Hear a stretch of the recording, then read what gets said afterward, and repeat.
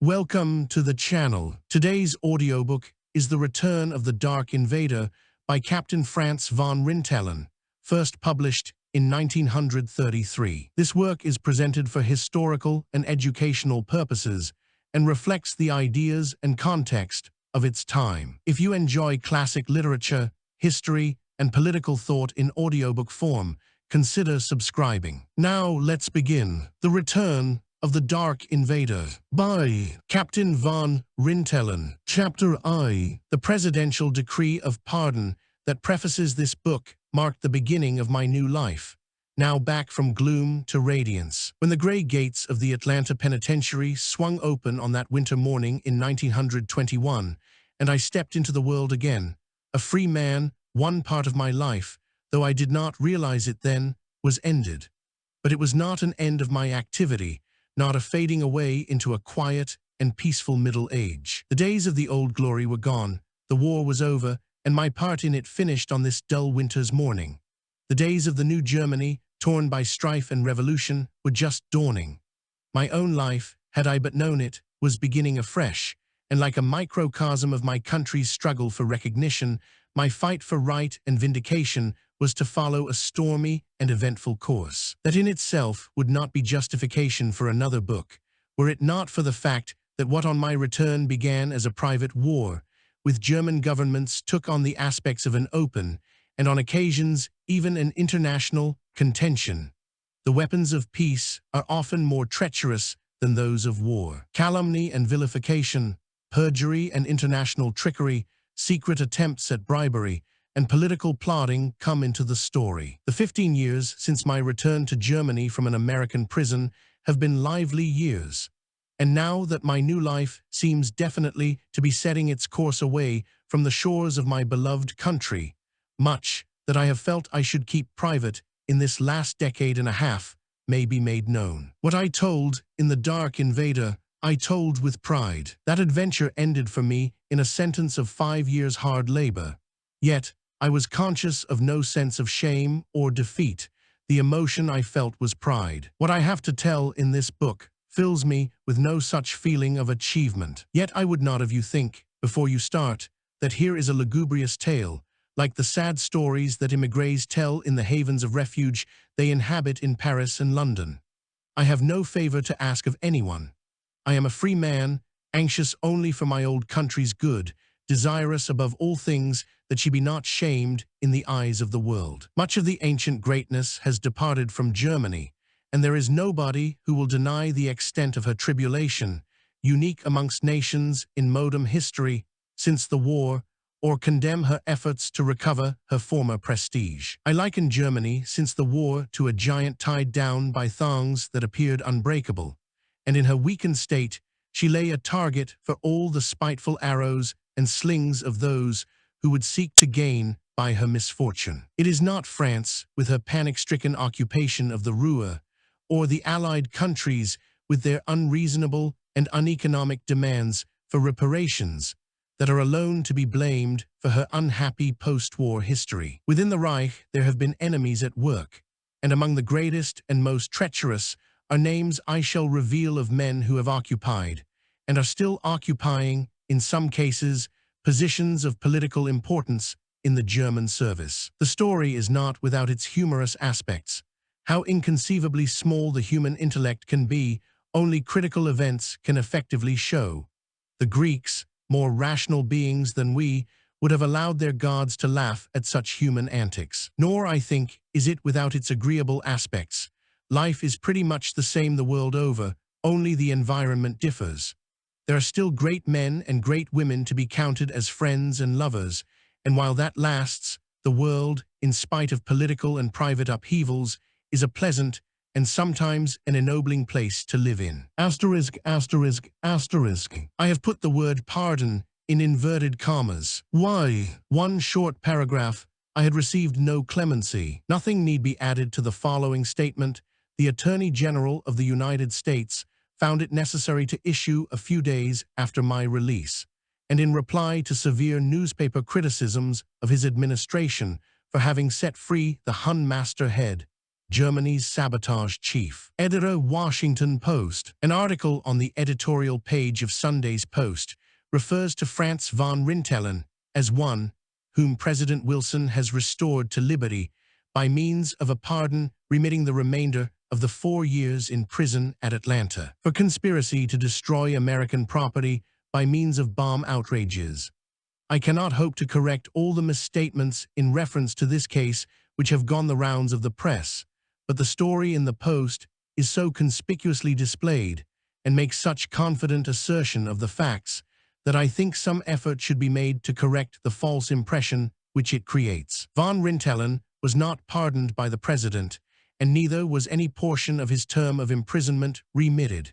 He served not only the entire term of imprisonment to which he was sentenced, but in addition thereto more than the 30 days usually assessed for non-payment of fine. On the records at the Atlanta Penitentiary, he did not get proper credit for 7 months' imprisonment in other institutions, and therefore the warden at Atlanta was powerless to release him, although he had actually served his time. To meet this peculiar situation, the most practical method seemed to be for the president to commute his sentence to expire at once, so that he might be released and have the benefit accruing from the fact that he had actually served the full period for which he was sentenced. Signed A. Mitchell Palmer, Attorney General. Unfortunately, the news of my pardon had been cabled by the Associated Press to Europe and to Germany in particular, and the impression created thereby explains much of the strange reception I found upon my return, both by those who were full of praise for Wilson and his 14 points,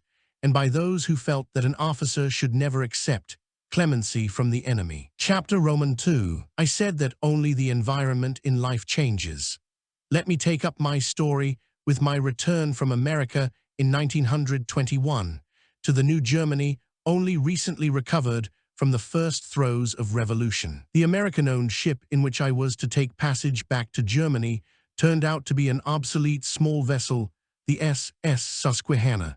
And the SS Susquehanna, in the days before the Allies took possession of German shipping all the world over, had been none other than the SS Rain. I took leave of the watchful detective whose duty it was to see me safely off the shores of the United States, and, with serene composure, embarked. It took the ship about a fortnight to come in sight of the first landmarks of my country. Slowly, we passed up to Borkum Lightship.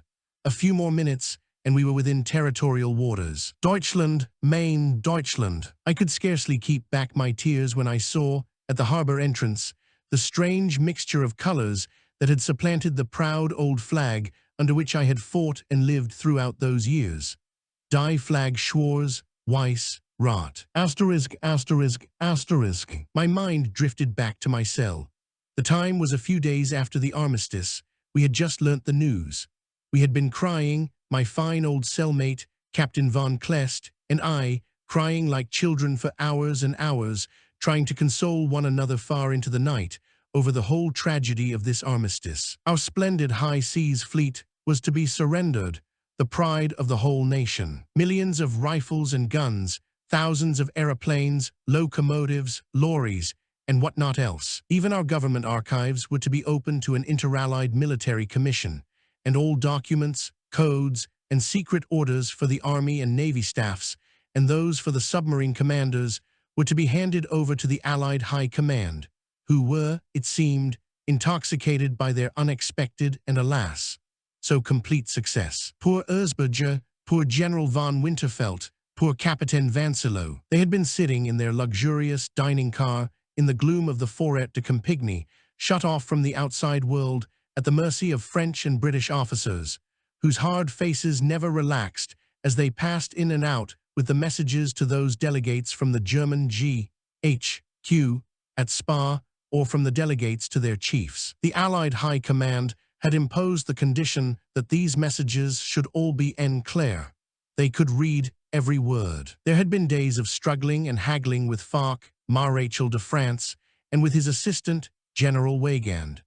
The German delegates had succeeded in wrenching from their fierce opponents some concessions, some modifications, of the harsh terms they sought to impose, when, like a bolt from the blue, Hindenburg's fateful message came. Auch wenn kein milderungen zu erzielen sind, so ist dennoch zu unterzeichnen. Even if no mitigations obtainable, sign notwithstanding. Yet in spite of this order, this admission of despair from their superiors, those negotiators were, later on, held up as no better than traitors, responsible for their country's doom. What more unfortunate lot could have been theirs? Asterisk, asterisk, asterisk. In those days of national disaster and moral breakdown, there was one man who showed initiative and presence of mind.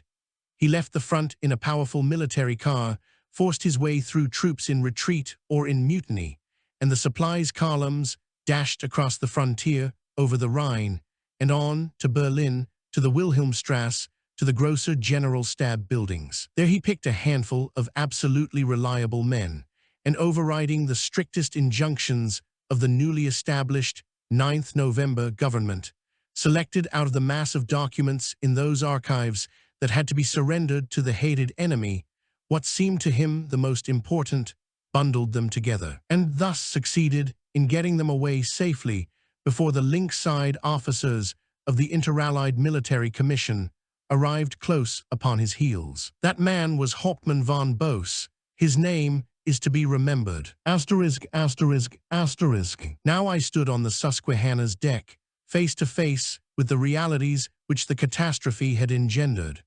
I had left my country still filled with all her splendor and all her pride, still ruled by a great dynasty with centuries of unbroken tradition. Had it been necessary that, on my return, I found her in the throes of upheaval, torn apart by revolutionary movements? Had it really been necessary that such misfortune should befall Germany? Had it been necessary that the Kaiser should leave his throne? Was not a grave mistake made when he was advised by General Groener and by Hindenburg to abdicate, in order, so they said, to save his country from becoming a prey to subversive elements? Were those two men right in the belief they expressed to him, that his return at the head of the army would, unavoidably, bring civil war in its trail? Time and again, in the years which followed, with the endless quarrels among political factions all over the country, where now party strife seemed to be the only thing that mattered, I found myself asking, is this Woodrow Wilson's democracy? Would we be any further from Wilson's ideal had the Kaiser remained to lead his people? No, decidedly no. There had been no necessity for the Kaiser to leave his throne and quit the country. He had done so, as his proclamation in November 1918 had stated in such dignified terms, stamped with the impress of his own fine human qualities, to spare Germany the horrors of a civil war, which might have to be fought out over his own person. His was a truly admirable example of abnegation. His reign, had it gone on, might, in spite of defeat and humiliation, have given back to Germany her position and her prosperity without severe repercussions on internal and foreign politics. I could not help drawing a parallel between the microcosm of my own struggles and the last chapter in my country's downfall. I knew I had observed all the jealousy between departments of the administration, the rivalry between civil and military authorities, and between political and spiritual forces. But I would have dismissed as inconceivable the calamitous possibility that one man, from the pettiest of motives that exist in the world, personal rivalry, where a great cause is at stake, should go to the length of striking at, nay, destroying, an organization such as that I had just succeeded in putting on a solid foundation in 1915. Yet so it was. This one man was our military attaché in Washington, Captain Papen. As a soldier, he should have been the first to appreciate how I had taken my fate into my own hands. I had gone out on a secret mission to a great foreign country for the sole and truly ideal purpose of trying to save the lives of as many as possible of our own and Austria-Hungary's brave soldiers who were fighting against such heavy odds, that so many allied nations should be ranged against my countrymen, that in itself would not have outraged their sense of justice. But having to fight munitions, made simply in order to amass dollars that they regarded as not right. Thanks to the loyalty and patriotism of so many men from the German mercantile marine, I had been able to build up, in a comparatively short time after I had reached God's own country, Or had he, by then, ceded it to Mammon, an organization which was beginning to bear fruit? I did not discuss the question whether that was legal or not, for the niceties of bourgeois codes, civil or penal or other, I felt must not be taken into serious consideration when the lives of tens of thousands of one's fellow countrymen were at stake. When I was brought to trial in 1917 and had to meet my fate at the hands of a worldly judge, I know that my Creator will never blame me for what I did in 1915. It was shown by the dossiers of the public prosecutor that I had interfered, temporarily or definitely, with the safe arrival of no less than 32 munition ships, and that without the loss of a single life. To my everlasting satisfaction, it might then be safely assumed that if my work had not been interrupted, the havoc wrought on Allied munition ships would, in the long run, have proved crippling. The number of vessels sunk would have gone up by leaps and bounds. How many human lives, on both sides, incidentally, would have been spared, only God knows. When hundreds of capable men had been straining every nerve, when all that effort and energy could accomplish appeared to be in sight, when our striving for the good of both friend and foe was at last receiving its well-earned reward, millions of murderous shells drowned in the still depths of the ocean, one incapable man, one self-complacent dilettante, one petty spirit, one pitiful intriguer, with no nobler drive than jealousy, was able to bring it all to naught, and to his sheer genius for evil, holocausts were sacrificed. Papin, had I been his only victim, the few years I had to spend in prison would not fill me with a sense of grievance. But what of the thousands slaughtered for his vanity? Will not their ghosts cry out for all eternity? J.Accuse. The mission, so carefully, so conscientiously organized in Berlin, and inaugurated with such conspicuous promise of success, had been frustrated by personal ambition. It was the same petty-mindedness that had ruined my country. Asterisk. My thoughts filled me with sadness as my long journey drew to its end. 2 weeks of plowing through the ocean, with the leisure they bring, cannot fail to make you disentangle your feelings, discern, clearer and clearer, from day to day, what in your life is important, separate minor from major issues. You begin to realize the insignificance of mankind's empty thoughts. Their utter shallowness becomes manifest, and everything of lesser import falls from you. Only great issues, the truly important things, those that matter, remain, and appear worthy of your preoccupation. Things become abstract. You begin to thrust your being towards greater dimensions, and the mind gravitates towards positive values. I mean our life, our existence, our appreciation of the good, the striving to realize our desires, and to attain that which calls strongest within us, love. In sight of my country, lost to me for so long, my thoughts were forced back upon myself and my own future. From now on, I should have to reorganize, in its entirety, my outlook, mental, political, ethical, social, even emotional.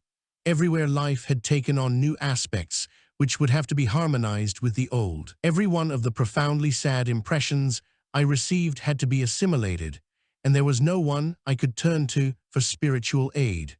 For, during the 2 years that had elapsed since the war, my countrymen had unconsciously come to accept the new order. But I, on my part, felt overwhelmed at this sudden confrontation with all that followed upon the great catastrophe and the upheaval which had shattered this most highly organized country of mine. I was arriving when the many changes were already half accomplished. Everything was in a state of ferment. How profound this disruption was, the circumstances of my landing soon made plain. Tugs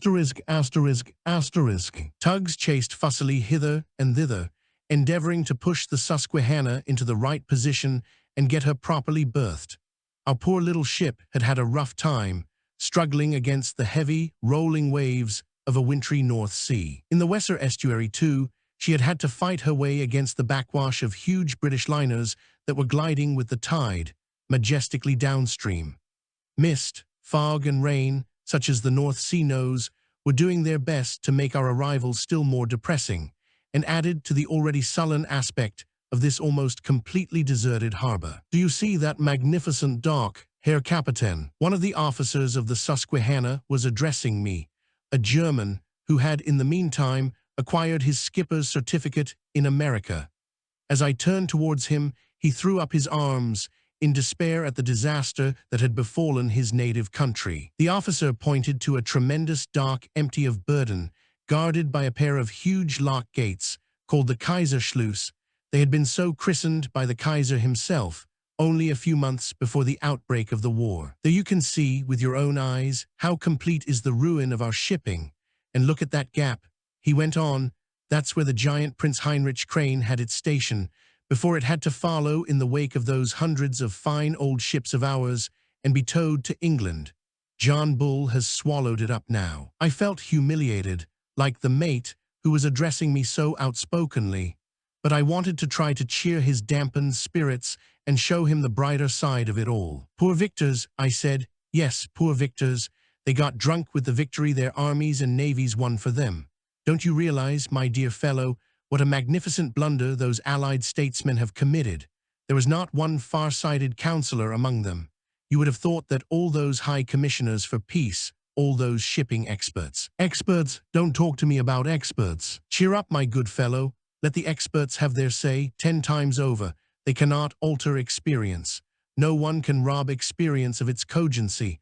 Never mind how depressing it all appears to you now. Wait and see. Just think a few years ahead, and you will see that it is our shipwrights who will have the last word. As we stood on the deck of the S.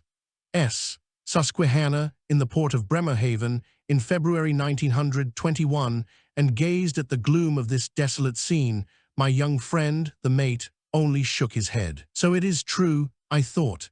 4 years of blockade have been enough to cloud the minds of a whole nation. A young man like this ship's officer, one of the fortunate, who, thanks to his calling, had been brought into contact with the outside world and had had a chance of shaking off the effects of this horrible blockade, nevertheless was so unable to see the reality ahead that he could only dismiss my optimism with a gesture. If this was the state of mind in which I was to find my fellow countrymen, if night had so far fallen on my country, then it was worth every effort of mine to search my spiritual horizon for some ray of sunshine. I had passed through hard days, but cheerfulness had never deserted me, and this cheerfulness I, the homecomer, would bring as the lesson of my grand tour. I had traveled the world, but I had also traveled within myself, and this exploration had led me to the conclusion that only optimism can carry one through. The realization of this truth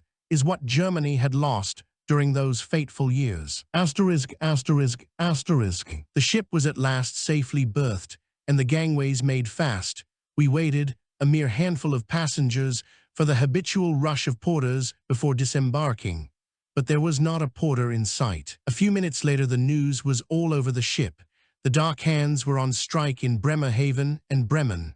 There was, we were told, a general strike of all transport workers. The situation was explained to us by one of those, now American, unclassifiable officials that were a remnant of wartime conditions in the shipping world. He was dressed in a gorgeous uniform, with braid nearly up to his elbow. He displayed himself to us in an armchair of the ship's salon, and there, with pompous gestures, to convey the full importance of his position, consoled us with the information that, in view of the circumstances, we must carry our baggage ourselves. Those among us who were the fortunate possessors of dollar notes, the dollar was already becoming, all over the continent, the most treasured currency, finally persuaded members of the ship's crew to put our luggage on shore. It would be up to us, after that, to procure some kind of conveyance to bring us and our chattels as far as Bremen, from whence the journey inland was to begin. So the sailors set to. But as soon as they touched the trunks they almost shot from their grasp, for unobserved by crew or passengers, the strikers had greased them. The situation seemed hopeless until at last, after several hours had elapsed, an agreement was reached between the company's representative and the workers, and we finally boarded a train for Bremen. Bremen Hauptbahnhof presented a sorry spectacle. Confusion and disorder, carelessness and lack of discipline were manifest wherever the eye turned.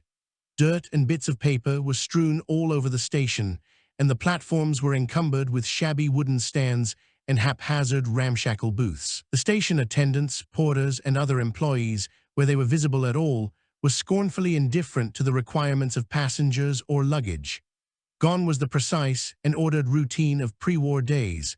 Gone the shining brass, the spotlessly clean platforms, the polished railings, the neat kiosks, and the tidy booking offices. The disciplined, respectful, obliging, efficient staff, that too had vanished. Asterisk, asterisk, asterisk. Owing to the strike, Bremen Hauptbahnhof was in a state of confusion. My first problem was to find where I was to go.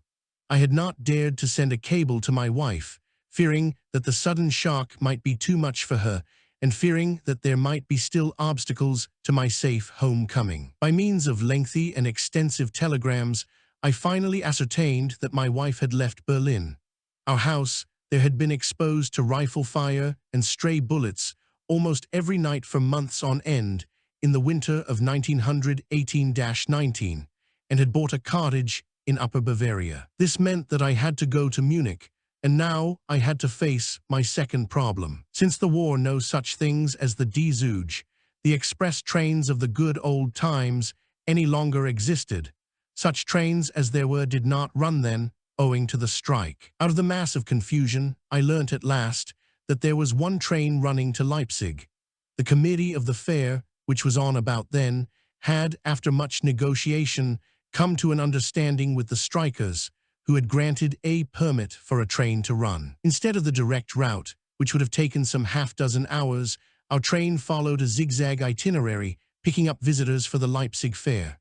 From Bremen, we went to Hanover, from Hanover to Magdeburg, from Magdeburg to Leipzig. Then, at last, to Munich, scarcely delivered from the Red Terror, from the Rot-Ret government, by a Freikorps under General von Epp. Munich, asterisk, asterisk, asterisk. At Munich Hauptbahnhof, there was no one to greet me. I went to the telephone office. I should like to make a trunk call, please, to, in Upper Bavaria. A trunk call? The operator inquired with a subdued smile.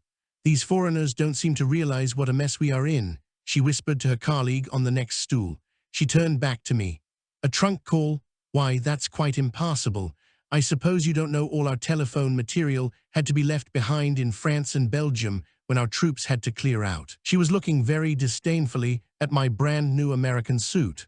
Suddenly self-conscious, I looked round me. Yes, all these people are wearing odd clothes.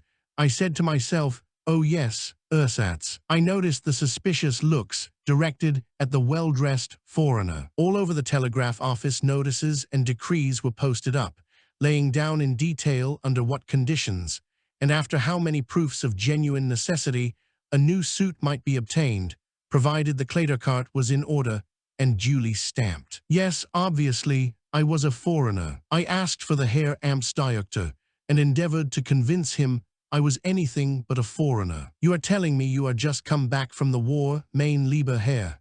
He shook his head distrustfully while I tried to persuade him my story was true. Yes, it is 1921, and don't I know it, but I assure you I have come straight from enemy country. Here's my proof. I threw down my passport, but this document, which the State Department in Washington had supplied me with, bore not the slightest resemblance to an ordinary German passport. It was a mere carte d'identité, endorsed by the Swiss minister, who still at this time represented German interests in Washington, to ensure that I should at least be admitted into Germany. Besides, the confounded document was made out in the English language, and this naturally increased the already profound suspicions of the Herr Amtsdirektor. After some discussion, we hit on a compromise, and I was allowed to send my wife a wire. Asterisk, asterisk, asterisk. Chapter Roman 3. The reply to my telegram bore every indication of my wife's surprise at learning that her husband was safely back in Germany. She was coming to Munich on the following day. Das Wiedersehen, at last. Asterisk, asterisk, asterisk. I trembled. What sort of a Wiedersehen was this going to be? Throughout all that fateful time, beginning with my capture by the British in August 1915, followed by my delivery in 1917 to the Americans, and my imprisonment at their hands, it had been my firm resolve to keep fit and not give in. When periods of depression came on, when grief and despair and hopelessness threatened to get the upper hand, when year after year went by and grief overwhelmed me utterly, that resolve saved me. Again and again, the waves of spiritual crises that swept over me found their healthy solution in streams of tears, a sheer physical reaction. My iron determination was victorious. I remained fit and did not lose my balance. So now, as if nothing untoward had occurred, and almost rejuvenated by a long retreat into a world so remote from all that had meant life to me, as healthy and strong as before, I stood in the hall of the Regina Palace Hotel, waiting to greet and embrace my wife and my child. There they are. A taxi had just pulled up and out stepped. But what was that? A grown-up girl, almost a young woman. My little girl, whom I had last seen when we drove to the Stettener Bahnhof in Berlin in 1915, 6 years ago. In my imagination, I had a picture of the same body, only a few inches taller, with always the same mold of face. For why should it alter? But the reality, a completely changed, a wholly different face, the face of a stranger. She knew me, for nurses and governesses had, throughout those years, kept the memory of me alive in her mind, and my photograph had always been before her eyes, faithfully cherished. The doors swung open, and she came forward, for she was running impatiently a few steps ahead of her mother to see this father of hers again. I stood there, doubting, hesitating, almost bashful. I spoke nervously, half banteringly. Is this my child? Not possible. A stranger, it must be a stranger. The child hesitated in her turn, and I could almost read the thoughts racing through her mind. Why doesn't my father rush forward and take me in his arms? Is he a stranger? What has come over him? He seems to behave so differently from what I was told all this time. She started to cry. She reached out to touch my hand, then hesitated as though she did not dare. I too wanted to touch her and did not dare. Father and child, no, two complete strangers. I made a few distant remarks while she still cried. One did not know what to do. I was utterly lost. The doors swung open once again. My wife took a step forward and stopped. The child, seeing her mother hesitate as well, suddenly clung to my arm, as if to help me out of my bewilderment. Is he really my father, this man? She called to her mother, who seemed so overawed by the question that she too appeared to doubt. Your father, of course it is, she announced at length. Another outburst of tears. It was inexplicable to me, all this. My wife's eyes turned upon me, but she hung back. Is it possible? Is that you? Das bist du. Of course, why not? What is the matter? Yes, but so many times. The Swiss legation and the Foreign Office, they so often declared you were seriously ill. I expected you to look different. What, was I reported seriously ill? What nonsense. Oh yes, now it dawns on me, and I was almost staggered at hearing my own words. That was nothing but an endeavor to secure an earlier release. We all in Donington Hall tried that, so did the Britishers in Germany. Don't you see that that was necessary? And quite a number succeeded. But I expected you would understand all that. You knew me. I thought you would see through this. Surely you knew me well enough to know I would carry on. I don't give in so easily. Besides, I had asked Hauptmann von Krailsheim and Hauptmann zu Putlitz, when they left Donington Hall, to go and look you up, and tell you all this, and reassure you, and explain it was nothing but a means to an end. Yes, but after you had been in Donington Hall, you were taken to the Tombs prison in New York. That sounded so dreadful. Didn't you suffer terribly there? Oh no, it wasn't as bad as that. But you should have known me better than that. I stood there in the hall, not knowing what to say. My idea had been to take her almost by surprise, to act as if nothing had occurred, as if no such thing as penal servitude and hard labor had ever existed. I wanted that period of my life to be struck out completely, as if it had never been. All my willpower, all my energy had been concentrated on one thing, to forget. My purpose had been to deny even to myself that these unbelievable things had befallen me. During my prison days, it had proved a wonderful spiritual armor, that I should consciously and unconsciously have insisted that my brain and my mind should simply dismiss it all. That was the only possible remedy, the only solution of the problem how to overcome what fate had inflicted on me throughout those years, the only means of keeping myself, as it were, unscathed in soul and body. But as it now turned out, the unexpectedness of my physical appearance, young, alert, elastic as ever, increased my wife's consternation. She, as I was to learn later on, had suffered terribly and in various ways from the severe shocks she had received. She looked like one who had barely recovered from sickness. It was almost as though our conditions had been reversed. After a few moments, I recognized the true state of affairs. With Marie-Louise still sobbing but clinging to my arm, I stepped forward briskly and stretched out my hands towards my wife. She took one, but she did not grasp it. I saw that she could not overcome her bewilderment, her feeling that it was all the wrong way round, a sense of injustice, perhaps. And at that moment I felt, and I am afraid we both felt, that we had become strangers. Our hearts remained cold. We seemed to have nothing in common. None of those imponderables that bind husband and wife together made itself felt in either of us. There was a gap, and this gap I commenced to fill with conventional talk, with any phrases that chanced to come to my lips. The triviality of all that we exchanged seemed to have a calming effect upon the child. We walked out of the hotel aimlessly, without any thought of or desire for seclusion. We landed in a condottiere, where I found some distraction by chatting with Marie-Louise about what kind of cake or sweetmeat she would prefer. Small talk was our only means of countering the terrible moment that had come upon us.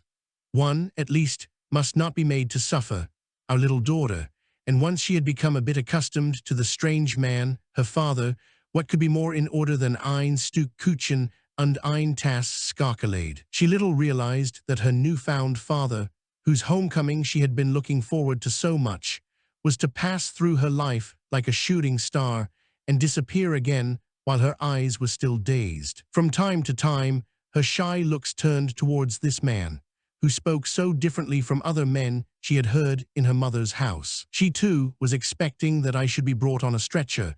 She had been given a few precautionary hints.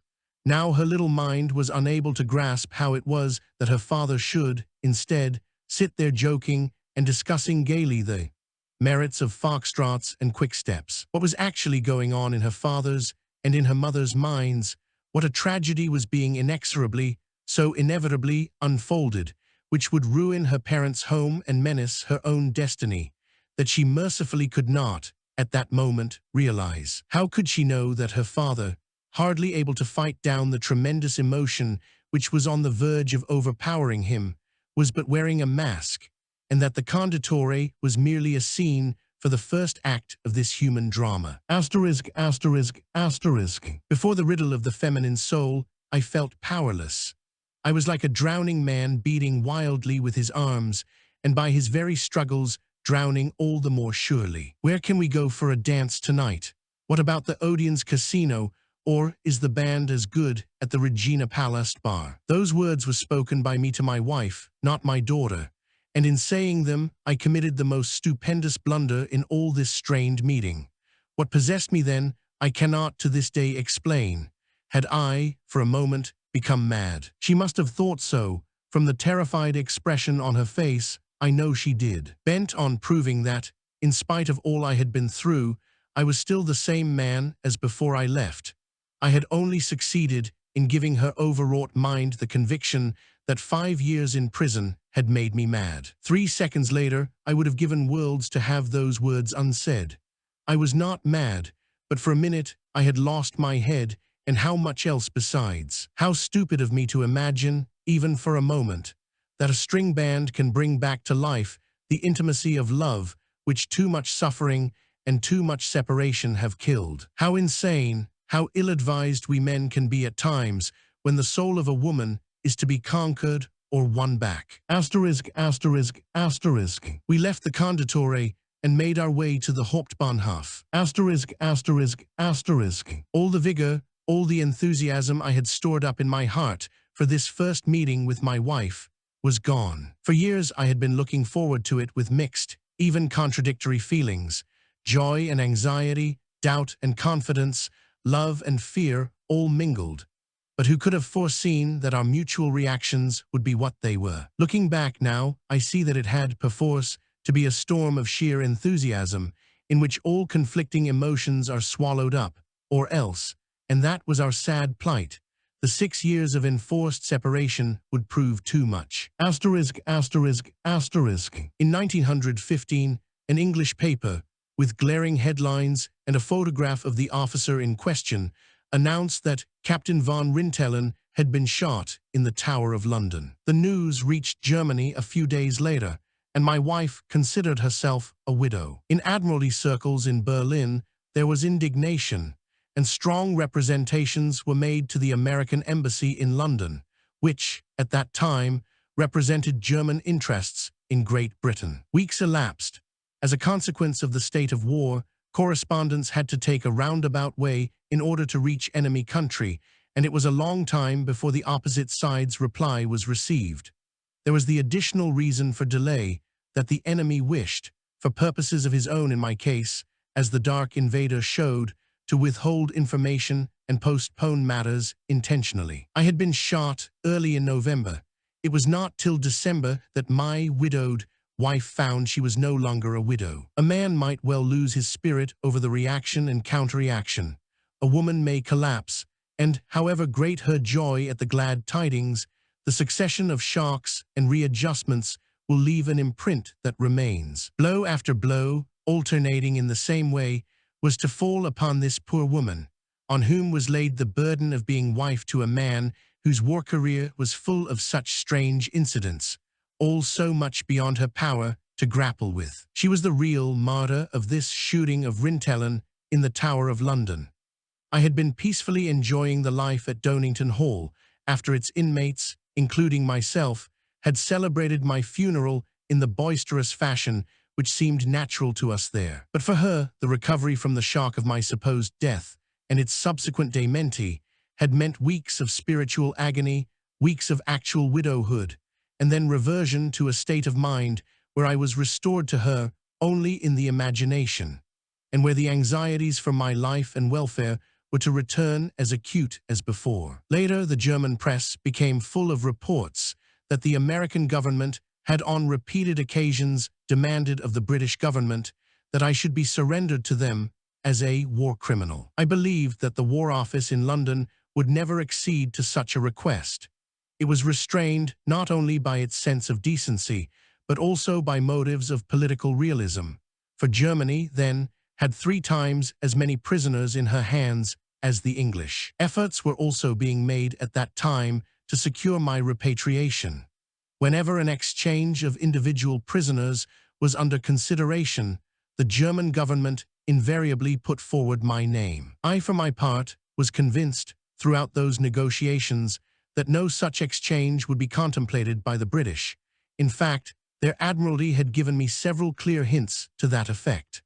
I quite easily resigned myself to the idea that I should stay in Donington Hall as long as hostilities continued, the more so as we then felt confident the war would soon be over. Once more, the sufferer from these alternations of hope and disappointment was my wife. At last, in 1916, it seemed as if hope would be rewarded. The British and German governments had arrived at an understanding, on the assumption that 18 months behind barbed wire was sufficient to render the average prisoner unfit for further military service, and it was agreed that each side should send its prisoners to neutral countries, such as Holland and Switzerland. My wife immediately got busy.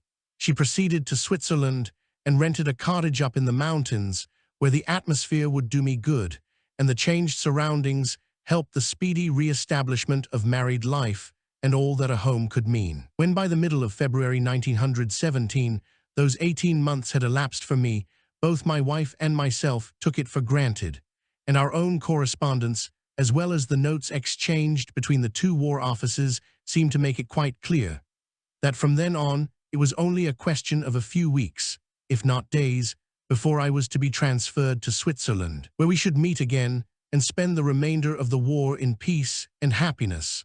But month after month passed by, and I did not arrive in Switzerland. Then suddenly, in May 1917, the report reached her that I had been delivered over to America by the British.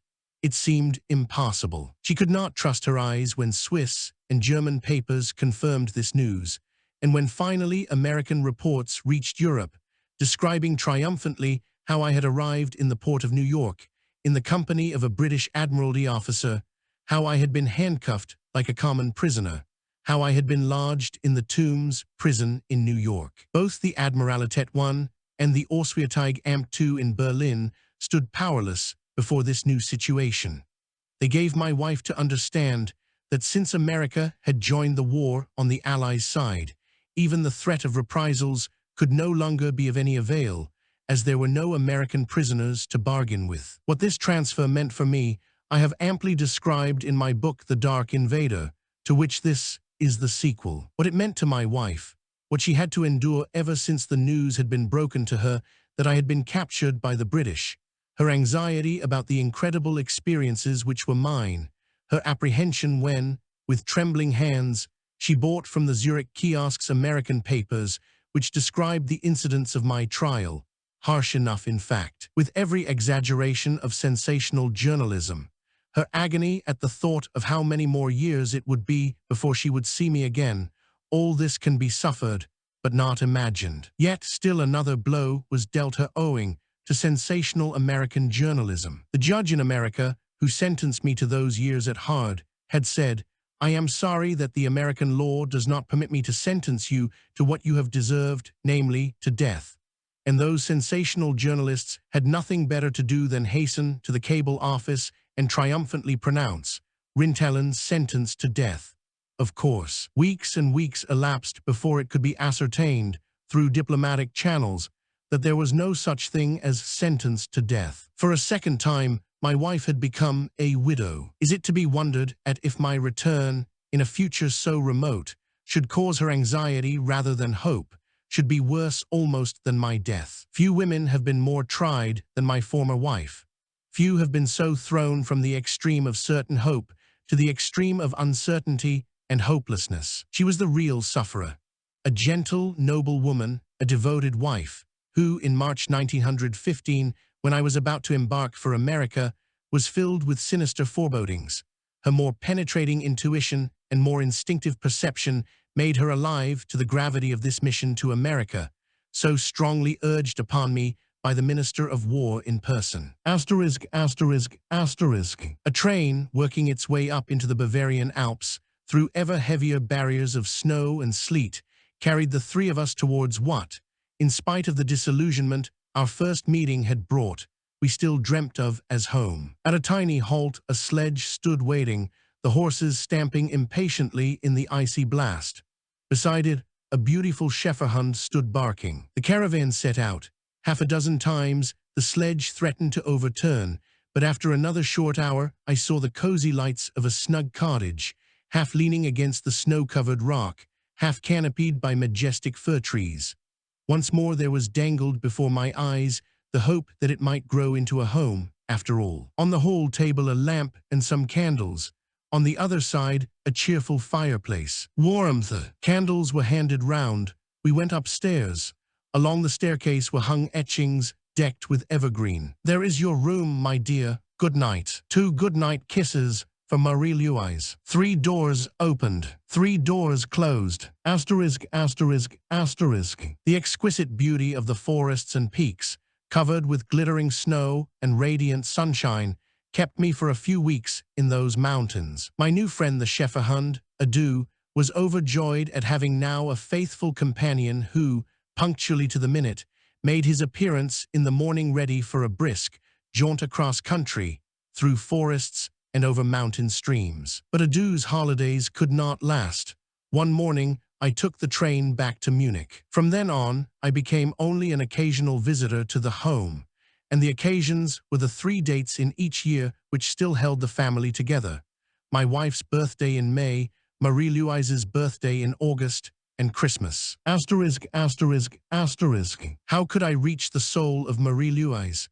That was the only thing that mattered to me now. It was not till 2 years later that the barriers which these sad events had set up between father and daughter were finally broken down, and that a friendship sprang up which has lasted right on till the present time. Chapter IV. Munich, when I arrived there in the spring of 1921, full of depression and despair over what I had just been through, was already showing signs of a return to normal. The energetic attitude adopted in Bavaria by the newly created Reichswehr had attracted to Munich a great many people weary with the constant turmoil in Berlin.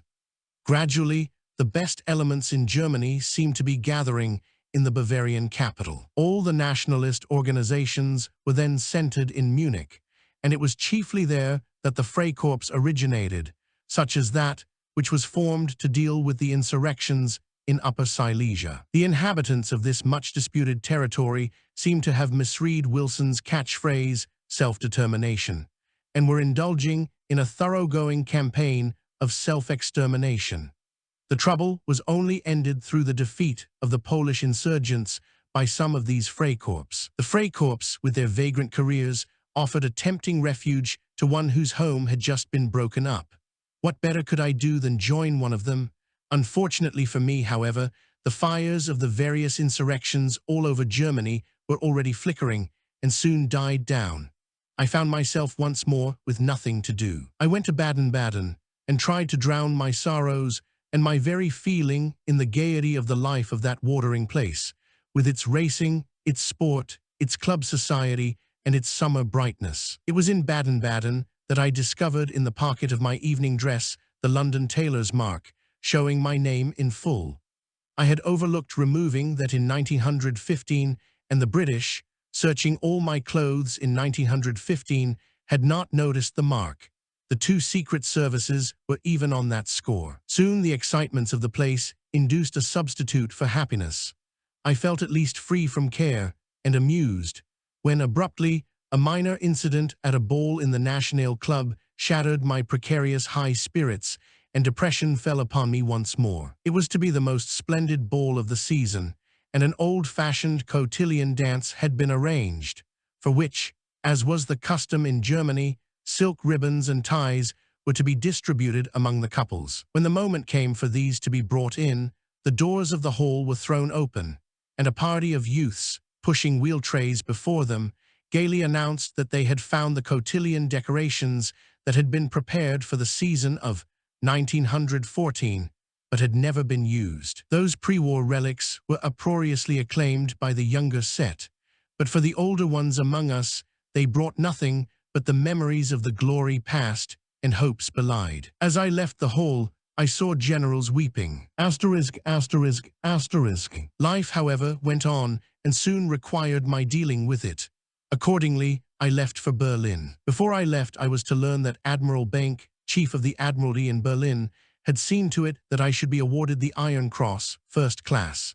In a letter which announced this distinction, he had expressed the Navy's gratitude für meine Taten, and surely, by using such a phrase, service rendered, he did not mean to imply that that service had been something nominal. But others did, and more. It was to deal with them that I decided to leave Munich and go to Berlin. For in Berlin, I intended that certain important phases of the war should be brought to light at all costs. Since the peace, Berlin had, almost overnight, become little more than an international amusements park. I found, when I got there, that scarcely anybody paid the slightest attention to what a soldier had done during the war. Such matters were wholly foreign to the minds of those then in power. The newly created authorities lived in a dreamland of ill-understood democracy. To a man like myself, who had just returned from the war, for that is what the prison stood for in my life, the capital, once so proud, appeared to be a lunatic asylum. Asterisk, asterisk, asterisk. Shortly after the war, a committee known as the Reichstag Investigation Committee, and composed of members of the Reichstag, eminent persons versed in politics, jurists, and journalists, was appointed to look into the causes, the course, and the consequences of the war. It was before this committee that I wished to make my disclosures as to the course of certain secret events in America, and I was determined to obtain a hearing. But in the eyes of the new politicians and bureaucrats, my insistence, it seemed, could only lead to a great waste of time. Warfare in America? We have never heard of such a thing. If you will look at the Reichstag minutes, or read the statements which our great Democratic ambassador Count Bernstorff has made before the investigation committee, you will find that every point has been settled. Bernstorff a Democrat? I asked. Since when did he make that discovery about himself? In America, does democracy exclude national feelings? Does it make a man forget the duty a soldier owes to his country? Is democracy a shield for cowardice? If that is how you argue, my dear sirs, then you do not seem to have grasped the spirit of democracy. I confess, I had not expected such cowardice. From Atlanta, I had sent 2 telegrams to the now important personalities in Berlin, and upon my arrival on German soil, I had sent a courteous letter to the President of the Reichstag, requesting that the sabotage activities in America be made the subject of a new discussion. The previous one, I pointed out, had taken place during my absence in prison, where incidentally I had read the full-length reports in American papers. Now that I had returned, perhaps, as the witness chiefly concerned, I might be able to throw some light on certain points which, judging by the evidence published, seemed to require it. Ably sustained by a series of articles by Count Reventlow, the editor of Deutsche Tageszeitung, with the headline, "Why So Silent, Herr Graf Bernstorff?" I insisted that the President of the Reichstag should call a full-dress debate now that the witness-in-chief had returned. It was eventually decided that the committee would meet towards the end of June 1921. Thanks to delaying tactics on the part of those interested, it had taken me 4 months of persuasion to get things as I meant to have them. Asterisk, asterisk, asterisk. The interval I spent in paying calls on anybody and everybody in Berlin. I shall mention a few of those I visited, at random, as they come before my mind's eye. There was Geheimrat Eduard Arnhold, the chairman of the Deutsche Waffen- und Munitionsfabriken, who threw his arms round me, and with tears in his eyes, which showed the sincerity of his joy, exclaimed, "If the Kaiser were still here, you would make your entry in state through the Brandenburg Gate." There was Admiral Benck, who ran through 3 anterooms in his eagerness to greet me sooner. Admiral Zenker, Benck's chief of staff, whose son had been shot by mutinous sailors in November 1918, seized me with both hands and, overwhelmed with joy, blurted out, "Thank God we have got you again, and in such splendid health." An exquisite letter came to me from Professor Nicodem Caro, the inventor who, with Professor Haber, by discovering a process for extracting nitrogen from the air, had enabled Germany to hold out during the years of the blockade. How wonderful it is you should be given back to us.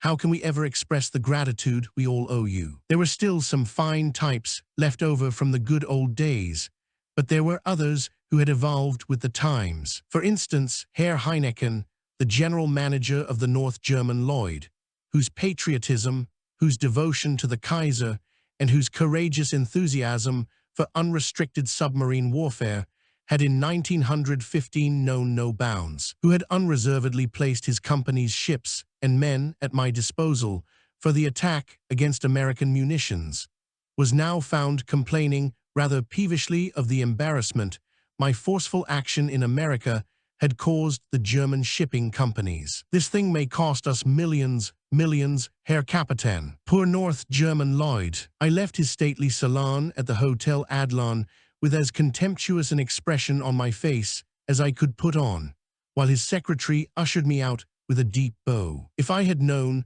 then how Herr Heineken behaved in Spa, when the Allies insisted upon the surrender of Germany's entire mercantile marine, I should never have gone to visit him. He and Captain Zur C. Vancelow had the terrible task of giving an immediate yes or no to the Allies' demand, for such were the methods adopted at Spa in those days. Vancelow described the scene to me a few days after my interview with Heineken. Any objections Vancelow raised during the negotiations were hardly listened to by his colleague, and when, on the following morning at 10 a.m., the signature of the German delegates had to be affixed to the fateful document, Herr Heineken sent word over the telephone that he was taken ill and confined to his bed.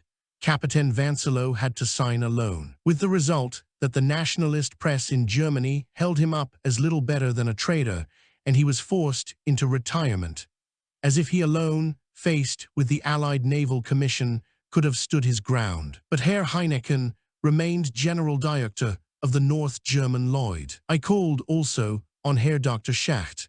I had come in contact with him in 1914 when, on instructions from the general manager of the Dresdner Bank, Dr. Schacht, as its supervisor of archives and statistics, supplied me, at the Naval War Staff, with data to substantiate the Admiralty's claim that, if unrestricted submarine warfare were immediately instituted, England would not be able to hold out very long. In subsequent years, Dr. Schacht became a sort of press officer in connection with banking and similar matters. Thanks to this position, he made the acquaintance of a sufficiently large number of people to enable him to become director of the Darmstädter Bank. I need not add that these varied and exacting tasks had prevented him from joining the colors. Berlin was now full of upstarts, many of whom held influential positions in Germany and in the Reich administration. This represented a great change from pre-war days, especially for one who had not seen Germany since the days of her splendor. Dr. Schacht and I saluted one another, as might two men who had each done their bit, albeit in different ways. Herr Dr. Schacht began, "So you have just come back from America, H.M. Well, you did a good deal of harm to Germany over there. How interesting, and who told you that? Don't you know that Ambassador Bernstorff has explained it all before the Reichstag Investigation Committee? Do you think Bernstorff is a reliable witness? And in any case, I don't think it shows much patriotism on his part to besmirch a man who simply did his duty and carried out his orders, and was still imprisoned for having done so." Bernstorff holds an entirely different view of the case, Herr Schacht said. "But did I hear you talk about patriotism and patriotic duty?" He went on, "Pray do not mention such things. They no longer have any value. They belong to a past which we all hope will never come back. You see, I am a Democrat, like my political friend Bernstorff." I got up. I had had enough. If Herr Schacht and Graf Bernstorff were in the same political boat, then there was little chance of a reasonable discussion. I was not mistaken in my judgment of the man. In the course of the last few years, he has changed his coat, chameleon-wise, so many times that he has ended up as the extreme opposite of a Democrat. He now declares himself a National Socialist by conviction. Not but what he declared in a public speech only a few months ago that Germany needed not diplomats, but characters. Characters. If that was the sort of character I was going to meet at the Reichstag Investigation Committee, I made up my mind the sparks would fly. Asterisk, asterisk, asterisk. When the appointed day came, it brought an unpleasant surprise for a good many of those invited. Some even had protested, declaring the president of the Reichstag must be mistaken, as Rintelen was dead. Had not the Kölnische Zeitung gone so far as to describe me in a sort of semi-obituary as that tragic figure of the World War? The task of receiving me fell upon Dr. Breitscheid in his capacity as chairman of the now famous Reichstag Investigation Committee. He was a man well known for his ultra-socialist views, but I must say, give credit where credit is due, that he discharged his duty in the most perfect fashion. No matter whether socialist or conservative, a committee chairman must be impartial. Dr. Breitscheid knew, of course, that I was anything but a socialist, that I had, in fact, been a very active member of the Conservative Party before leaving Germany in 1915. But as I entered, he stepped forward, stretched out his hand, and said, "How pleased we are to see you back in such vigorous health. Let me welcome you in the name of the German people." A few formalities done with, we went straight to the heart of the matter. Dr. Breitscheid confirmed to me that my 2 telegrams of protest from Atlanta in 1919 had been duly received by the committee, and that he, as its chairman, had made himself fully acquainted with the correspondence which had led to the present session of the committee. He then turned towards me and asked, "Herr Captain, will you please explain to the committee on what grounds you so vehemently protested against its proceedings?" I sprang to my feet. I looked about me and saw that not only the delegate of the official Wolf Telegraph Agency, but also the foreign editors of the leading German newspapers were present. Half a dozen men from the Auswärtige Amt III were there too. The Army and the Navy were represented by Major Michelis and Captain Zur C. Vancelow, respectively. Further back, and somewhat hidden owing to the darkness of the wall behind them, sat the 2 former attachés in Washington and New York, Captain Boyed and Captain Papin. The committee and the chief witnesses sat at a horseshoe table, and it so happened that His Excellency, the former Ambassador Johann Heinrich von Bernstorff, was seated in such a way that I was able to have a good look at him. The chair just behind his was occupied by my personal friend, the former Imperial Secretary of State for the Treasury, Herr Dr. Helfferich, who nodded to me. Bernstorff and his friends carefully avoided doing so. I opened fire, slightly on edge to begin with, but gaining composure as I went on. I described the origins of my mission of 1915, of that campaign on the Manhattan front, and the almost unbelievable consequences which I alone, at least, of those present, had to bear. All listened in breathless silence. Mine was an entirely different tale from that which der Herr Graf and his attachés had told the selfsame committee 2 years before.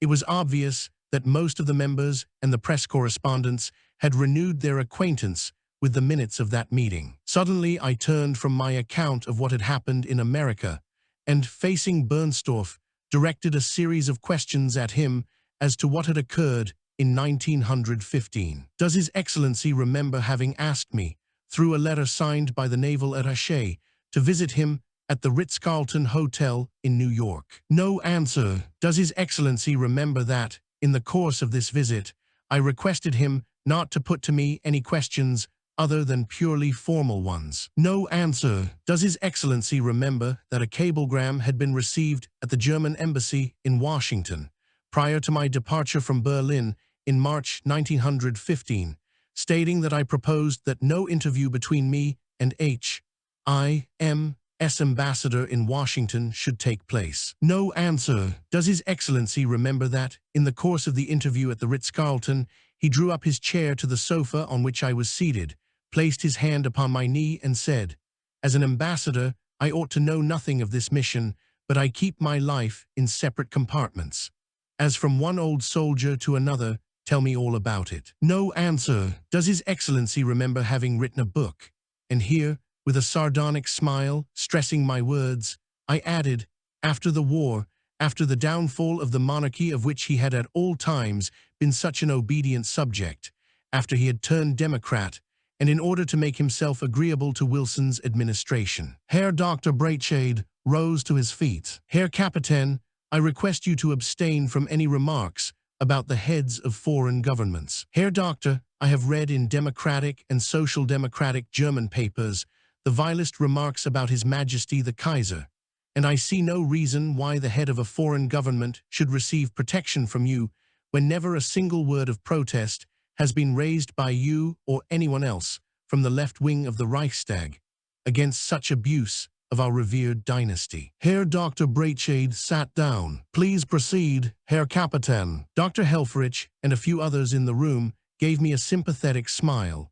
Being at that time in the minority at the Reichstag, they had become accustomed to keeping their mouths shut, for whenever they dared to speak decently of the Kaiser, they were shouted down by socialists, communists, Democrats, and a few weak-kneed centrists. It was a joy to them to hear a man openly and successfully proclaiming his convictions. I resumed, feeling still more composed. Does His Excellency remember a book, written by himself, in which it is stated that such a person as Rintelen may have existed, but that His Excellency did not recall ever having met him? No answer. Does His Excellency remember that on one beautiful May morning of the year 1915, he was kind enough to invite Pi to a luncheon at the Imperial Embassy in Massachusetts Avenue in Washington? No answer. Does it not strike His Excellency as something rather extraordinary that in May 1915, a complete stranger, a person wholly unknown to His Excellency,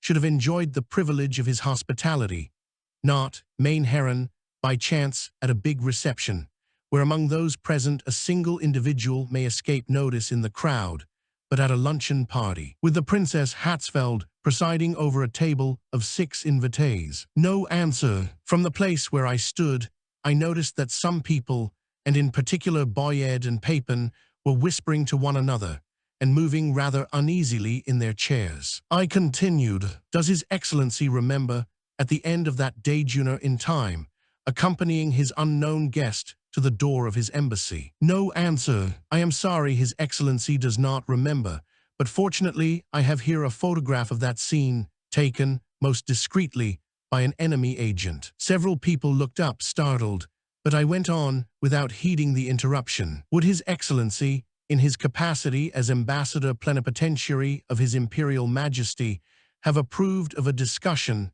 in his presence, of the Lusitania case, before persons unknown, and therefore not exactly trustworthy? No answer. Mein Herren, strange conditions seem to have prevailed, in wartime, at one German embassy at least.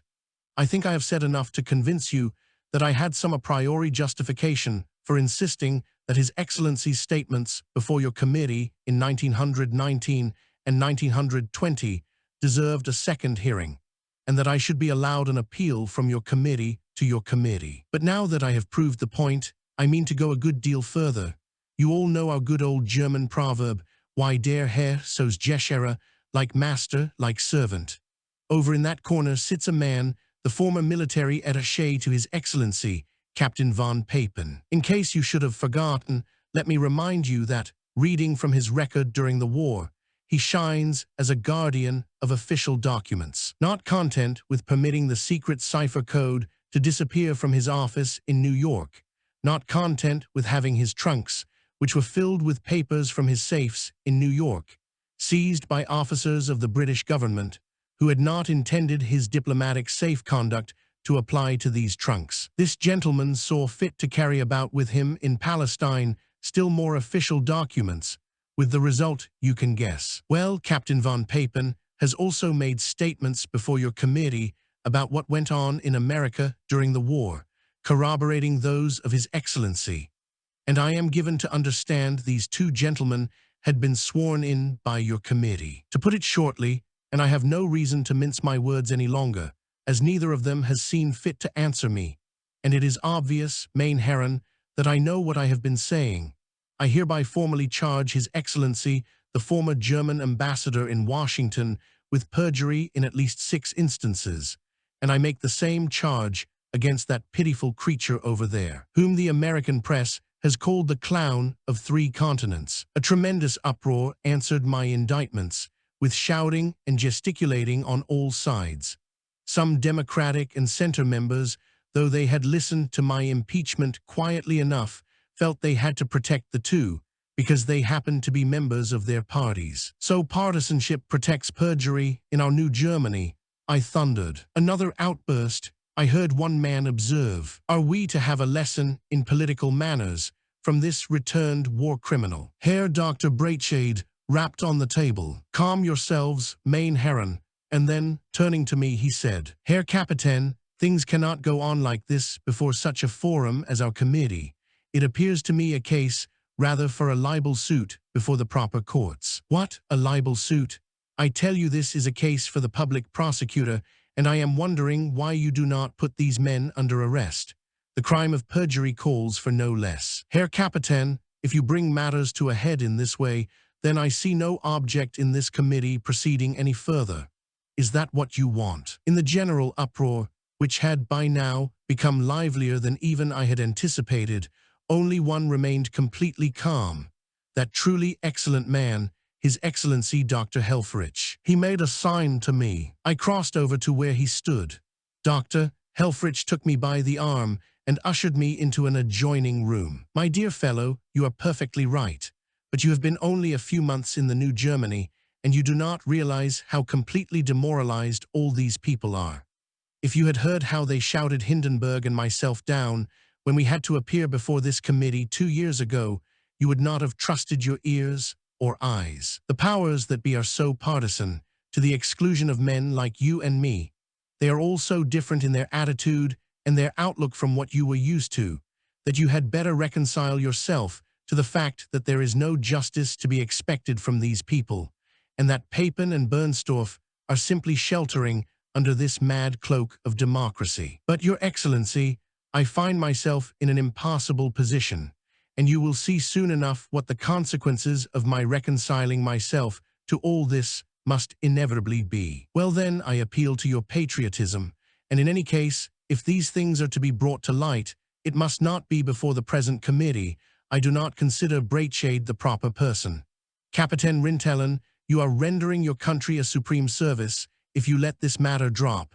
Times will change. If you appeal to my patriotism, Your Excellency, then not another word. The Reichstag Investigation Committee adjourned sine die, after issuing, through the Wolf Agency, the vaguely worded and almost ridiculous statement that a compromise had been reached between Bernstorff and Rintelen. Apart from this, not a word about the proceedings was allowed to appear in the press, whereas Count Bernstorff's and Papin's statements in 1919 and 1920 had received the widest publicity. The hushing up process had begun, with what devastating consequences the reader will later see. The nationalist press was by no means unanimous in approving of the course I had adopted. But then I could not explain to all and sundry what had passed between Dr.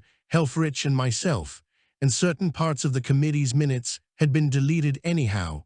By whom? I asked myself. Asterisk, asterisk, asterisk. If this was New Germany, if this was New Berlin, then it was no place for me. There was complete demoralization in political circles. The men I pitied most were the few generals and admirals who, in the most trying circumstances, and with all the odds against them, with enemies within the Reich and beyond its frontiers, had to bear the brunt of all the charges and accusations over the lost war. In spite of all, they remained at their posts, trying to save what could be saved, and in spite of never-ceasing and ever-increasing vexations from the Inter-Allied naval and military commissions, they persevered in the attempt to build up what could be built up, after the proud old army and navy had been scattered and shattered. The behavior of the ultra-radicals, who styled themselves Spartacists and occasionally communists, was at times so outrageous that the conservatives were actually obliged to turn for help against them to the once despised social democrats. The good-class bourgeoisie sat around with folded hands. And just as in Allied countries, a reaction had set in from the perpetual dance with death, so here the youth went over to what seemed to be a perpetual dance to the tunes of American-made jazz. That was proud Berlin, that was Prussia, that was Germany, once known throughout the world for orderliness and rigid codes of social life. These were the fruits of the November Revolution. Asterisk, asterisk, asterisk. There was one part of Germany, however, where a man of my mettle could, perhaps, render useful service, on dangerous ground, as once before, in the occupied area, the Rhineland. Much of what was actually going on there, behind the scene at least, remained either obscure to the central authority in Berlin, or was carefully hidden from their knowledge. Would I be willing to go there, for an indefinite period, keep my eyes and ears open, and report, as often as feasible in the circumstances, to the Reichskanzlei, or rather to some deck address in the suburbs of Berlin that was indicated to me? It was at the instigation of Dr. Helfrich, the last of the Imperial Secretaries of State for the Treasury, that this question was put to me, and I answered gladly with a yes. From that time on, once again, I was in personal communication with this truly excellent man, until, alas, he found a tragic death by being burned in 1925, when a fire broke out on a train passing through a tunnel in Switzerland. Germany was thereby robbed of one of her best sons, and one more of her most far-sighted statesmen. Unthinkable what part he might still have played in her destinies. Asterisk, asterisk, asterisk. On the 1st of July, 10 days after the meeting of the Reichstag Investigation Committee, I took a train for Cologne, straight into the heart of the occupation. Here in the Rhineland, I knew I could make myself useful to my country, at a time when everything in the unoccupied territory, for such was the name by which Germany was described in proclamations issued by the Rhineland High Commission, was in a state verging on chaos. Nothing more disgusted those living in the occupied area, who had to bear the brunt of all that foreign militarism then meant, than to witness the internal strife which was tearing the Reich almost to pieces, the antagonism between Prussia and the Southern Free States, as they now styled themselves, the antagonism between the post-war professional parliamentarism and the remnants of the former ruling classes, the antagonism between socialists and Catholics, Democrats and monarchists, and the corruption and profiteering which accompanied the rising inflation of the German currency. Disputes as to whose had been the guilt for the loss of the war added to the general dissension. disputes between politicians and the former army command, with disastrous consequences for the newly created Reichswehr. Disputes between the two schools of thought, the one which argued that the Marne disaster had been the cause of the collapse, the other that it was the demand for an armistice which had undermined the morale of the army and, as a consequence, that of the population at home, giving an opportunity for subversive elements to arise. Disputes between army men and navy men still further poisoned the atmosphere, the former attacking the latter and alleging that they had not known how to maintain discipline, with the result that the Matrosen revolt, the mutiny in the navy, had become possible. Add to this a continuous controversy whether it was the army that had underestimated the tanks or the navy that had overestimated the U-boats. And this inner disruption not only made the spectacle sadder from day to day, but also increased the difficulties of attempting to maintain an intact Germany in the face of Franco-Belgian ambitions, aspirations, and allurements. On numerous occasions, we in the Rhineland or occupied area had, for lack of any clear policy on the part of the then Reich government, to come to decisions of our own. Attempts were made in Berlin, of course, to keep in touch with us, opposed as we were to the erection of an independent Rhineland, the more so as Great Britain, in 1922, through her Prime Minister, had declared herself openly against the pursuance of ideas which were, according to her views, likely to lead to the birth of a political freak. Under the disguise of a neutral commercial traveler, a delegate from Berlin arrived in Cologne, with instructions to watch what was going on and to try to keep in communication with Berlin as regularly as possible. I had a hearty laugh after I had been rung up and came to the Dom Hotel to find that the commercial traveler was no other than Dr. Bracht, at that time counselor in the Reichskanzlei, whom I had known from student days, the same Dr. Bracht who was to become, in 1932, the Prime Minister for Prussia. My meetings with him bore a strange resemblance to my secret conclaves of saboteurs in New York in 1915. The buffer state idea fascinated the minds of Germany's western neighbors and guided the action of their military commanders.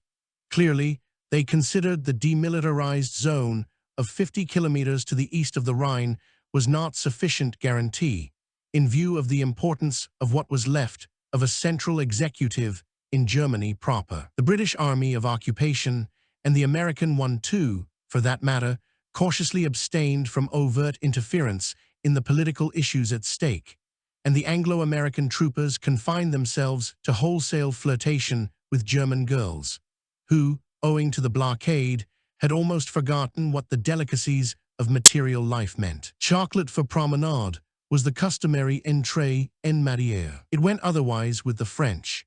The mere idea that an innocent kiss might be followed by something like a demand for political concessions was sufficient to frighten the two sides into keeping apart, and mutual hostility grew deeper and was intensified from day to day. The French and Belgians never succeeded in getting nearer the hearts of the Rhenish people. The disillusionment over this failure made them ever more aggressive, while the German population, on its side, became ever more hostile. Admittedly, it was far easier for the British and Americans to overcome the war spirit. Their final departure was almost regretted, as though they had arrived as invited guests. Their countries had not been invaded or occupied, their villages and towns had not been shot to pieces in the course of 4 years of hostilities. To them, being carried through miles and miles of devastated countryside was not much more than sightseeing, whereas such spectacles again and again opened up old wounds in the hearts of the poilus. The Belgians, again, had been smarting for fully 4 years. The little nation pitted against the giant, under a military administration which became harsher and more irksome the longer the war lasted. Small wonder if they, in particular, who saw no political advantages accruing to them from the great conflict, felt unable to realize sympathetically that the German population too had gone through unbelievable hardships. To the Belgians and to the French soldiery, the Germans were, and remained, the invaders, whereas the British and Americans had looked upon them merely as opponents and even that feeling was dying down. Asterisk, asterisk, asterisk. Such was the atmosphere of the environment into which I had gone. My feelings were full of disgust over what I had had to witness in post-war Berlin, and grief over the misfortune fate had brought on me personally. Had I gone to the Sahara or the North Pole, I could not have been more cut off from everything German than I was in the Rhineland during the severe period of the occupation and the separatist movement. No one who has not lived through the strain of that time can form an idea of how completely communications of every kind had been interrupted, to what extent the occupied area resembled a box hermetically sealed. Each town was as much cut off from the others as the Rhineland was from the rest of Germany. To travel from the British zone into the French zone required a special visa, which one could obtain only by applying to the French headquarters, either in Koblenz or in Mainz. Letters had to be carried by our private couriers, and for a long time telegrams and trunk calls were forbidden. You could, after observing half a dozen formalities, travel from Cologne to Berlin. But how suspect you were if you attempted the return journey. It was sheer good luck that I succeeded in slipping through as often as I did, and I always ran the risk of being sentenced to so many weeks' imprisonment and a fine. But even that seemed more tolerable than the red tape procedure involved when one endeavored to obtain an Übergangsvisum. The duration of such a procedure was alone sufficient to drive one mad, and the process itself became more complicated the tighter the ring of steel around the Rhineland was drawn. Oh, the sigh of relief every time I accomplished the difficult task of persuading a gendarme or a red-capped M.P. that my journey was of a peaceful nature. Asterisk, asterisk, asterisk. I had, in the meantime, joined a banking firm in Cologne. There were, just then, so many opportunities for making lucrative transactions that most of the British and French banks had decided to open branches in the occupied area, and we felt that we ought not to let the profits, which the existing conditions made possible, all cross the frontier and leave Germany for good and ever. Asterisk, asterisk, asterisk. With the Allied commanders, insofar as I came in touch with them, I personally got along fairly pleasantly. One of them, the Commandant-en-Chef of the Army Corps at Dusseldorf, permitted me to tell him quite frankly what I thought the future relations between the two countries were to be if the French carried on as they had done up to then. It was at tea in the house of Frau von Geiraud. She had described to him something of what I had gone through during the war, and I can but say that, in spite of the tension of those days, he shook my hand warmly and said some very fine words, well befitting a soldier. I think that if that gentleman had had his way in Paris, and not the generals surrounding M. Poincaré, things might have taken a different course. A few months before this meeting with the French general, I had had a slight encounter with the general in command of the Belgian Army of Occupation, in charge of the most northern sector of the occupied area. The breeders of thoroughbreds of the Lower Rhine had organized a great race meeting, and 2 visitors' stands had been erected, carefully dividing the sheep from the goats, of whom I was one. Several races, instead of ending as they ought, led to a breakout, and in each case near the same spot, where a group of chattering and gesticulating young Belgian soldiers were resting on the inner side of the course. Each time their enthusiasm over some horse's place carried them away so much that they waved their caps, with the inevitable result that the whole crowd of horses shied. And the finish was spoiled. No one dared to say anything, and the turf committee found themselves at a loss how to go about it, with those sacrosanct troops of occupation. I could not forget my old sense of what sport meant and required of all present, and it did not seem to me that the situation called for more than a reasonable reminder to those nice young Belgians. My instinct was right. A few words in courteous French, and the young N.C.O., the senior of the lot, quickly rose to his feet and clapped his hands, thereby giving his subordinates to understand that they should follow him off the course to a suitable place which I indicated to him. But I had counted without the general in command. I walked back to our stand, glad to have solved, at a moment's notice, with the young Belgian's aid, what had appeared to the Germans around me something insuperable. But my friends in the stand had forebodings of evil, which quickly became realities. A few minutes later, a well-dressed Belgian subaltern, proudly wearing the aigalettes of an ADC, walked up to me, and not knowing whether I could speak his native language, addressed me in impeccable German. Der Herr Commander and General wünscht Sie zu sprechen. The GOC wishes to speak to you. Was he to congratulate me on my sportsmanship, or on the success of my appeal to the sportsmanship of the young N.C.O.? I walked across to the stand reserved for the Belgian officers, took off my hat, and stood properly to attention before the gray-haired old gentleman, whom my evident tranquility, however, had already so upset that his face was nearer blue than red. "How dare you give instructions to my men?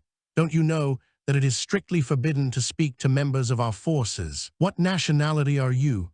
he asked suddenly, breaking in on his own questions. So he was in doubt whether he had not made a mistake altogether, and was very evidently vexed at having had doubts over this question when I calmly replied in French. "I am a German. Have you served in the war?" "Oui, mon général." "So you have been fighting my country?" "Not for a single moment, mon général. My interest was exclusively concentrated upon the British and Americans." "Dank sayer," he thereupon shouted at me after a moment's pause. Was he particularly well acquainted with German military habits, that he should thus speak to me in the very phrase a senior officer would use in dismissing a junior?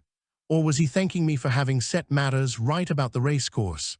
Or did he, like so many other Belgians and French, love the English and the Yankees so much? In any case, when I came back, my friends were dumbfounded that I had not been led away under escort to some military prison. Chapter V. 1922 came round and brought no alleviation to the Rhineland.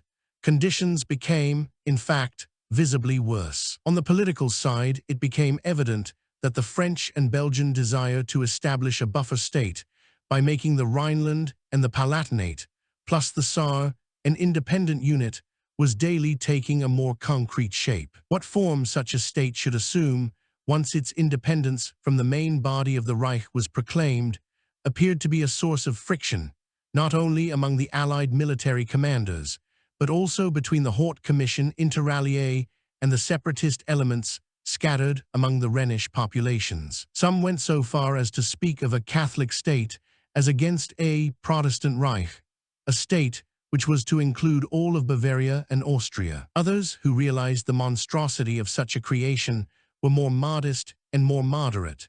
They confined their illusions to a barrier state, which would divide South Holland from Germany, protect Belgium against a renewed invasion, and fulfill the dreams of Richelieu's successors, so far as purely French interests were involved. A third group, evidently inspired by crass military considerations, thought of keeping under military control only certain portions of the German territory, to wit, Hesse and Nassau, and part of the Palatinate. This territory would serve as a permanent spearhead, directed along the main linie towards Czechoslovakia, and making it possible for an invading Allied army quickly and effectively to cut off the south of Germany from the north. This was obviously a sound strategic idea and was kept alive until long after the Ruhr occupation was over. A depressing observation one made was that separatist ideas and notions found many adherents among bourgeoisie classes, who were convinced that the increasing inflation of the Reich currency would mean ruin to the wealth of the occupied area. It was, therefore, all the more amazing and gratifying to note that the political instinct of the laboring classes, whether communist, socialist, or Christian democratic, remained strongly opposed to any disruption of the Reich. Thus the victims of a policy tending towards separatism, which was, at times, carried out rather violently, were in the main, except for the government, railway and municipal officials, who were expelled en masse, laborers, artisans, and smallholders. Only comparatively few members of the bourgeoisie were chased across the border formed by the cordon of Allied troops. The mainstay of the opposition to all the maneuvers, overt and underhand, that were designed to split off the Rhineland from the Reich, was organized labor. In June of this year, 1922, special editions of the Cologne papers brought news which had the effect of a bombshell among friend and foe alike. It was that of the violent death of Dr. Rathenau. The murder of Rathenau was one of the greatest of post-war tragedies. While driving from his home to the Auswärtige Amt, of which he had now been chief for some time past, with outstanding success, Dr. Rathenau was assassinated by a number of hotheads who could not bear the idea that a Jew should be Germany's foreign minister. The Russo-German Treaty of Rapallo, which Rathenau had brought about, was a masterpiece of diplomacy, even if, in years to come, the value of this agreement with Russia diminished, and even in spite of the fact that more recent developments have brought Russia within the orbit of French high politics. That a handful of young men, angry about this success of Dr. Rathenau, a success which gained him the admiration even of the hostile Allied countries, should have gone to the length of murdering him just to gratify their fanatical anti-Semitism, and with the object of demonstrating that a Jew could not be a German patriot, will forever remain incomprehensible to Western Europe. One of the most absurd of all charges against Dr. Rathenau was that, as a Jew, he had played Germany's fortunes into the hands of foreign capitalists. But would a man so disposed inspire and initiate a far-reaching agreement with capitalism's deadliest enemies, the Russian Bolsheviks? Dr. Rathenau was the wealthy son of a wealthy father. Rathenau Sr. had been, for many years, chairman of the AEG, the General Electric Company of Germany, and at the outbreak of the war, Rathenau Jr. found himself in the same position. When in autumn 1914, the war began to settle down, it was none other than General von Falkenhayn personally who asked Dr. Rathenau to undertake the tremendous task of concentrating and preserving all the raw materials that Germany possessed. H.M. the Kaiser himself wrote a letter, couched in the most gracious terms, to Dr. Rathenau, expressing how well he had deserved of his country. I know from my personal acquaintance of him, which had grown deeper during the first winter of the war, that he was not seeking material advantages for himself. He had a fortune of his own, and I was glad to notice that one of the first decrees against the sinister spirit of war profiteering had been signed by him in his new capacity. And in what high esteem he was held by his former enemies is best illustrated if I quote Count Sforza, for a long-time Italian Minister for Foreign Affairs, who recently wrote, "Were Rathenau still alive, he would have been eliminated by his Vaterland, no matter how proud he was to be a German.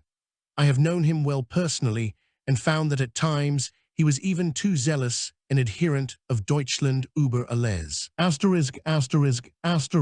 Readers in Britain will no doubt ask of me, in this connection, to what cause I ascribe the present-day wave of anti-Semitism in Germany. My best reply is to repeat what, in 1927, a dignified scholar and inventor of Jewish origin, whose family had for many generations lived in Germany, told me quite frankly when we discussed the first indications of anti-Jewish tendencies. It is the Ostjuden, the masses of Jewish immigrants from Eastern Europe, who have flocked into Germany, that will endanger the position of the old-established Jewry in our country. This remark made a profound impression upon me. I have found it to be true when reviewing practically all the great financial scandals, the cases of corruption, which so aroused public opinion in Germany during the years after the war. In every instance, Jewish names, wholly unknown in pre-war days, were mentioned in long-drawn-out lawsuits,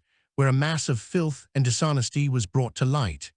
It is also true, beyond any doubt, that members of the government or other men of influence in public life were, in almost every instance, connected with those outrageous cases. It had become proverbial in post-war Germany that, whenever mean and disgraceful affairs were cited, an Ostjude and a prominent figure in public life, if not several, were involved. Scandal followed upon scandal. Corruption was heaped upon corruption. Quite frequently the affair was, somehow or other, hushed up, and it transpired afterwards that some greasy hand had greased another's hand. Another demoralizing factor, to add to this never-ending spectacle, was the temptation which the national catastrophe of the inflation brought in its train. Asterisk, asterisk, asterisk. The Reichsmark, gradually called the paper mark, rose by leaps and bounds in comparison with the dollar and sterling, and yet it was as late as 1922 that the Supreme Court in Leipzig finally pronounced Mark gleich Mark, Mark equivalent to Mark. According to this ruling, a mortgage made in pre-war time when the Reichsmark had its full gold value of about 1 shilling in gold could be redeemed in paper marks to the same amount, and the paper marks had to be accepted at their nominal value, so that a mortgage of, say, 50,000 gold marks was, under the law, now to be considered as equal to one of 50,000 paper marks. The British Army of Occupation were in those days the most envied persons in Cologne, and they no doubt look back with a feeling of sadness to those happy days. A Tommy with half a crown in his pocket could buy an entire Biergarten and stand the whole assembly as many drinks as they liked into the bargain. Who would have thought that, 10 years later, the world depression would cause some 50 British ex-service men who had married German girls to find themselves on the dole in the self-same Cologne. Asterisk, asterisk, asterisk. Small wonder that, in particular, Galician Jews of low extraction and still lower morality drew on themselves still greater hatred than the good Germanic profiteers. For the Galician was the newcomer, he was the Jew, and with his proverbial thrift, knew how to live on the fat of the land, on the sweat and misery of the small German bourgeoisie, and how to send his children to the better-class schools, at a time when the better-class Germans had to let theirs take up inferior positions. He was considered a parasite who sucked the blood of honest Germans. Anti-Semitism is the harvest reaped from what those parasites have sown, and the old German families of Jewish extraction have had to pay for the misdeeds of those newcomers. But a crude and cruel anti-Semitism did not pause to draw such distinctions. Profiteering out of the inflation was, however, not confined to the Jewish newcomers alone. The law courts in subsequent years were overwhelmed with actions brought by Gentile against Gentile as well. Besides, it was by no means in all cases through mala fides that flagrant injustice had occurred.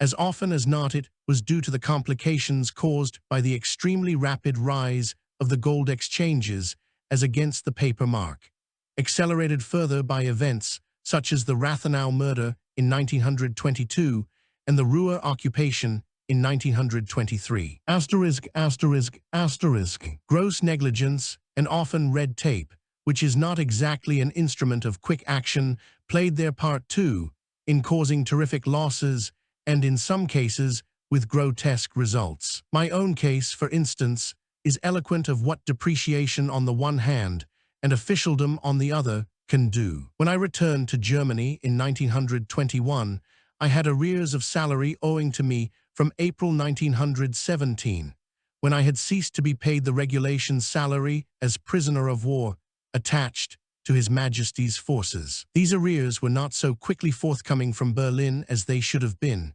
and one day I wrote to the Treasury Department, caustically observing, "Ein Unbemittelter wäre inzwischen Hungers gestorben." A man without private means would have died of starvation in the interval. Yet I could sympathize with the bureaucracy on the Wilhelmplatz in Berlin. The official mind dislikes matters that cannot be fitted into categories. There was no rule or article to fit such a case as mine.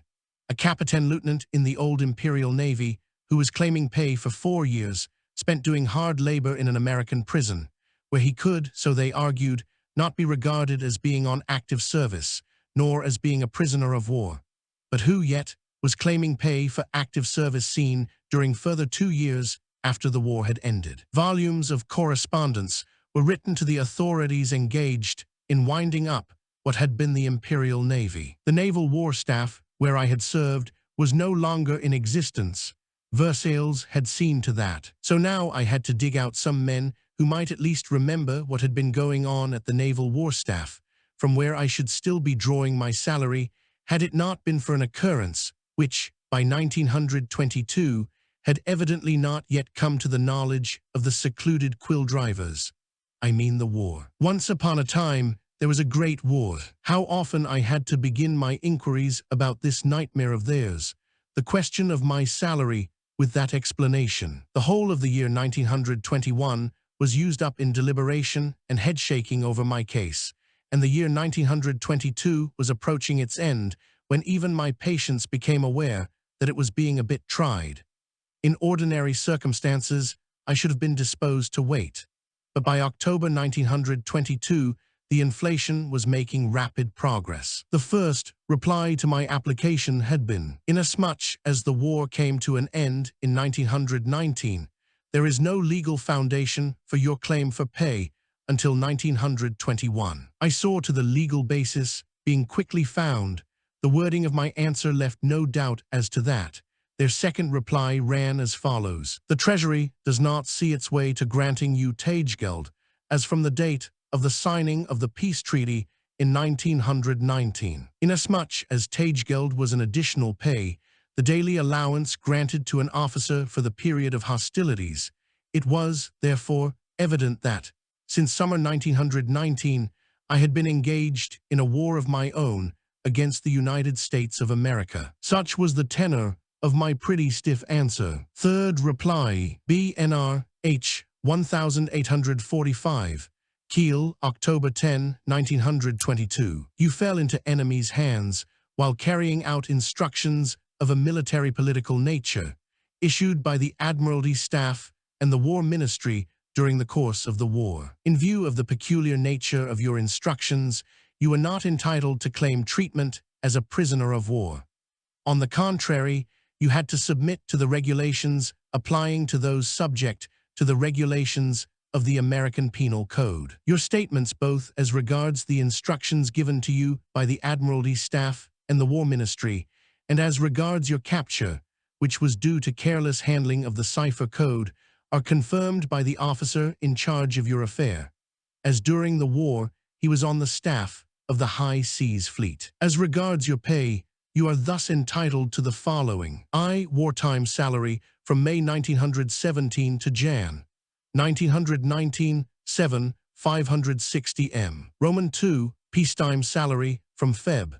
1919 to March 1920, 10, 806 M. Roman 3, according to new regulations for peacetime salary in view of beginning inflation, as from April 1920 until and including January 1921, 16, 720 M. Total 35,086 M. After this amount has been paid to you, no other restitution can be made to you or to those who, during the years in question, supplied you with funds. So I had it then in writing, duly signed and sealed, the admission that from the outset, that is, from the moment when I received instructions of a military-political nature, those who gave instructions were aware that all and sundry had something more sinister in mind. Do not forget that admission, penal code, that will play an important part yet in this story. In the meantime, the month of November 1922 had come round, bringing a very unkind American dollar. This had risen, or if you prefer, the mark had fallen to the rate of 7,500 marks to the dollar. I had then the proud satisfaction of finding myself the possessor of about $4 salary for 4 years hard, a whole dollar a year. I invested my $4 in a good bottle of Veuve Clicquot, yellow label of course, and drank to the health of the Treasury at its own expense. Asterisk, asterisk, asterisk. The year 1922 was to end with a dark cloud appearing on the American horizon, much darker than the Berlin bureaucracy's argumentations and findings about salary and the like. Mr. George Gordon Battle, the New York advocate who undertook my defense in 1917 and 1918, sent me a most courteous letter, inquiring if I could ascertain whether his letter dealing with the question of his fee for my defense, dated sometime in 1921, had by any chance deviated into the official waste paper basket. I felt ashamed that the Finance Ministry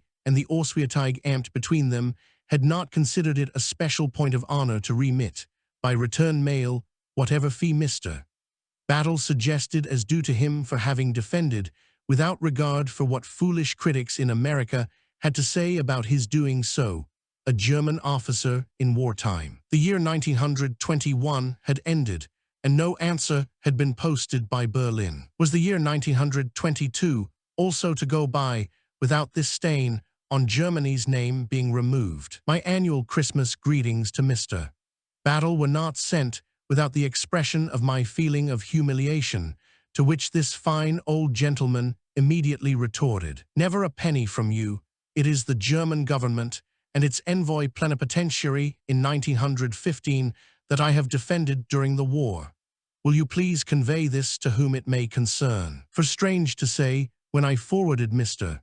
Battle's request to the Auswärtige Amt, I was given to understand that my defense was to be paid for by me. I suggested to the Auswärtige Amt that if they would only give me a solution to the arithmetical problem of how to pay Mr. Battle $10,000 for the services rendered by him, out of the $4 kindly paid me for the services rendered by me, then I should certainly feel in honor bound to take this responsibility upon my shoulders as a moral one, since the legal responsibility had been so astutely defined as not resting upon the Reich government. Chapter VI. The year 1923 opened for Germany in an atmosphere of unprecedented gravity.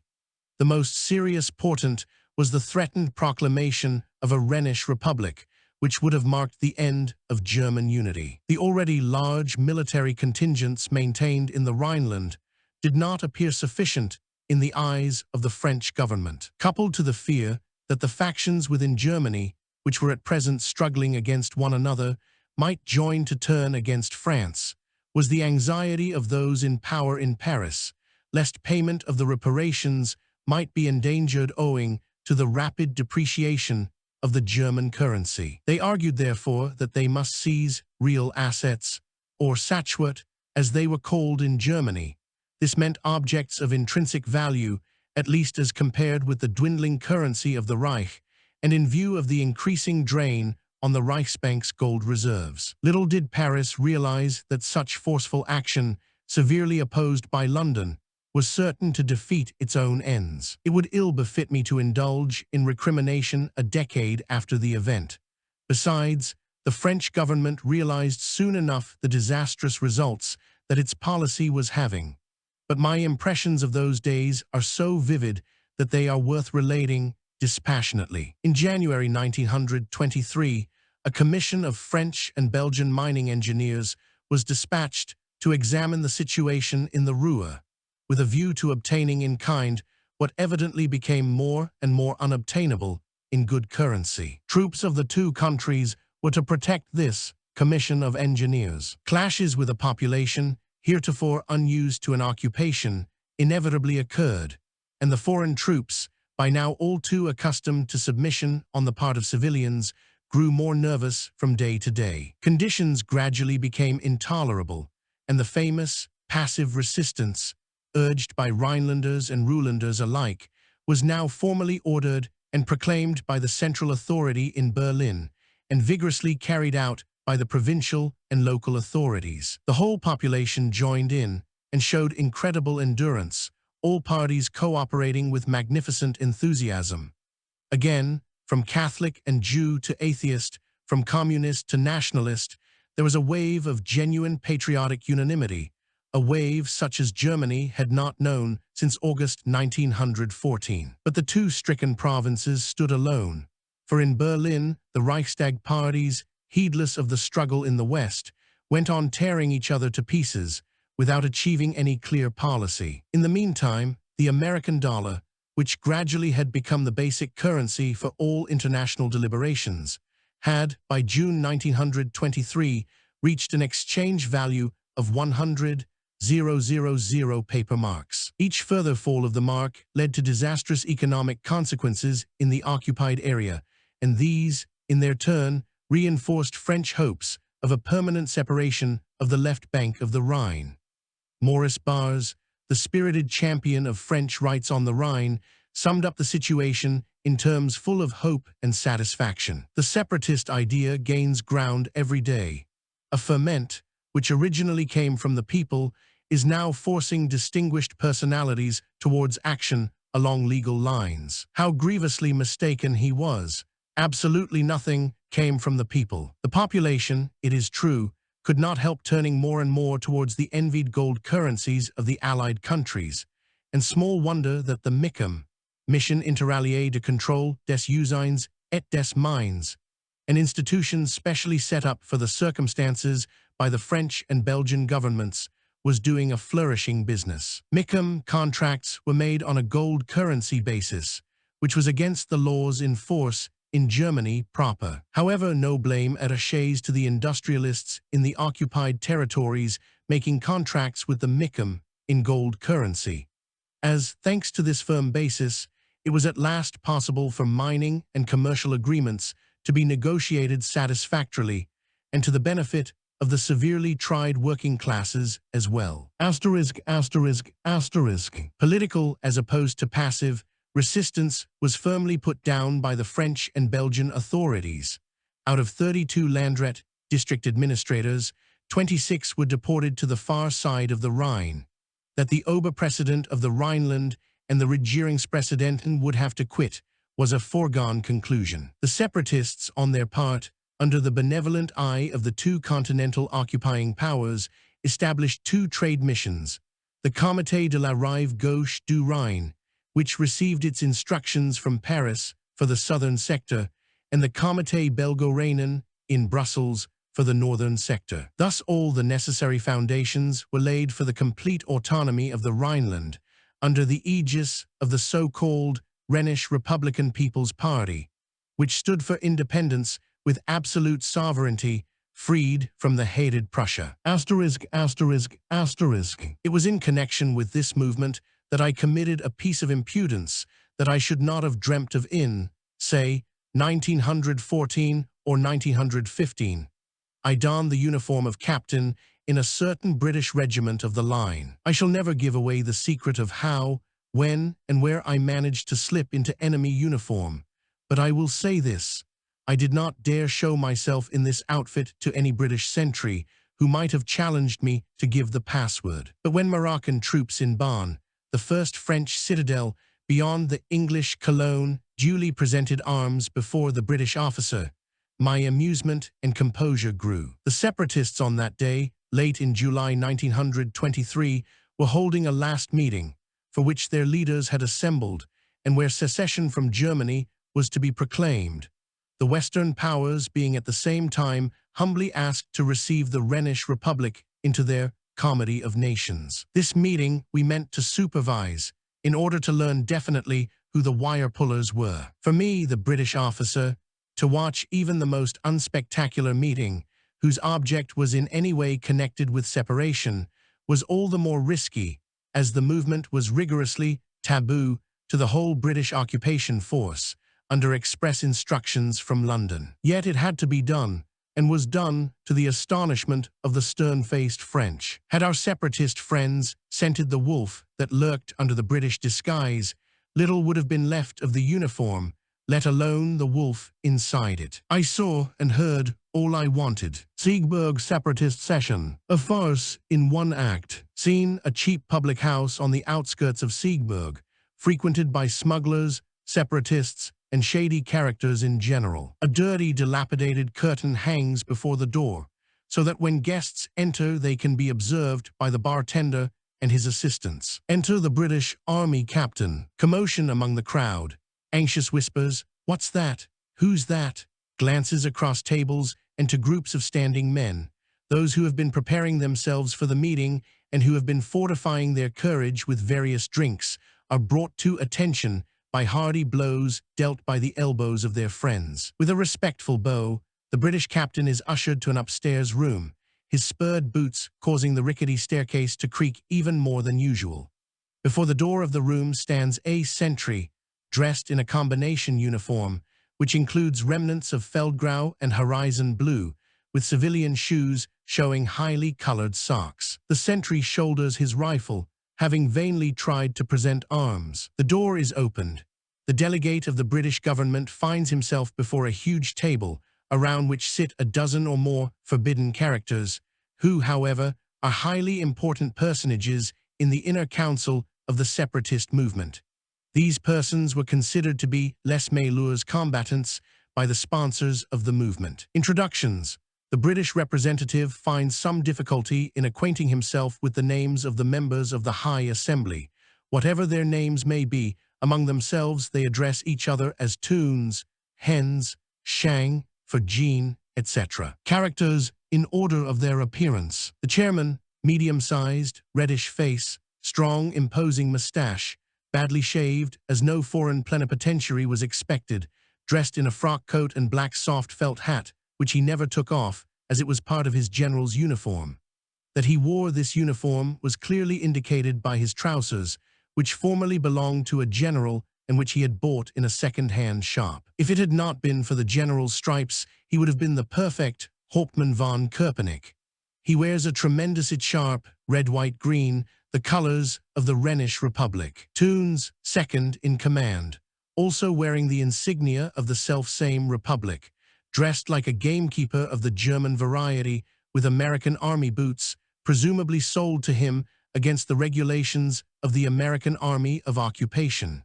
Healthy poacher type. Rest of the assembly composed of gentlemen of the same stamp, each wearing either a dagger, an army sword, a revolver, or other implements of warfare and authority. British plenipotentiary, dignified British Army captain, description of this type superfluous, wears a monocle to increase his self-confidence. Speeches. The chairman saluting British plenipotentiary, we've had enough of Prussian frightfulness, down with German militarism. The Prussians have ruined our beautiful Rhineland.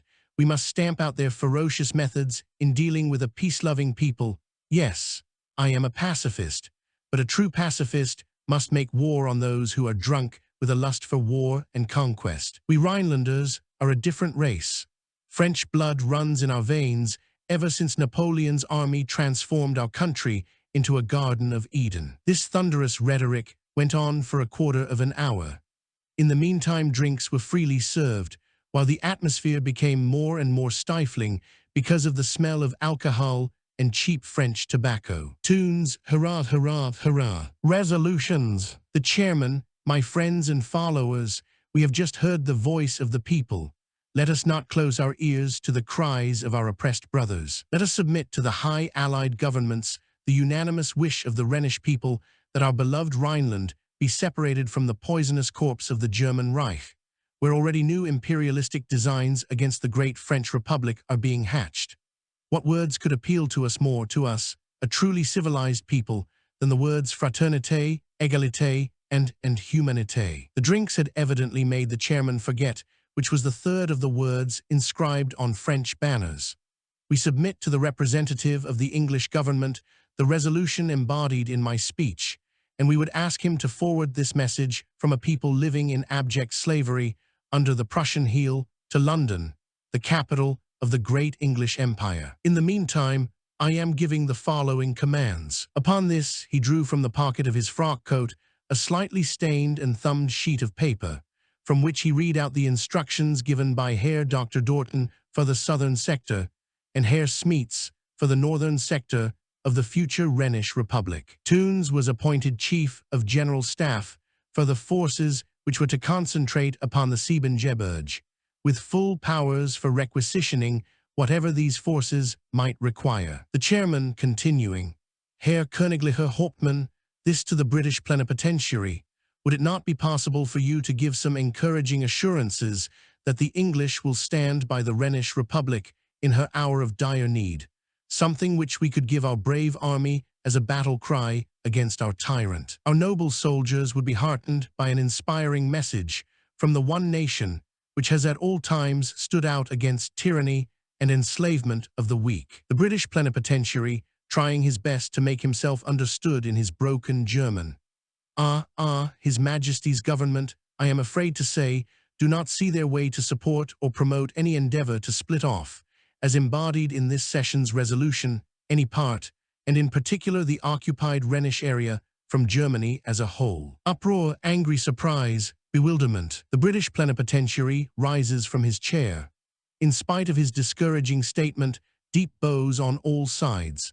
With a half-hearted and embarrassed politeness, The British plenipotentiary is ushered out of the room and down the staircase. Heaving a sigh of relief and breathing at last once more fresh air, he steps into his waiting car and makes for the direction of Bonn. Curtain! I made my escape via Siegburg by car, and in that car the German civilian reappeared, in spite of the July sun which blazed on and on, evidently doing all in its power to show me up. What a sigh of relief when I stopped in front of the Dom Hotel in Cologne and reported to Herr Dr. Bracht, the Reich's emissary from Berlin, on the performance of the grand separatist circus in Siegburg.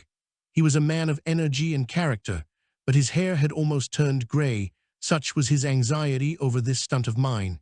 He had feared I might never come back alive. Now we knew exactly where we stood, for the strategical plans of the separatists had been openly outlined at that meeting, and if there were any missing links in our information, they were supplied to us by extensive reports in the Revue Rhénane, the organ of separatism. Another paper, the Echo du Rhine, put the finishing touches to this pretty picture. Asterisk, asterisk, asterisk. Thanks to the passive resistance, the traffic on the intricate network of the Rhenish railways was brought to an absolute standstill. It was not only impossible, but against the unwritten orders issued by invisible powers, for the German inhabitants to travel on the substitute railway organization set up by the French and Belgians, called the Régie. The Régie, what a hopelessly disorganized affair it became. Congestion on the left bank of the Rhine, then a sudden breakdown and collapse on the right bank, and vice versa. And all the time, the invisible power was doing its utmost to improve on the situation. Both along the Rhine and the Moselle, as many of my readers will know, the line passes through one tunnel after another. And strange to relate, as often as not, when a Régie train, and in particular a troop train, had entered one of these endless tunnels, the block system would go wrong, and the train would find itself brought to a stop in subterranean smoke and darkness, with the signal obstinately and unflinchingly set against it. Another Rintelen, my brother, was then Reichsbahndirektor in Trier, and presumably not without reason, the French suspected him strongly of being connected with these ever-occurring mishaps that befell the block system, which had worked so reliably until the passive resistance had begun. So another Rintelen was sent to jail. Bonn became his temporary residence, and what a Wiedersehen when, once a month, I was permitted to visit him. One day, however, an ordonnance was posted up, to the effect that bail was to be granted to certain detained prisoners, the sum to be deposited to be fixed in accordance with the charge made against them, and the punishment their conviction would entail. For gradually, the prisons had become overcrowded, and prisoners unmanageable. A small number of shares of some Rhenish mining company was soon procured, whose market value represented an astonishingly high figure in the eyes of the French officer appointed to deal with these cases. The Frenchman gladly signed a receipt for such an unheard-of sum. We were now in August 1923, when the dollar was quoted at 10,000,000 marks, and my brother walked out, to disappear the same night into the enveloping darkness of the unoccupied territory. With all posthumous respect to the French command, I may add that the shares given in pawn for my brother were not accompanied by their dividend coupon sheets. The day after, I proceeded to the head office of the mining company concerned, handed over, with an explanation that met with an understanding smile, the coupon sheets so faithlessly withheld, and the shares were, under German law, declared null and void. Lest there be any doubt in my readers' minds, I wish to point out that the fraud did not consist of any monetary swindle. The military authorities were only cheated out of my brother. Asterisk, asterisk, asterisk. The economic conditions throughout the occupied area had by now become almost untenable owing to the rocket-like appreciation of the gold currencies as against the paper mark. The flight of the mark followed the trend of military and, later on, of political developments, as the following figures show. The dollar was worth, in 1914, prior to the outbreak of the war, 4 marks 20 pf. From January 1915 to July 1918, 5.50 m. In November 1918, the date of the armistice, 7:50 m. June 1919, Versailles, 15:00 m. March 1921, occupation of Duisburg and Dusseldorf, 75:00 m. February 1922,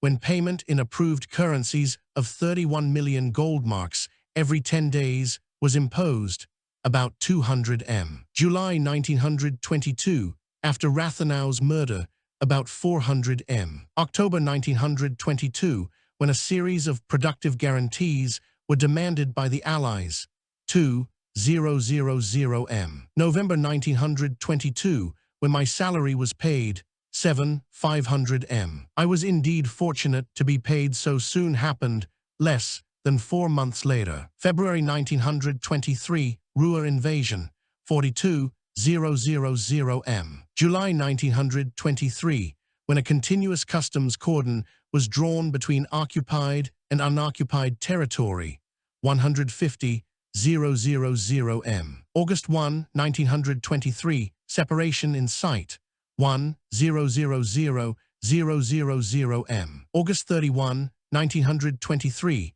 when the Palatinate's autonomy was recognized by the Rhineland Commission, 10,000,000 m. From that time on, the mark fell at an ever-increasing rate, until finally it ceased to have any real value for more than a moment of time. September 5, 1923, 20,000,000 m. September 10, 50,000,000 m. September 18, 150,000,000 m. October 1, 240,000,000 m. October 9, 1,200,000,000 m. October 12, 4,000,000,000 m. October 19, 12,000,000,000 m. October 22, 40,000,000,000 m. November 1, 130,000,000,000 m. November 3, 420,000,000,000 m. November 13, 840,000,000,000 m. November 14, 1,200,000,000,000 m. November 24, 200,000,000,000,000 m. Asterisk, asterisk, asterisk. Members of the Army of Occupation will recollect how, during this crisis, one had to go out before breakfast to buy a loaf of bread, because by tea time the same sum would hardly suffice for the purchase of a roll. Small wonder that, under this overwhelming economic pressure, those classes of the population who were least inclined to believe in separatism and the proclamation of an independent state gradually developed into separatists with a difference. Edelseparatisten, they called themselves. How could a father of a family be expected to look into an abyss instead of into a future?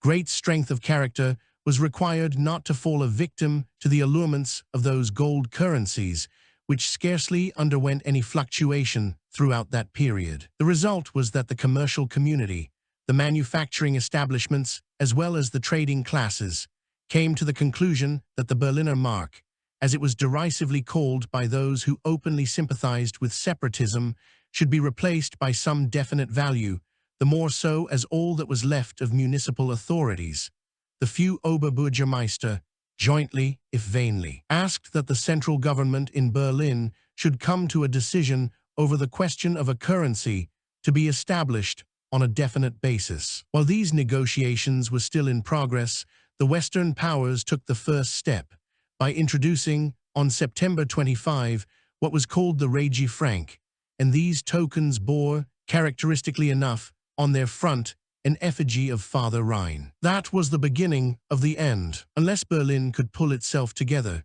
the establishment of a Rhenish-Westphalian gold discount bank to function on terms of equality with the Reichsbank on the one hand, and the Banque de France and the Banque de Belgique on the other, was inevitable. As a preparatory step to the creation of the new Western state, destined to be powerless in spite of the 12, if not 15, million souls who would be called its citizens, the Genie du Rhine was set up, something equivalent to a board of trade and of engineering in England. Yet contrary to all the expectations of the French and of the Belgian Comités de la Politique, working from the outside, and a group of Cologne banking firms, such as the Hagens and the Schröders, working from within, the Rhineland was spared the sadness of seeing the plan of the gold discount bank take definite shape, sound though it appeared on purely economic grounds. Politically, a beginning was made on October 24, 1923, when the French General de Metz took the step of recognizing the Palatinate as an autonomous state with a provisional government.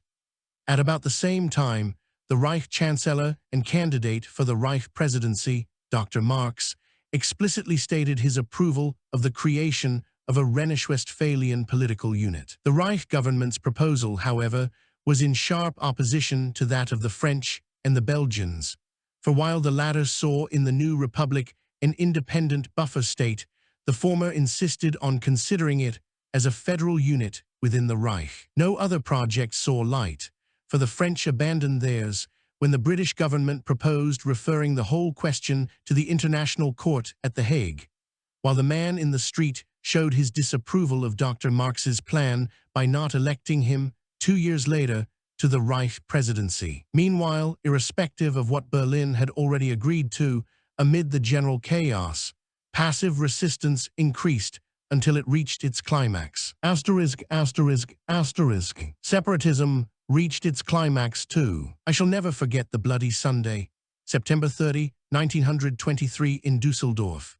A whole army of 20,000 separatists, fully equipped and carrying their green, white, and red tricolor, on either side of it a Moroccan tirailleur, made its entry into the town to take possession of the northern sector, as it was called, of the new state. There was no ovation.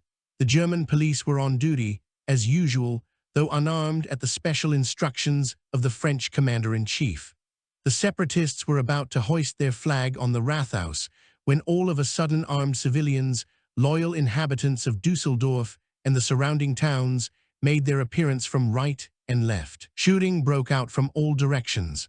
The loyalists fought with the enthusiasm of despair, and the army of 20,000 separatists were forced to retreat. The only victims of the affray were a few officers of the Dusseldorf police. They had been literally torn to pieces by the mob, which a few minutes before had called itself the Separatist Regular Army. The gainers were the Regibahn, which was highly paid, from a discreet source, for the transport of 20,000 in one direction and 20,000 in the opposite direction. Further, the instigators had so misjudged the political temper in Rhine and Ruhr that they had overlooked the reductions offered by cheap one-day returns. The separatist armies which invaded Koblenz, Trier, and Düren met with a similar discomfiture. The political struggle over the Free State was not to end yet. After the failure of military measures, economic pressure was tried once more. This time, flying detachments of separatists invaded the smaller towns and villages to sequester the local treasuries and seize the food supplies and even cattle. About the middle of November, they converged, according to plan, towards the wooded mountains near Bonn, the Siebengebirge. Telephone communications had been interrupted by the separatist organizers, but by mysterious and often roundabout ways, a relay service was maintained all along the Rhine, with branch lines reaching into the surrounding countryside. The ensuing Battle of the Ägidienburg, near Honnef, on November 15, 1923, proved the last occasion when the separatist armies felt like shedding their blood for their phantom fatherland, at least as far as the few genuine volunteers were concerned. The rest, consisting of God knows what, carried on their old game of brigandage, as before. Passive resistance had by now become untenable, no matter how gallant the struggle put up by the individual small man. In all great struggles, the backbone of a protracted resistance. Two grave decisions were, by a grotesque coincidence, taken on one and the same date. On November 23, the Reich government in Berlin declared itself favorable to the installation of a directorium for an autonomous Rhineland. On the same November 23, the Chambre des députés in Paris wholeheartedly endorsed the declaration of Raymond Poincaré, the new premier, that the policy of the French Republic required the recognition of the new state. *******. Meanwhile, in Berlin, the initial step towards stabilizing the currency had been taken. On November 20, by a clever move, the dollar was caught at a level of 4,200,000,000 paper marks. Exactly 10 noughts were struck off by governmental decree, and the pre-war parity of 4.20 gold marks to the American dollar was restored. The new currency, the Rentenmark, based on the income from the country's general production, was put into circulation the same day, and as a corollary, the Berlin government at once opened a credit of several hundred million of these Rentenmarks for the benefit of the Rhineland. But Rentenmark or no Rentenmark, the Inter-Allied High Commission brusquely forbade the admission of the new currency into the territory under its authority. The Commission preferred to see the way paved for its favorite child, Die Rheinisch-Westfälische Gold Discountbank, with head office in Cologne. The High Commissioner's decision was prompted by the desire to create interdependence, for reparations purposes, between the production of the whole of the Rhenish-Westphalian mining and manufacturing industries, and a financial system based on an autonomous currency, which would be indirectly tied to the French and Belgian central bank's control. On November 24, it seemed that the Rhineland's fate was sealed. The separatists, of whom there was still a good number in high quarters, met the French and Belgian high commissioners, who now called them legitimists, and affected to consider them the only genuine representatives of the Rhine and the Ruhr. The subject of the discussion was Principes sur lesquels pourrait être basée la Constitution d'un État rhénan, principles on which might be based the constitution of a Rhineland state. At this meeting, the two parties reached an agreement, which was fully endorsed by the industrial magnates as well as by the leading figures in the political life of the Rhineland, to the consternation of all those, like myself, who had done their best to maintain the integrity of a united Reich.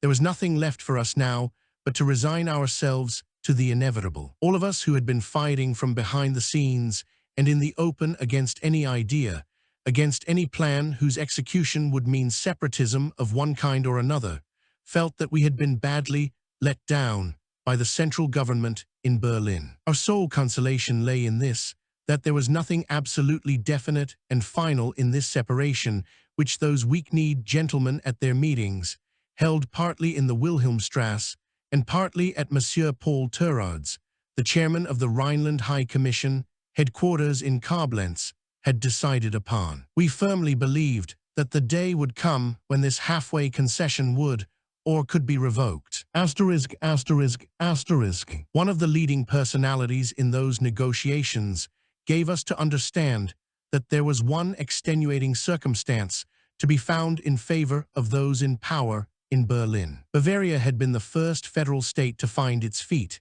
and consolidate what had been left unharmed by the revolutions and counter-revolutions, from Kurt Eisner's presidency and his Soviet regime to Hitler's ill-starred Bürgerbewegung. It was greatly to be feared that this cornerstone of nationalist Germany might break away, and that the secession would be difficult to combat if the Berlin government were distracted by the task of having to deal with the Rhineland at one and the same time. Authority in Berlin did not want two revolutions on its hands. Bavaria, once it had broken away, would be the more difficult to win back in the future, whereas the Rhineland, easier to win back, was the more difficult to deal with at the present, occupied as it was by foreign and hostile troops. The Central Reich government were not, at that time, particularly afraid of the consequences of the abortive Hitler Putsch. What alarmed them was that the general commanding the Bavarian section of the Reichswehr, General von Lossow, had openly joined hands with the other Putsch leaders. From Nosk to Blomberg, through Gessler and Siecht, through Gröner and Schleicher, the bulwark of the Reich's unity has been and remains the Reichswehr, around which all the other forces striving for the same end must crystallize. Once Bavaria had given the lead, the breakup of the Reich would be but a matter of time. Already the intransigent, if not defiant, attitude of the radical socialist-cum-communist government in Dresden had actually necessitated an invasion of Saxony by Reichswehr forces and the deposition of that government, with the subsequent declaration of martial law. What had proved a delicate task for the Reichswehr, a kind of trial of its power in the case of socialist Saxony, might prove so difficult in the case of nationalist Bavaria with its unconcealed monarchist leanings as to overstrain the Reichswehr's reliability. There the House of Wittelsbach was as popular as ever before, and up and down the country there was nothing but praise for the dignified attitude of Crown Prince Ruprecht, whose personality alone might well be a rallying point for many Germans, even beyond the white and blue frontier posts of Bavaria. The secession of Bavaria might lead to the complete disruption of the Reich, so I urged on my friends in Cologne, on purely historical grounds, that it was maintaining the Reich's unity, if for the time being we had to put up with the more or less definite creation of the Rhineland as a buffer state. Our instincts told us it would be temporary. However, we were justified in holding that a Rhineland, established as a buffer state, though destined only to a short life, was nevertheless certain, while it lived, to be a source of unending friction between Germany and her two neighbors, Belgium and France. The foreign minister of Germany, Dr. Stresemann, just appointed to bring order in the chaos that prevailed in the Wilhelmstrasse in those days, clearly recognized to what an extent the situation was fraught with danger. The possibility of Bavaria and Austria joining hands was openly spoken of, and such a disruption of the Reich would have terrible consequences for Central Europe. Dr. Adenauer, the Oberbürgermeister of Cologne, as the chief negotiator on the side of the Rhinelanders in their deliberations with the representatives of the Western powers, had acted on the strength of what were understood to be the final instructions from Berlin. Without disavowing him, Dr. Stresemann nevertheless initiated diplomatic conversations with the French and Belgian governments, a task in which he was ably assisted by Lord Dabernon, the British ambassador in Berlin. Both Lord Dabernon and his superior, Mr. Austin Chamberlain, as he then was, had realized the complications which would unavoidably follow upon the creation of an autonomous Rhineland as a buffer state between the three contracting parties. They foresaw the threat of war which would inevitably entangle Great Britain a second time. The Treaty of Locarno, which was not finally negotiated until nearly a year later, was the outcome of laborious pourparlers begun at this time.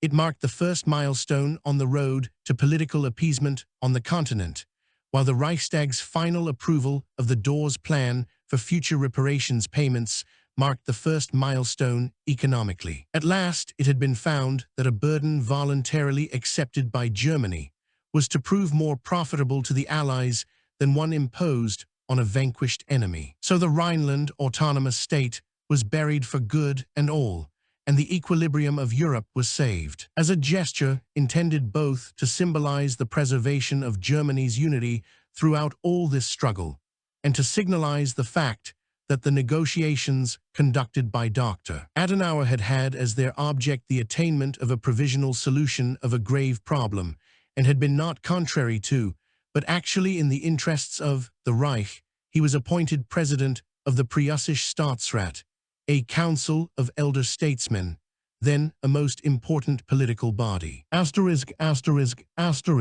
united Germany, set on its feet, once more thanks to the stabilization of the currency, seemed gradually to be returning to fairly normal conditions. The famous decision of the Supreme Court in Leipzig, Mark gleich Mark, which had led to such sad consequences during the inflation period, seemed now to have found a real justification.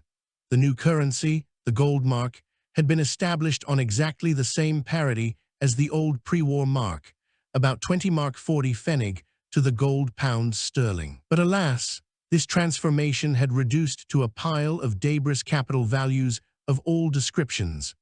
Fortunes had vanished into thin air, and it was months before the average man could take stock of what the remorseless process of the inflation had left him. All had not been settled by the simple fact that the Reich government and the Reichsbank had decreed that the currency was on a gold basis once more. A man had to trace back to pre-war times via inflation to find out what fortune he now actually possessed, what values were represented by his house, his furniture, his jewels, his clothes, and last, but not least, the securities he owned. Personally, I had kept fairly clear of the abyss. My pride had made me eager to own what in America would be called the swellest motor car in all Cologne. The car had, down to the smallest accessory, to be made to order, and I wanted it as modern and up-to-date as possible.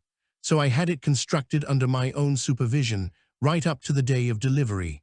The factory, originally a small coachmaker's workshop, was within easy reach of the house where I had my flat. Every morning during the inflation, I called in at my coachmaker's to inquire how big a basket full of paper marks, really decorative the banknotes were in those days, with all their noughts strung on end like beads, he required for the day's work, payment of wages, and purchases of raw materials. The basket, by the way, had to be larger from day to day, until finally it became a question of how many baskets. After a few months of these regular visits to the coachmakers, I was certain to be called a megalomaniac every time I revealed to my friends the fortune I had had to invest in my swell automobile. The fact that I had stayed most of the war, and several years afterwards in enemy country, had given me clear insight into what the economic policy of Germany's former enemies necessarily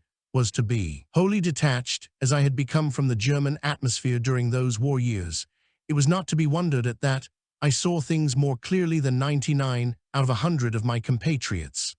My political instinct told me what was coming, and I kept steady, while the turmoil increased almost from day to day until the catastrophe was there, to the detriment of friend and foe alike. I dutifully passed on to my office each day the instruction to work out and jot down how many dollars, or fractions of dollars, the basket of paper marks in net profits had amounted to. How many paper marks that car had cost me, I shall never know, for there were too many noughts to count up, and the figures were so fantastic as to be meaningless. But when one morning a magnificent car, with its 6-cylinder engine, which was, in 1923, the pinnacle of motor design, the dernier cri in technique, stood in all its glory before my door, I had only to look at the right-hand column of my account book and do a simple addition sum to find, after some 30 seconds, that my beautiful new toy had cost me just $240. $240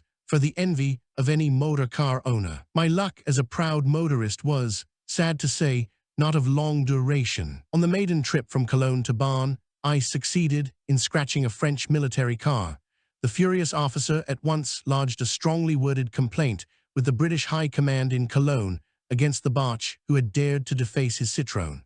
A summons was served on me by a red-capped MP, and a few days later my license was taken away from me for the duration of the British occupation. Allies are allies, after all. The shrewd economist who had invested only $240 in a first-class car now found himself obliged to get rid of it for what it would fetch. Objects with an intrinsic value had, as a consequence of the process of returning to a gold standard, appreciated fantastically, so fantastically that my car, though my heart bled at parting with her, so beautiful was she, fetched 8,000 gold marks, equivalent to nearly $2,000. Not everyone was as fortunate as myself, and there were many Germans who lost large sums of money through not realizing in time where the inflation movement was bound to lead. For instance, an acquaintance of mine possessed a beautiful estate in the Bavarian mountains,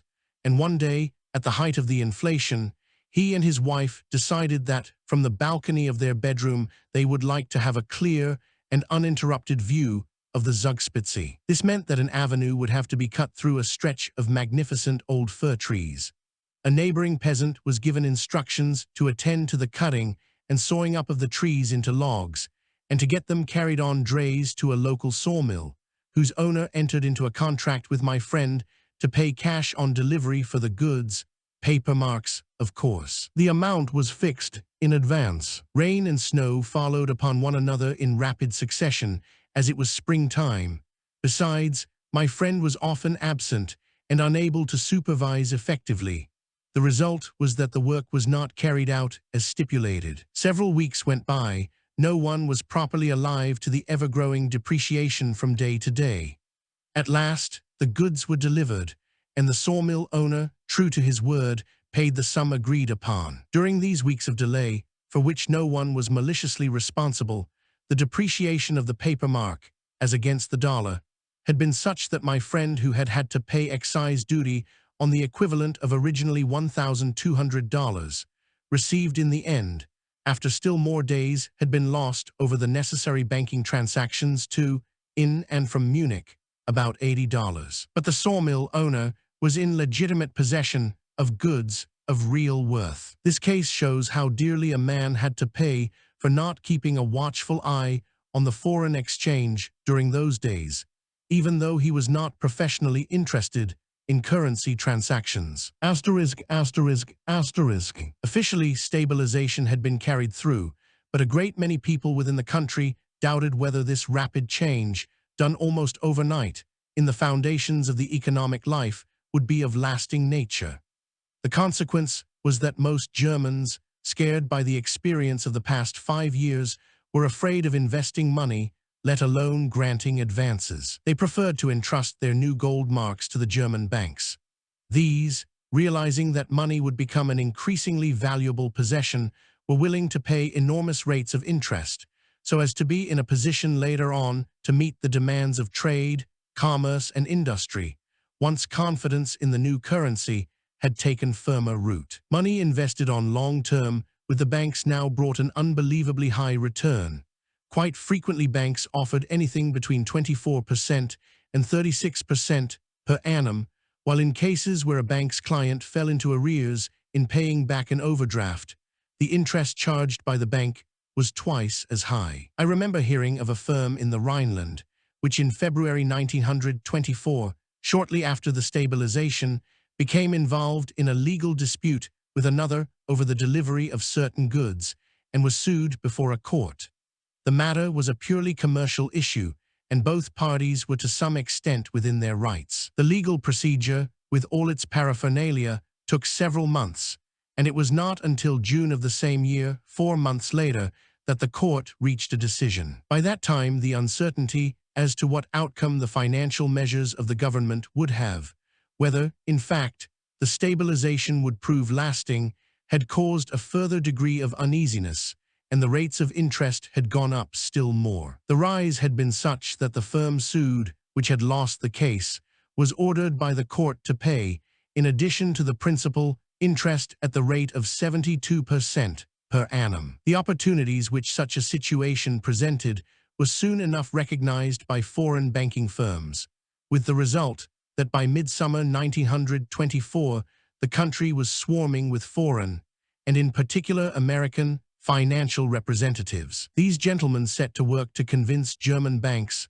factories, mining and transport companies, churches and convents, municipalities and state treasuries that, by accepting instantly the proffered gold currency, either as short-term credits, or what the agents preferred as long-term loans, these various corporations were conferring upon themselves blessings to which none other could be reverently compared. Transactions, bordering on the scandalous and involving scores of millions, became objects of discussions in city, county, and state councils, almost as frequently as at company board meetings. Tips and bribes in every form were freely distributed, so that the American dollars in particular could be invested at the enormous rates then prevailing in Germany, which were treated by both sides as a phenomenon that would last forever. Eminent lawyers, such as Dr. Albert, who knew the working of the American mind fairly well, would gladly attest that the city of Dortmund, for instance, or the North German Lloyd, was good for a handful of $1 million, and the deal was thereupon closed. Interest plus commission alone became heavy burdens for those who had permitted themselves to receive these blessings, which, in the long run, proved of rather doubtful value. There was a mad scramble on both sides to give and to take. Where the money should come from to repay all these loans was left to the gods to work out, and whenever doubts as to where this whole business would lead to were expressed, the irresponsible reply invariably was, "Let us leave that for future generations to take care of." The flood of money which was poured into Germany was such that the Reich government found itself in possession of huge credits that it did not know what to do with. Part went in lavish, even reckless, expenditure on public works and in other payments of a less creditable nature.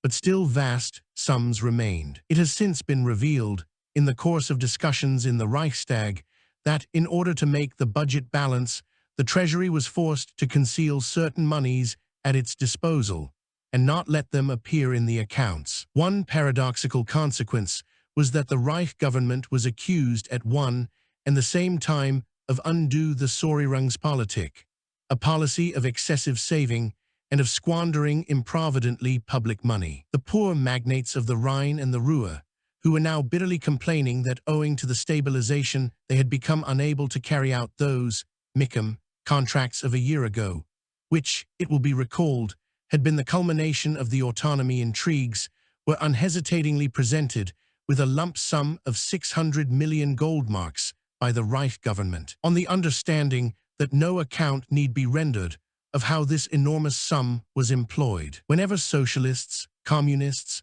or even any one of the then 6 members of the Reichstag who belonged to the still enigmatic National Sozialistische Deutsche Arbeiterpartei dared to raise a question on this delicate affair, they were invariably muzzled by a vote of closure, no matter how loudly they shouted, "Corruption." Asterisk. Before I go on, I must digress a little. Chapter Romans 7. Winter sports were going to be the order of the day. The Bavarian Alps, with all the splendor and the glittering glory that snow, ice, and frost shed upon nature, enticed me to outstay my Christmas holidays by a few days. On the Eibsee, just below the Zugspitze, the Canadians had beaten the Munich ice hockey team, and the magnificent thrill this spectacle provided made me decide that the prospect of another match, this time in the somber and stately setting of the Königssee, was worth the tramp in the wake of those splendid men from Munich. Brilliant sunshine and the bluest of skies welcomed us on our arrival, though it was bitterly cold. All the forenoon, all the afternoon, with a brief interruption for a nice hot collation, we stood and watched the tremendous fight, with the two teams racing up and down the ice-sheeted arena which nature had provided for this terrifically fast game. A spectacle of wondrous beauty in surroundings of equal beauty. Yet the thrill had not proved sufficient to keep the breathless spectators' feet warm. After the last whistle had sounded, a stroll, a trot around the lake, and up the narrow path that leads into the blackness of the mountain pines was acclaimed the best riposte to an alpine winter's inclemency. A bottle of fine old brandy was our guter camarade, a Frenchman straight from his native town, Cognac. With the rapidity which is so peculiar to these high regions, dusk followed upon day and darkness upon dusk. We were now homeward bound, and in the far distance the tiny windows of the fisher folks' huts, one after another, sent out specks of light, showing us where the village of Königssee lay. Soon we should reach the cozy warmth of the hut, which was to give us shelter for the evening. Dear Gute Kamerad had spoken perhaps too invitingly to my fair companion and me, at any rate to me, for, as I took my eyes off the narrow path to stare for a mere second up to where I thought I had seen a chamois crossing the whiteness of a snowfield, a slip, and the 10 meters of rock down to the ice-covered lake flashed past my eyes. All round the edge of the Königssee there are warm springs, so that the ice field itself forms a floating island, the layer of ice growing thicker as you leave the rim behind. Under the water, instantly and intuitively, I knew that the worst was still to come.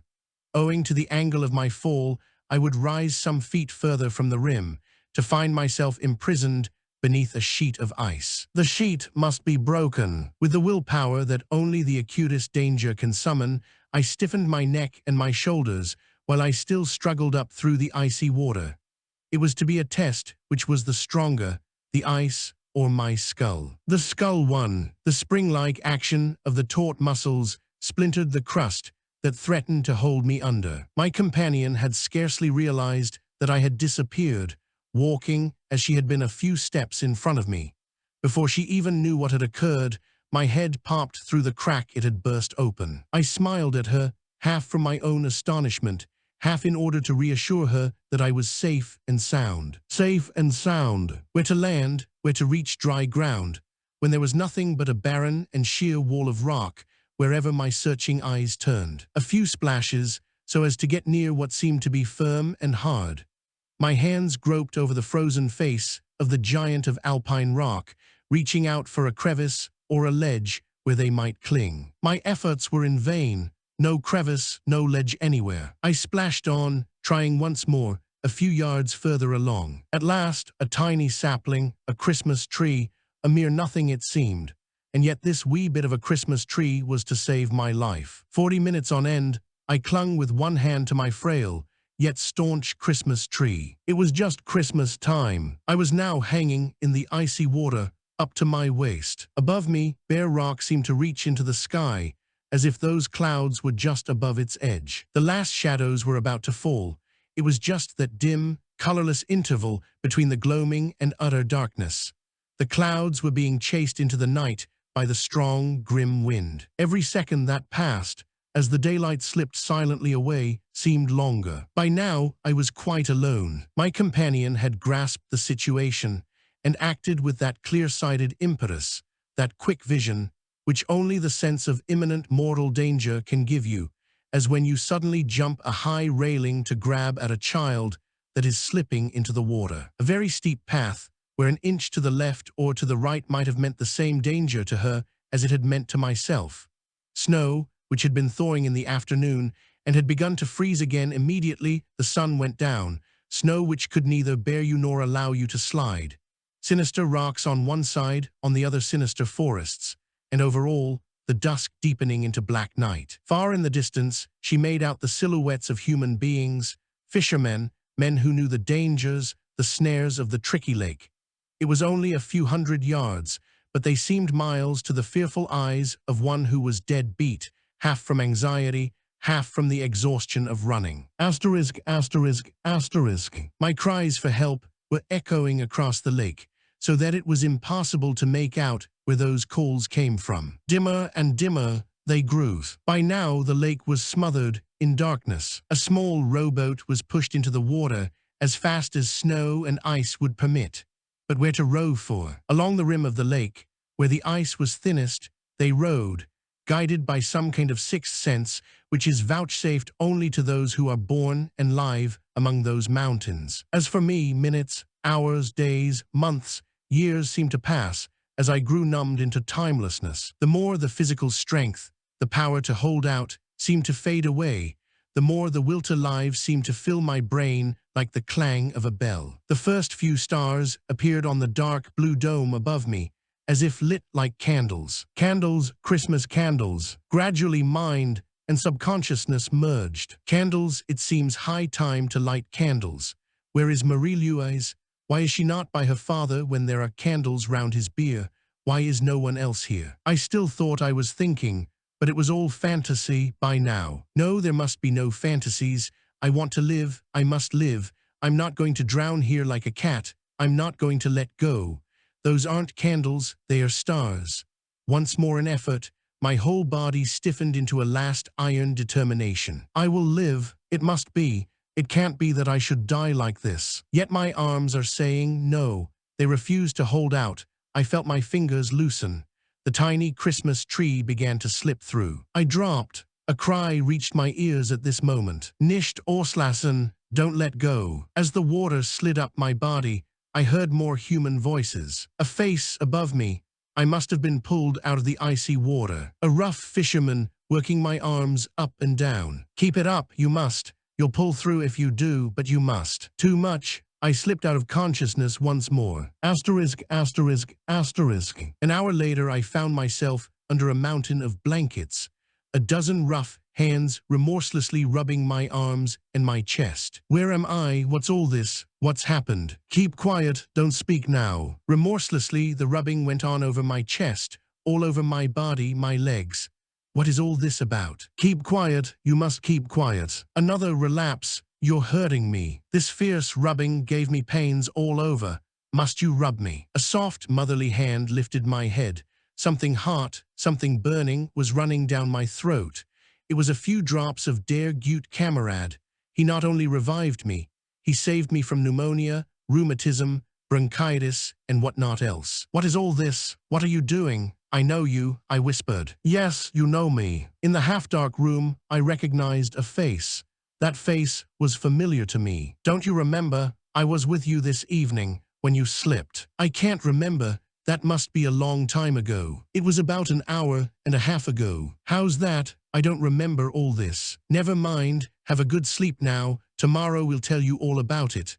Good night. Good night. Asterisk, asterisk, asterisk. 24 hours later, I was waltzing at the Odeon's Casino in Munich. Chapter Roman 8, 1926. Not long before this, normal relations between Germany and the United States of America had been resumed, a re-establishment that had been unhappily delayed pending the American Congress discussion of the peace treaty. Ambassadors were once more exchanged, and consulates were set up in all the large American towns and, correspondingly, in Germany. One of the consequences of this re-establishment of normal relations, the one that has most bearing on this story, was that the government of the United States, checking over its inventory of war losses, put forward a claim for damages arising out of acts of sabotage, alleged to have been committed on its territory during the neutrality period from 1914 to 1917. The United States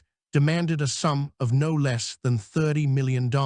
It was agreed between the two governments that there should be a special court of arbitration to decide the issues, that proceedings before it should be conducted in a free and spontaneous manner, and that either of the two contracting parties should indisputably have the right of stating its own case unreservedly, whatever it might be, just as if there had never been a war. The Mixed Claims Commission was set up and consisted of one American and one German judge, who, on their part, had to agree upon an umpire as their chairman. For once, Berlin rose to the occasion.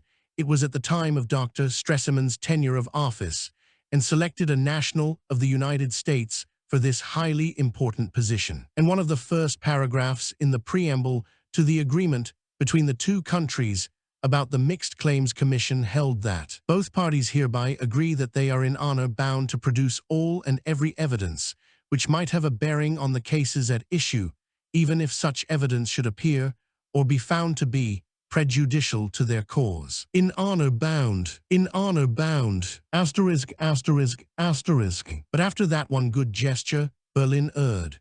Men were appointed to handle the case for Germany as far as the collection and submission of evidence were concerned, whose sneering attitude of indifference to Germany's historic past and to other nations' susceptibilities had impressed me so painfully on my first visit to Berlin after my return from America. I was filled with forebodings of evil when I first learned, towards the end of 1925, to whose hands these grave issues had been entrusted.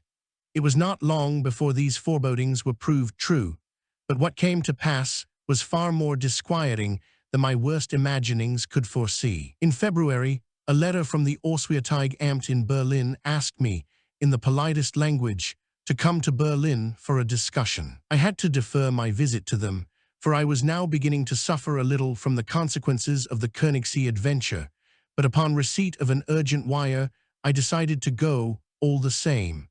This was the first move in a game, the end of which is not yet in sight, not yet, in 1935. The letter I had received ran as follows: Berlin, 23rd February 1926. Auswärtiges Amt, LB 190. Very urgent. The American government has brought actions against the German Reich before the German-American Mixed Claims Commission in Washington, in which damages amounting to about $30 million will be claimed for the destruction of the Black Tom Head Station in New Jersey on 30/7/1916 and of the Kingsland plant on 11/1/1917, alleged to have been caused through German agents. The American government is unable, however, to bring forward direct evidence in the matter, such as would prove that the destruction of precisely these buildings was brought about by definite agents obeying orders from the German government. It attempts, therefore, to attain its object with so-called prima facie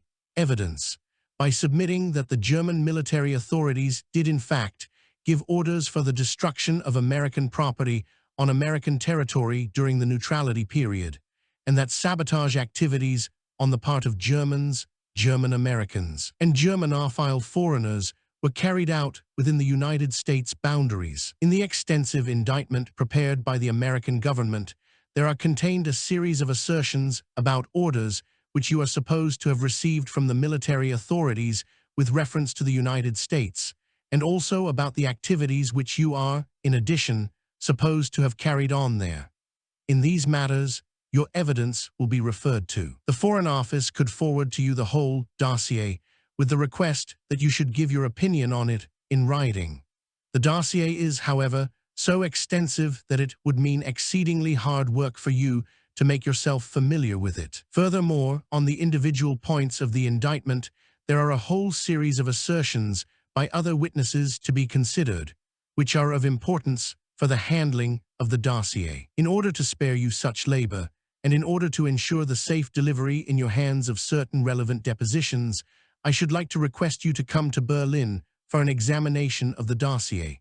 The matter will then allow of a much quicker and more satisfactory settlement. The cost of the journey and of your stay here will naturally be borne by the Foreign Office. I feel I should therefore ask you to communicate with me as soon as possible, stating whether you are ready to come here, and, if so, on what day we may expect you here. As the action will shortly be brought before the court, the matter is most urgent. By orders, signed Hassenfelder, Legationsrat. I read this letter as written to me in good faith, and went to Berlin assuming the Foreign Office were acting in good faith. I never suspected that behind the phrase, "It would mean exceedingly hard work for you to make yourself familiar with the dossier," there lay any dishonest intentions. But once on the spot, the meaning of that remark became obvious. On no condition was I to be allowed to see the dossier. The statement they wanted me to sign was to be an abstract statement, a kind of blank check. Supposing the statement conflicted with evidence already laid before the Americans, it was a trap, for my testimony would, from then on, be discredited. Nothing doing, I said to myself, I must keep steady. The letter had sounded so good and so reasonable. I was in the Hotel Adlon, laid up, and totally unable to move. The journey had proved too much. The Königssee insisted upon its rights. So the Auswärtige Amt sent one of their bright young men to pay me an unexpected visit, in the hope that a few questions and a few answers might bring to a definite conclusion a matter which had by now been the subject of a decade of argumentation. The Wilhelmstrasse were indeed in a remarkable hurry. What was behind that hurry? No doubt it was all a trap. The young fellow was so insistent that I began to ask myself whether they feared or whether they hoped I was going to die. 2 days later, I had recuperated sufficiently to limp over and appear in person at the Auswärtige Amt. Herr Hassenfelder received me, the same man who had been German consul in New York in 1915, who, with the help of a password, had succeeded in getting some prominent Irish Americans, fiercely hostile to Great Britain, to come and look me up at my stately office in Cedar Street, off Wall Street. I rejoiced. If Hassenfelder was the man who had been appointed the task of clearing up the mess, the affair of the sabotage cases was nothing less. Then the Foreign Office had put the right man in the right place. I opened the discussion cheerfully. But what was this? After a few empty courtesies, it was plain that Dr. Hassenfelder was trying to evade the main issue. Considering your poor health, he proceeded, I am afraid you will not be able to stand the strain of a long discussion. My young assistant gained the same impression when he looked you up at the Adlon the other day. Could you not, quite simply, state that you do not remember anything about all these matters? My poor body, so sore and ill, prevented me from bursting into laughter. I do not remember. I not remember what has been my life, indeed the whole content of my life, ever since I left Berlin in March 1915. My dear Herr Legationsrat, if you yourself had gone through what I have gone through, if you had only seen the amiable correspondence which I have had with Berlin, about matters of my own personal concern, ever since my homecoming in 1921. Did you never hear about the Reichstag Investigation Committee, before which I stated in full detail what took place in America? Do you think that in that brief spell of 5 years, since that committee meeting, I do not remember? Quite the contrary, my dear Herr Legationsrat, quite the contrary. My memory is fresher than ever before, and I am sorry for you if you yourself have forgotten what happened in America in 1915, when we were. Can it be really you who are asking me to state in writing, I do not remember? Don't you remember how, as Germany's consul in New York, you sent those Irishmen to my office? Aber Herr Legationsrat. But you would help Germany immensely now, if. Help Germany, that goes without saying. I will help Germany when and wherever I can, but I do not think that is the issue here. I was, by this time, pacing up and down his room. Dumbfounded, the Herr Legationsrat sat back in his massive armchair behind the massive desk, a massive Teuton, staring at the physical wreck in front of him. But physical wreck though I was, I could rise to the occasion. In this intense moment, Koenigsee or no Koenigsee, all my old strength and energy were with me once again. Help Germany, of course, to help Germany is my duty as a patriot.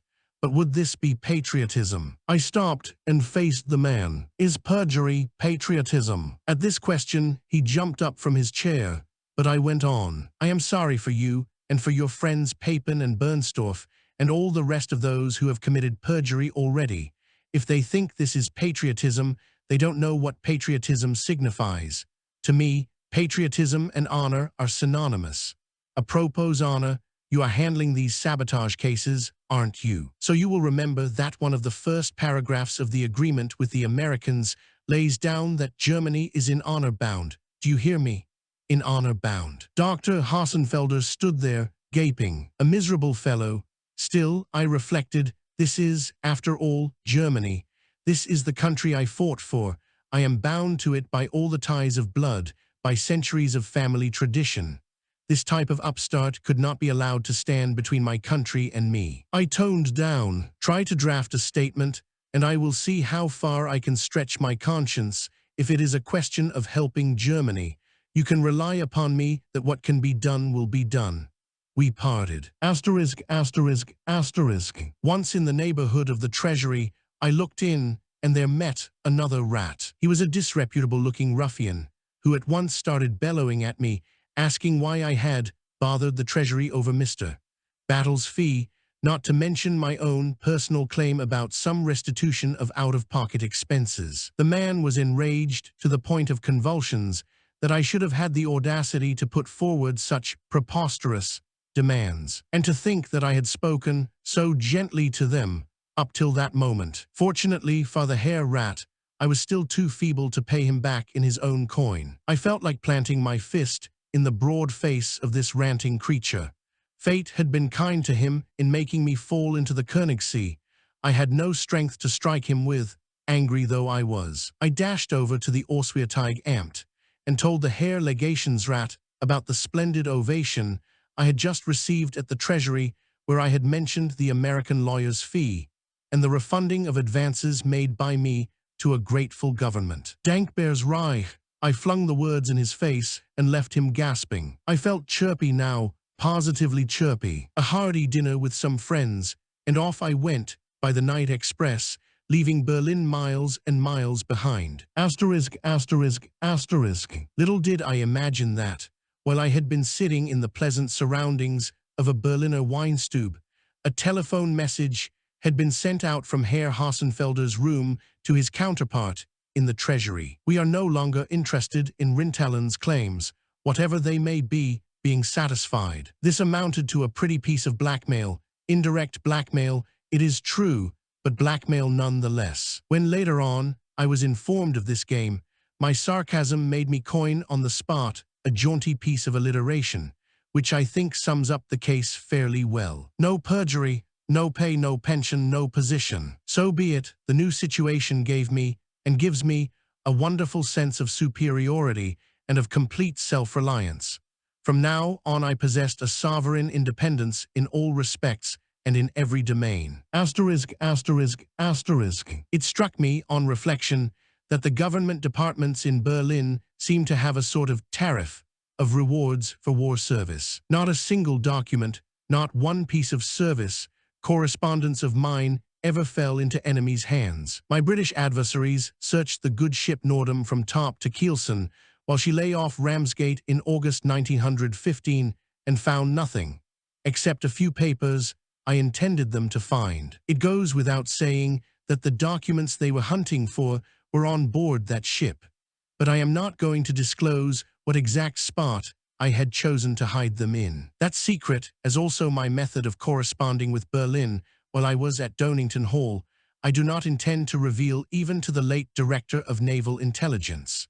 It will be given by me to the British nation, or rather those interested in knowing, as a wedding present on the day that I am definitely made a British citizen. I remember how red in the face the Hon. Dudley Ward, MP, became on that Friday, the 13th of August, 1915, and how furious his collaborators in the search, when they found that the correspondence I had arranged should be discovered by them on board the Nordam referred almost exclusively to the affairs of the Mexico Northwestern Railway Company and its poor bondholders, so ably represented by me, then the Swiss businessman, Monsieur Émile Gachet. The American Secret Service fared no better. No raid or incursion of theirs ever led to the discovery of a compromising paper, although the office furniture I had left behind me was smashed into small pieces. Herr Dr. Albert's achievement was altogether different. He possessed the probably unique distinction of being able, in spite of the noise, to go to sleep in the New York Elevated Railway. During one midsummer day's dream, he was so unfortunate as to lose his attaché case. Herr Hauptmann Papen, on the other hand, had a predilection for trinities.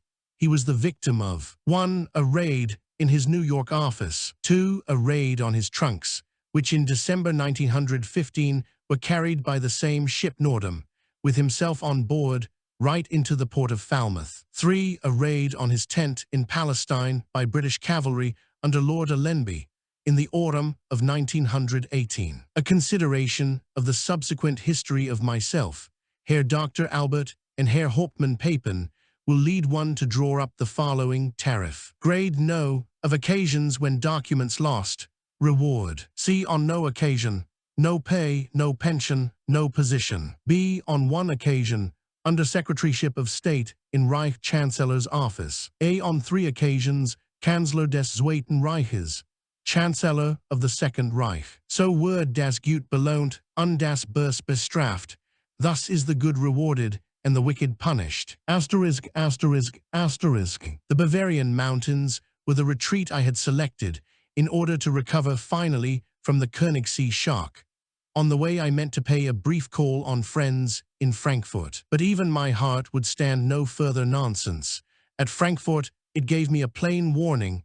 You can't treat me like this, my dear fellow, it kept repeating to me in syncopated rhythm. If you say so, one answered, and the next day I was in the consulting room of one of the greatest specialists in Dusseldorf, Professor Hoffmann, a fine-featured man with a wistful expression, but lots of fun in his eyes. He examined me up and down, and back and front, pausing a moment to turn round and mutter something to a nurse, who promptly left the room. When he had finished, I went back to the chair where I had put my clothes. They had gone. I searched about me for a moment, but in vain. A reproachful look from me, a paternal look from Professor Hoffmann, that was all the argument we had. You will stay here with me in my sanatorium for the next 2 months. You can get your clothes back after that. The price for the Königssee was to be paid, after all. Asterisk, asterisk, asterisk. As I sat musing in my comfortable easy chair on the sun terrace of Professor Hoffmann's private sanatorium, I allowed my mind to review the scenes that had taken place in the Wilhelmstrasse. If this was the line they intended to take over the sabotage affairs of 1915–1916, which were already 10 years old, what a mess they would land themselves in. I felt restless and anxious. This silly game of theirs was certain to involve me in a lot of controversy. Professor Hoffman noticed I was ill at ease. His war had taken place behind the front, fighting for the lives of wounded soldiers, German, French, Belgian, British, and his wonderful success with them, together with the possibility of working and thinking free from any war spirit, had given him a deep satisfaction, a look of happy repose, and a profound and impartial insight into men's minds. "Why are you so restless? What is on your mind?" I told him the whole long story. As I unfolded my tale, he shook his head, slowly at first, and then more vehemently. "Keep one straight line, remain unshakable, don't let anyone, come what may, come whence it may, make you deviate from your course. Remain firm by the truth and your honor. You have done your duty, and a full measure of it. No matter what that gang in Berlin may do, oh." "Disband," he interrupted himself indignantly, and turning to me, "find satisfaction within yourself. L'effort porte en soi-même sa récompense." Firmer than ever before, I was determined to follow one unalterable course. The truth, and nothing but the truth, not even stretching of conscience, of which I had thought for a moment when in Berlin. Another week went by, and the professor and I found cause for shouts of laughter. The joke was provided by the Wilhelmstrasse, as so often since 1915, and an excellent jest it was. The courteous letter from the Auswärtige Amt of the 23rd of February had, as a matter of course, contained the remark that the expenses incurred by me in traveling to and staying in Berlin would be refunded as my due. Towards the end of March, when I was engaged in the routine balancing of my day-to-day account, I noticed that no remittance from Berlin had come to hand since. It did not occur to me for a moment that this was due to anything but an oversight, or, at worst, dilatoriness. So I took pen and ink and wrote a casual note reminding the cashier's office of the Auswärtige Amt of the small debt outstanding, something like 150 or 200 marks. One morning's mail brought a letter in reply, which ran as follows: "In view of the fact that you declined to make any statement in the matter under discussion, the Auswärtige Amt sees no reason to refund you expenses." I promptly retorted, "Inasmuch as the closing sentences of your letter of February 23rd contain a definite acknowledgement of your indebtedness, I shall instruct my solicitors to recover the amount due from you by way of an urkunden process. This is a summary procedure on the basis of documentary evidence. In this case it will, I am afraid, be impossible to prevent the underlying cause of the dispute from being brought before the court. I expect to receive a remittance in settlement within 5 days, failing which I shall advise my solicitors to institute proceedings." On the morning of the 5th day, the postman brought a registered letter. I signed the receipt. An ultimatum was, in those days at least, the only language Berlin was able to understand. I had wanted to show those poor silly quill drivers some clemency. I knew to what lengths they were capable of going, and wished to spare them and the Reich the ignominy of having the issue on a case involving some $30 million, jeopardized by a refusal on the part of a few bureaucrats to refund me 175 marks traveling expenses. I had therefore sent my letter threatening legal action, not to Herr Hassenfelder of the legal section in the Auswärtige Amt, but to his chief, the ministerial director in charge of American relations, Dr. de Haas, one of the most capable and intelligent men I have ever met in the Wilhelmstrasse.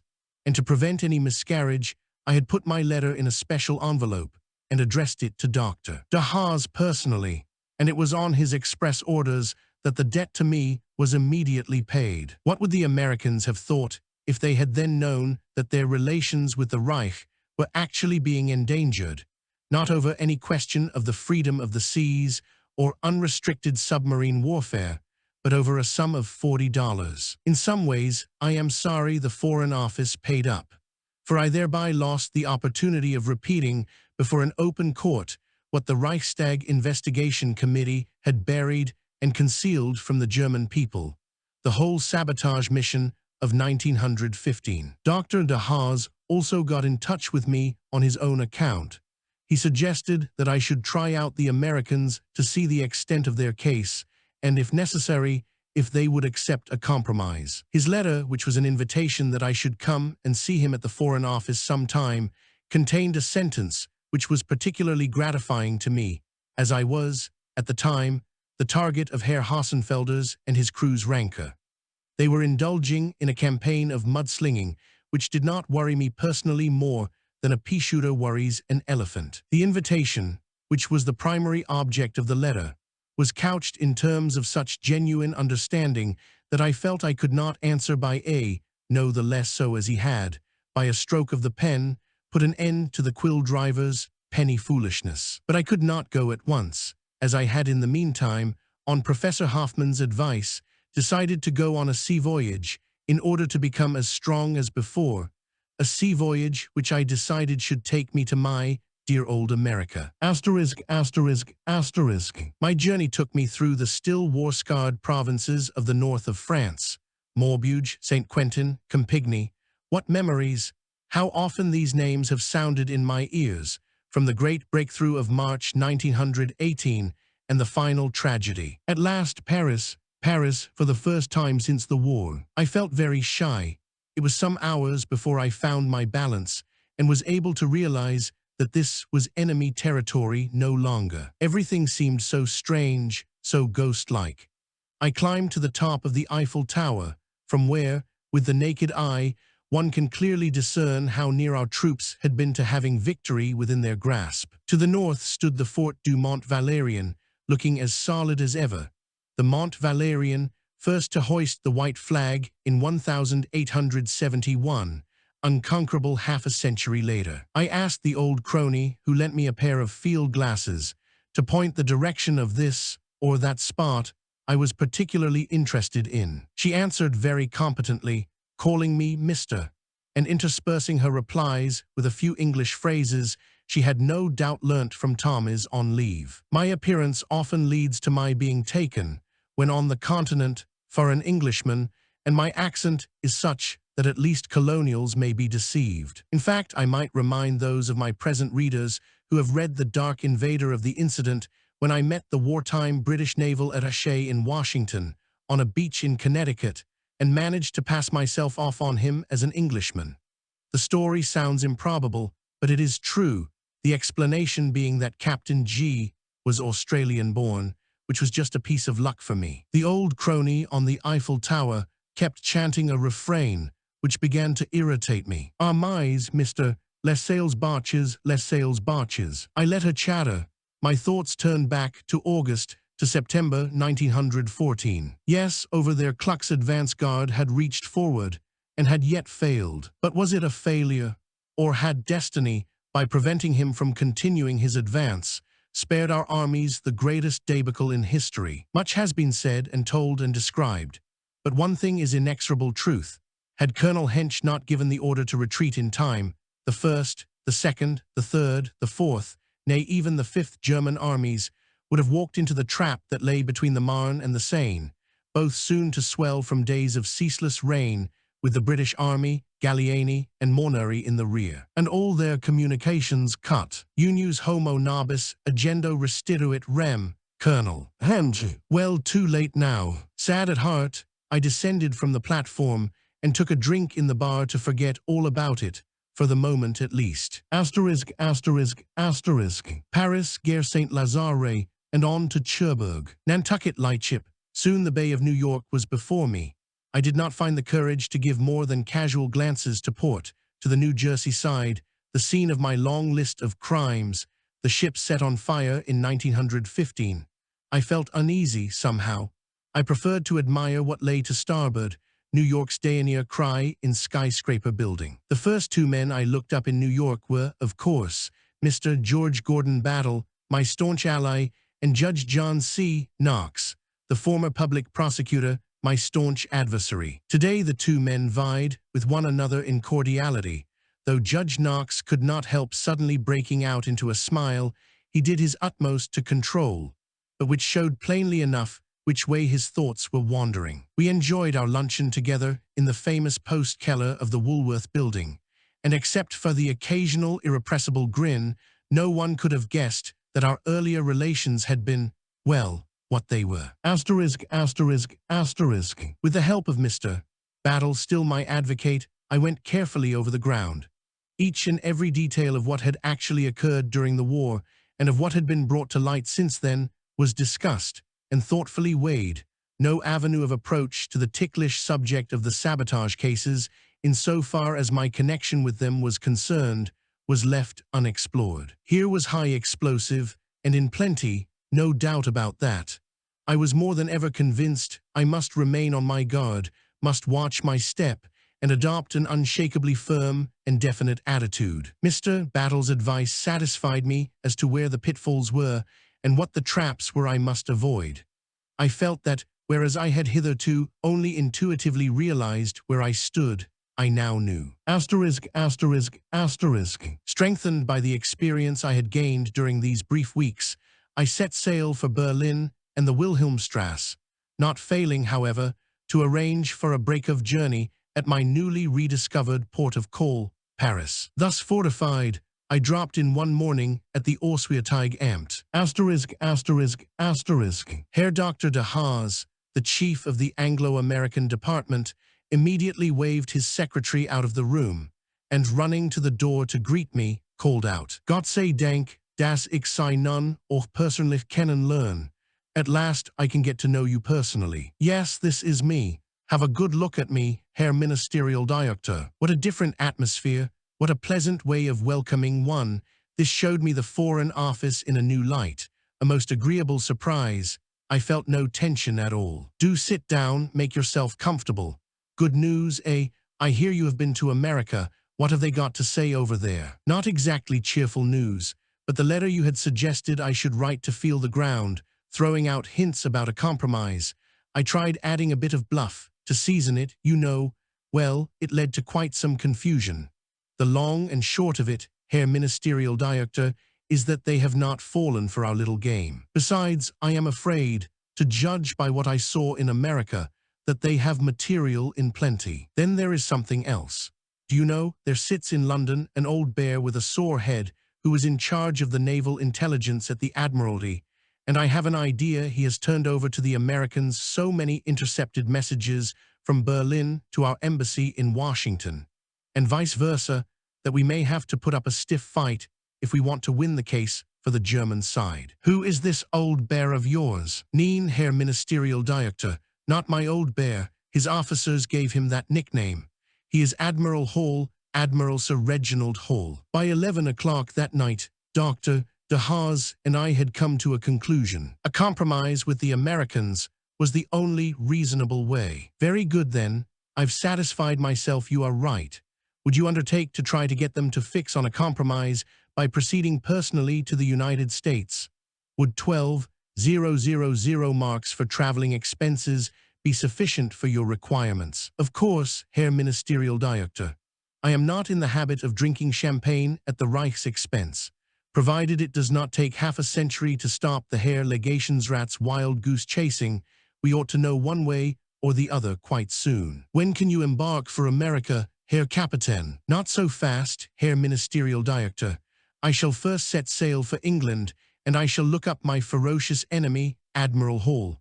The ice has been broken already when I was in London a little while ago. You have been in London already? How did they receive you? Do you think you have any chance with them? Well, judge yourself from my first experience there. I arrived in London at Liverpool Street Station, like any Tom, Dick, or Harry, uninspected, just as if there had never been a war, and as if no discourteous words had ever been exchanged between me or Germans generally and the English. I then called at the Admiralty, where the hall porter recognized me at once and welcomed me gaily as the gentleman who, in 1915, had pretended he hadn't time to sign the visitor's book. You see, if I'd signed Gachet, the Swiss I pretended to be then, I should have been uttering a forged document, and I could hardly sign Rintelen, not then. The precaution was wisely taken, by the way, for when I passed through the hall again, on my way out, after having surrendered, I noticed Sir Reginald Hall look in the book to see what I had done, and his features expressed annoyance at seeing I had not fallen into the trap. But to return, I was informed by the porter that Sir Reginald Hall was no longer at the Admiralty, so I walked over to the House of Commons. He is now a member, and left my card, as the House had been prorogued. Yes, and what then? The following morning, I had an invitation to lunch at the Garrick Club. That's English. Yes, they are decent fellows, they really are. I have occasion to know that from my job here in my department. So you see, Herr Ministerial Director, I think I can afford to go and look him up for a second time. Besides, the Reichswehr Ministerium have asked me to sound the Admiralty, when I am next in London, as to whether we could not now send a naval attaché to the German embassy in London, and Admiral Hall would be the best man to approach. I am afraid they will turn the idea down, but then my inquiry through him will be so informal that the prestige of the Reich will certainly not suffer.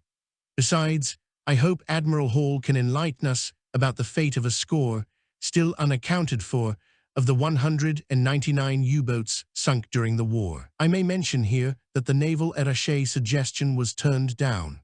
It was only in the early part of 1933, 7 years later, under the chancellorship of General von Schleicher, that the privilege was granted. All right then, Herr Captain, said Dr. de Haas, I expect to hear from you from London before you proceed to America. And he added with a smile, this time your traveling expenses will be paid.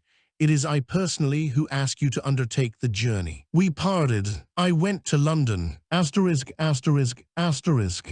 Roman 9, 1927. One crisp morning in January, when I had reached London, the postman brought me an extremely kindly worded letter, an invitation to dine at Admiral Hall's house. I felt proud and pleased at receiving such an invitation from one whose antagonist and enemy I had been, all the more so as diplomatic relations between our two countries was still limited to little more than cold, formal, official functions. Here was nothing cold or formal or official.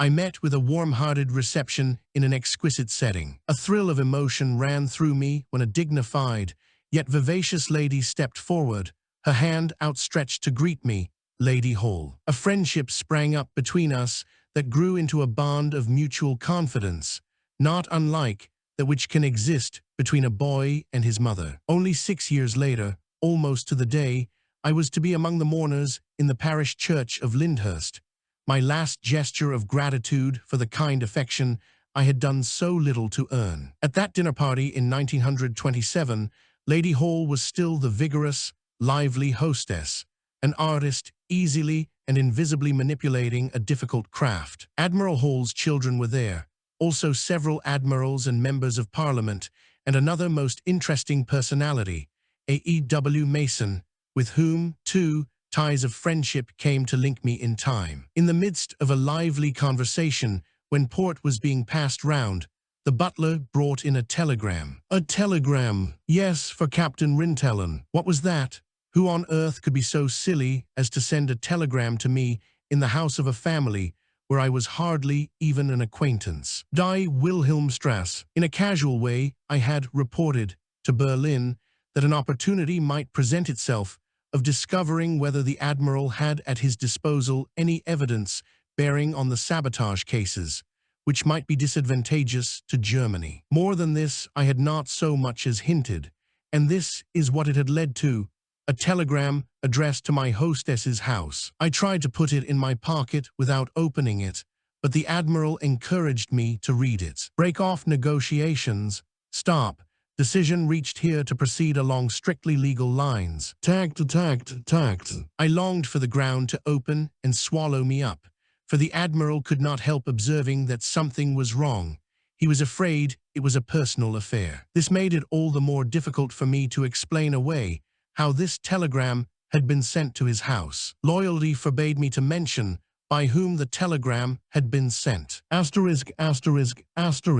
few days later, the following letter came from Dr. de Haas in Berlin, to whom I had, in no uncertain terms, expressed what I felt about this telegram affair. Berlin, January 21, 1927. Auswärtiges Amt. Dear Sir, thank you very much for your letter of the 19th inst. In order to avoid misunderstandings, I should like to answer your question briefly as follows.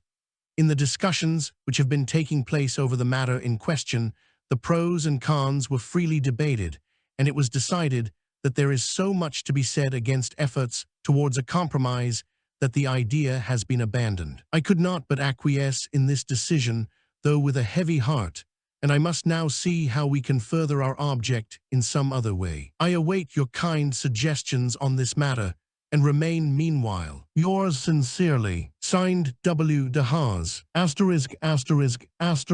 While a reasoned and reasonable man like Herr de Haas took the trouble to keep in touch with me during the time I was in London, the other school, thinking they knew better, disdained the sixpence at their feet the compromise in order to reach out for the moon the vain hope that America might return to Germany the vast amount of property sequestrated during the war, without the claims of her own citizens being first provided for. The Moon and Sixpence School in the meantime mobilized half the country courts, and what not to have me examined over what had happened in America during the war. Now I had left clear instructions with my German solicitors to explain that any evidence which I might give could but be unfavorable to the cause of the Reich, a fact which any child should have been able to see. But the Moon and Sixpence people went on, claiming that they searched for me all over Germany, while they must have known from my numerous letters that I was peacefully living in London, learning once again the taste of boiled cabbages and Yorkshire pudding, and all the other delicacies which may be called most typically English. This stage search went on gaily, though it was only a question of time before the Americans got in an ill humor about it all. I had offered my help. My help was not wanted. Whom the gods wish to destroy, him they send on a wild goose chase. Let them chase. *******. Germany, under the terms of the Treaty of Versailles, had to surrender a vast number of submarines, and any completed or unfinished motors for submarines to be. The French Navy had decided to put into active service as many of the latterly constructed U-boats as could be made available in those years, with the result, surprising to a trained eye, that one could observe cruising in the Channel whole flotillas of German U-boats flying the French tricolor. The British Admiralty, for reasons of its own, appeared not to favor such a course.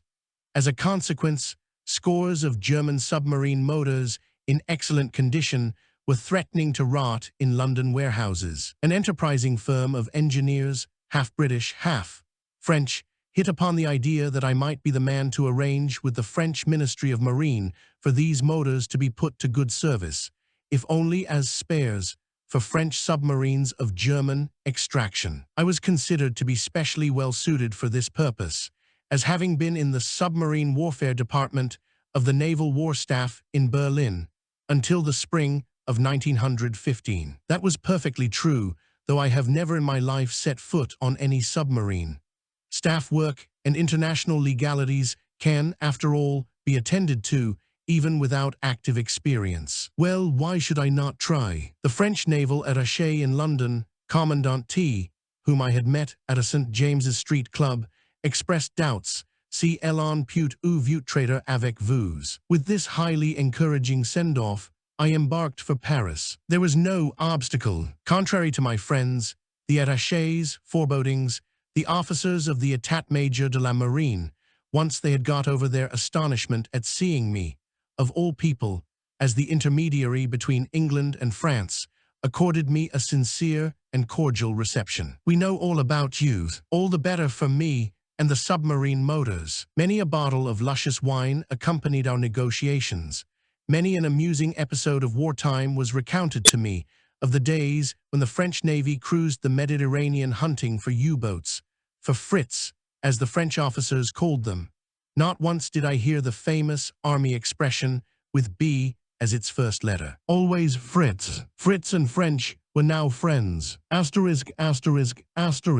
Summer came round, and in spite of all charms which Paris life offers, we decided that the heat was too intense for negotiations. Deep, or rather the Chalet du Bas Fort Blanc, not far out, became my headquarters. Deep, le Paradis du Homard et de la Langouste. Amusingly enough, it was while I was there that the news reached me that those in Berlin who had been fondling the hope that by now I must be a starving man, who could be brought to his knees by no pay, no pension, no position, had made inquiries about how I was doing. How I was doing. I asked my lawyers to convey my greetings to the solicitous inquirers. Rintelen is doing well on Lobster and Anjou. Asterisk, asterisk, asterisk. It was in the Theatre du Casino at Dieppe that I experienced the moving revelation that one man had known how to penetrate into the depths of the true British soul. An English cast, chosen for the purpose,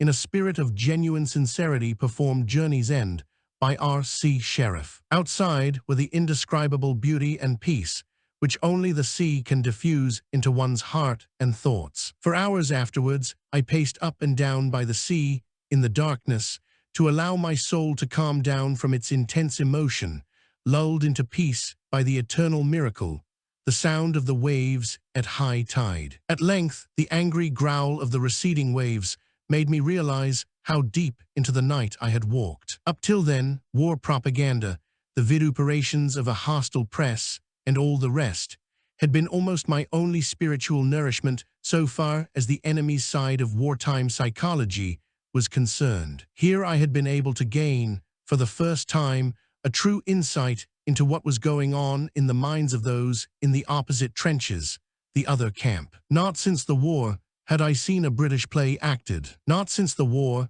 had I had the opportunity of studying the Englishman's reactions to the great tragedy as it can best be revealed through a conflict presented in dramatic form. And to think that this revelation of the British outlook, so forcibly depicted, should be vouchsafed me on the soil of France. In Dieppe, for years within hearing of the thunder of ceaseless gunfire, almost within range. Asterisk, asterisk, asterisk. In September of the same year, 1927, my daughter, Marie-Louise, then just beginning to peep out into the world, suggested to me that the friendship which had so happily sprung up between us during the last 4 or 5 years might be cemented by a visit to my sister, who lived in Sicily. Our first contact had revealed to us how different our natures were, but like the opposite poles of a magnet, our mutual attraction was all the stronger. We had the brightest of prospects ahead of us, a beautiful garden mounting from terrace to terrace up the slopes of Etna,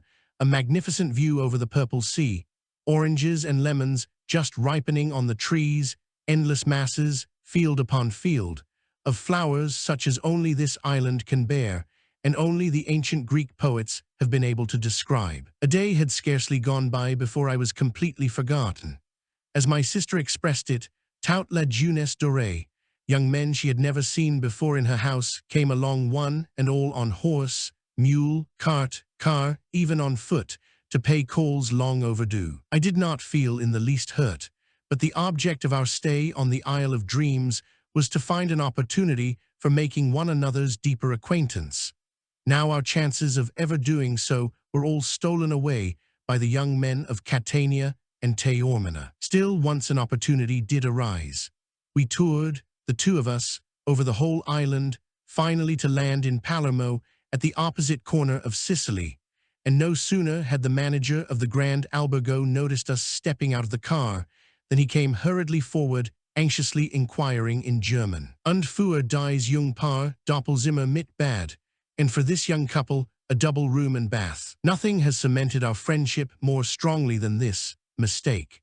Weeks and months of living side by side could not have brought about a more complete breakdown of the barriers which the war and 6 years of separation had erected between father and daughter. Asterisk, asterisk, asterisk. On our homeward journey we parted in Florence, she returning to Berlin, to her mother, my former wife's home, while I decided to establish my headquarters in Paris, far away from the strife that went on inside the Auswärtige Amt, as to whether it was a wiser policy to have me testify or have me not testify in the American sabotage claims. Towards the end of the year, my solicitors in Berlin prevailed upon me to put an end to perpetual correspondence with this or that government department over the refunding of my personal outlay during the time I was in America in 1915. Consequently, it was decided that an action should be brought against the Reich government and the Treasury in particular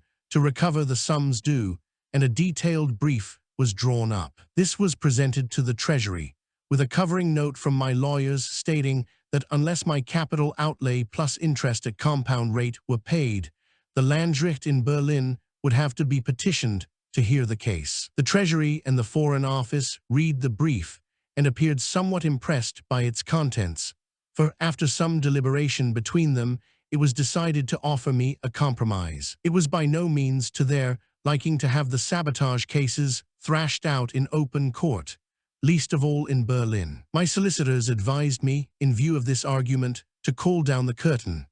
I accepted, though a compromise was not at all to my taste, as it would allow, once again, an opportunity to clarify the character of my mission in 1915 to slip by. The discussions, nevertheless, dragged on into 1928, and it was only on the personal intervention of General Hay, the commander-in-chief of the Reichswehr, that I decided to agree to the terms offered. Furthermore, the government departments concerned demanded that I should sign a document whereby I renounced any further claim upon the Reich. My solicitor explained to me that the government might be capable of never refunding me anything at all if I did not sign, so I signed at the point of the purse. I received a compromise payment of 5,000 gold marks, the equivalent of £250 at par, that is, of principal alone. The rest of the principal, and all the interest that would have accrued on the whole of my capital outlay over nearly 14 years, will for good and forever be an unredeemable item on my loss account, for services rendered in carrying out my dark invasion, to save the lives of fellow countrymen serving in French and Flemish trenches. Once again I left my Berlin, full of pride for my grateful government.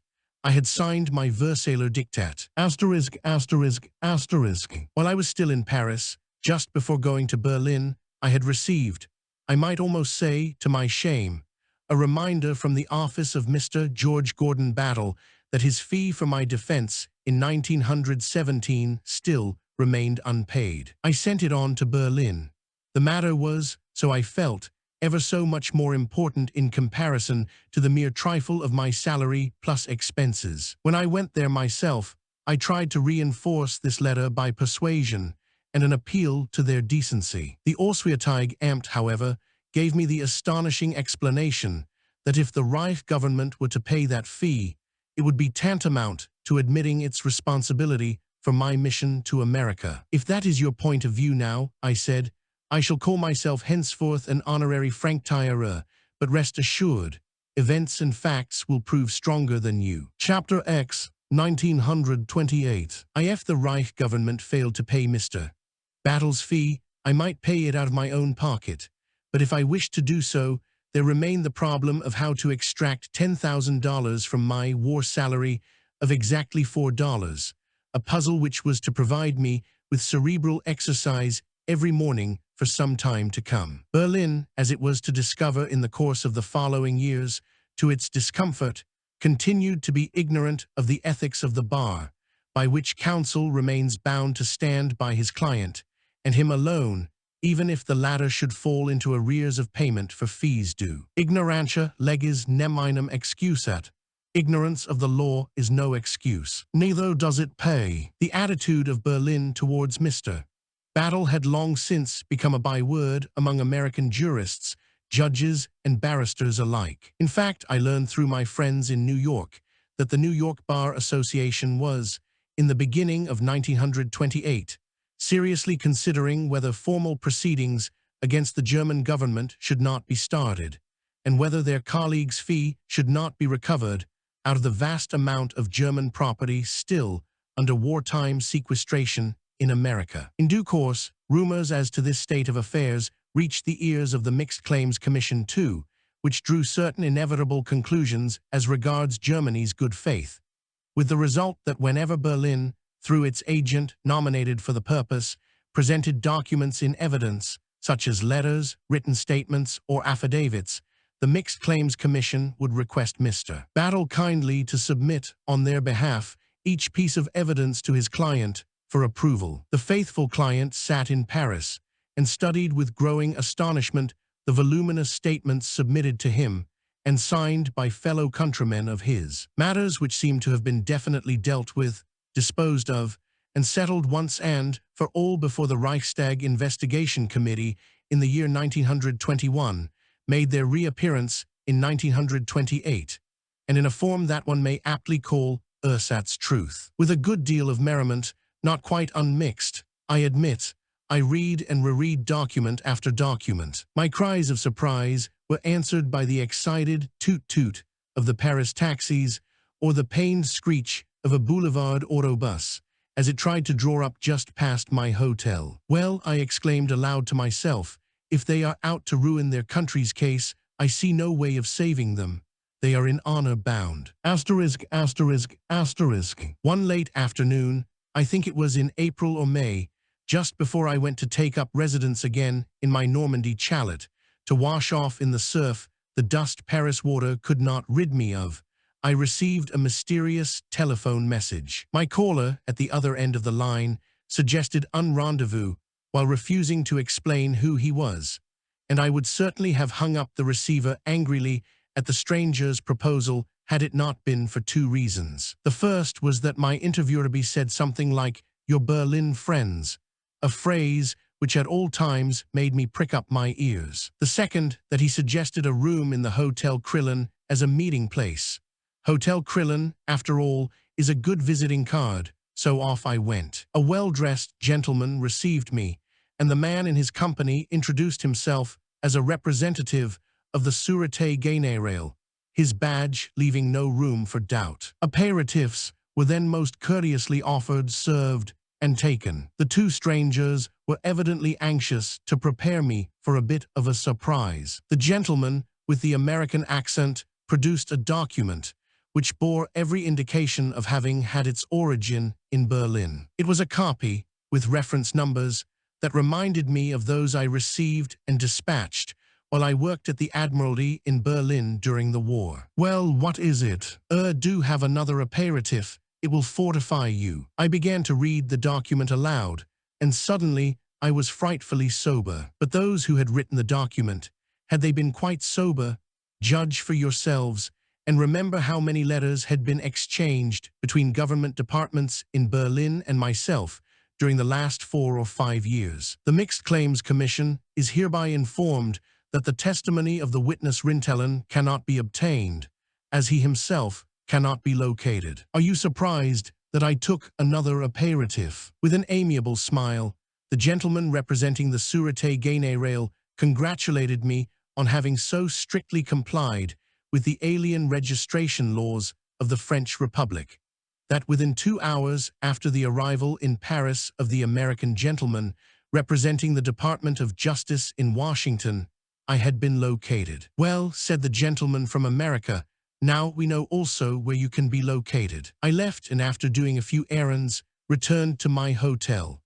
There I found that some men from the Sûreté Générale had visited my room while the American, another of their representatives, and I were chatting over our cocktails in the Krillin. They had seized all sorts of documents in my possession, including one letter sent to me to Paris from the Auswärtige Amt, bearing the same date as the statement to the Mixed Claims Commission to the effect that I could not be located. I immediately drew the attention of Herr de Haas to this veritable catastrophe and its possible consequences. I inquired further how the Auswärtige Amt reconciled their declaration, Rintelen cannot be located, with their undertaking to be in honor bound. The duplicity revealed by this incident was bad enough and humiliating in the extreme, but almost more disheartening to a patriot like myself were the disunity of purpose, the absence of cooperation, the haphazard, opportunist, inefficient, short-sighted, and oscillating policy which were apparently the only things to be expected from post-war Germany. These may seem strong words at this stage of the dispute, but if the reader will persevere, he will find that they are justified. The seizure of those papers by the Sûreté Générale was to play a part 3 years later. The incident was characteristically falsified by that party in the Foreign Office, which Herr Hassenfelder so ably championed, and was, as usual, closed by a letter from Admiral Hall. I will return to it in 1931. *******. Shortly after this, I received another telephone message, as unexpected as the last. "This is Admiral Hall speaking. Would you care to come and dine with me at Prunia's?" No answer was necessary. I met my host and found he had ordered Langoust à l'Américaine. "I advise you to have the same," he said. "I should love to, but why do you say that? Have you heard from America of late?" "As a matter of fact, I have," I replied, smiling to myself as I remembered my visit to the Hotel Krillin. A pause. "Is this why you suggested Langoust à l'Américaine?" "Not quite." Another pause. Then Admiral Hall said suddenly, "Are you aware that the American sabotage case is beginning to revolve solely round your person?" I looked and felt surprised. "Look here," he continued. "If you care to come and see me tomorrow at my hotel, I will show you a lot of things which will surprise you." "Indeed?" "Yes, I should think so.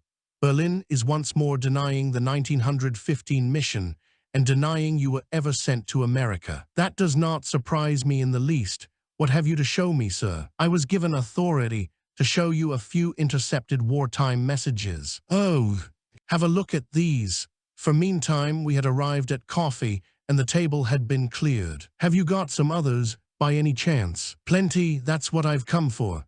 "Watch your step, my dear fellow, before you make any statement." "Statements? Yes, Mr. Battle has already sent me some. He's a true friend." "Well, I wish to be a true friend too. You can count upon me as you can count upon Mr. Battle." "What an enemy." With a sigh, I poured out some more Anjou. By this time we were at bottle number 3. If ever you are in France, stick to Anjou once you've embarked on it. It is as quiet as water. But don't top off with champagne and liqueur. "I am fortifying myself for tomorrow, sir." "I'm afraid you'll be needing it." ******. Grateful though I was to Admiral Hall, I loathed the idea of being thus enlightened by a former foe as to statements concerning me made by friends, Herr von Papen, Graf Bernstorff, and others. Here is one small extract of what he showed me. It related to Papen, the former military attaché in Washington, who had stated under oath before a magistrate at Dulmen in Westphalia on November 27, 1927. "My personal opinion was that such acts of force against the property of citizens of the United States, a country with which we were then living at peace, would constitute an extremely flagrant violation of that country's neutrality, and should not under any circumstances be countenanced, supported, or furthered in any way." The ambassador very decidedly took up the same position. "I have not, by word or deed, lent my support to, or furthered any projects aiming at such destruction." The instructions of the General Staff to the military attaché, the subject of which was sabotage against factories, incitements to strikes, incendiary activities, etc., I myself never received. On November 25, 1927, at Starnberg in Bavaria, Herr Graf Bernstorff declared upon oath that this order had never been submitted to him, but was forwarded by his office direct to the military attaché. A small matter, warfare on neutral territory, that is all. These instructions had been shown to me in Berlin before my departure for America in March 1915. Their object was to assure me the full collaboration which I had the right to expect from the military attaché. Here is the telegram in full. Roman 3b, Pal 205, Berlin, MW, Molkstrasse 8, 24th January 1915. Secret to the Auswärtige Amt. With reference to message of 23rd inst. It is requested that the following telegram be forwarded in code to the Imperial Embassy in Washington. For the military attaché. For sabotage in the United States and Canada, the names of suitable people are to be learnt from the following persons. 1 F203G. 1 and 2, absolutely reliable and discreet. 3, reliable, not always discreet. The persons have been indicated through Sir Roger Casement. In the United States, sabotage may cover all kinds of factories for delivery of war materials. Railways, dams, bridges, however, must not be touched. Under no circumstances must the embassy be compromised. Same applies to Irish-German propaganda. By order of the General Staff. Signed, Zimmermann. Entry, Journal. Auswärtiges Amt. F. No. 3196. SGD. Graf Montgelas. This telegraphic order, forwarded via Stockholm and promptly intercepted by the British Admiralty, had been put in evidence against me in my trials 10 years ago. And yet, with the full knowledge of this fact, some Foreign Office jurists made Papen and Bernstorff sign sworn statements, for which the penal codes of all civilized countries have but one name. Herr Graf Bernstorff had stretched his meaning of the word oath to include the emphatic statement that not one case of sabotage committed against property on the territory of the United States during the period of neutrality had ever come to his knowledge. The instructions of the General Staff to the military attaché, the subject of which was sabotage against factories, incitements to strikes, incendiary activities, etc., I myself never received. Strange, most strange. Did not Graf Bernstorff express before the Reichstag Committee in 1921 his regret that I should have had to pay so heavy a penalty for the sabotage acts committed, which were brought out in the course of my 3 public trials in America in 1917 and 1918? The only decent words that had come from his lips on that occasion. Herr Hauptmann Papen, in his eagerness to reveal the truth, does not naturally omit to reproduce, attached to his Duhlmann statement, a report to Berlin made by him on May 3, 1915, to the effect that England was then buying arms in Brazil, with the Portuguese government acting as intermediary, to the value of £8,000,000, which amount included about £300,000 for bribing officials there, such as ministers, heads of departments. The negotiations were conducted by the Brazilian Ministry of Finance and by Lord Rothschild, so he stated. But why dip further into the 39 pages sworn to by Papen and finished off with the assertion, "I have withheld nothing"? And why dip further into the 26 pages sworn to by Graf Bernstorff, in which he states, "I have not concealed anything"? Did he not remember that in 1921, when things were still a bit fresher in his memory, he admitted to the Reichstag Committee, by his silence, his full knowledge of all the details of the acts of sabotage in America? What was I to think, too, of Herr Hassenfelder's sworn declaration? Rintelen told me, during an interview in 1926, that he never caused any damage on American territory, so he had declared on March 27, 1929. In point of fact, I had explained to Herr Hassenfelder, during that memorable interview, that in 1915 I had declared that I would be on safer ground if I confined my sabotage to the destruction of munitions bought and paid for by the Allies, because, in that case, I was not damaging American, that is to say, neutral property. Is a legal advisor of the Auswärtige Amt ignorant of the distinction between property and territory? But why deny all the time? I exclaimed. It is all so obvious and so well known.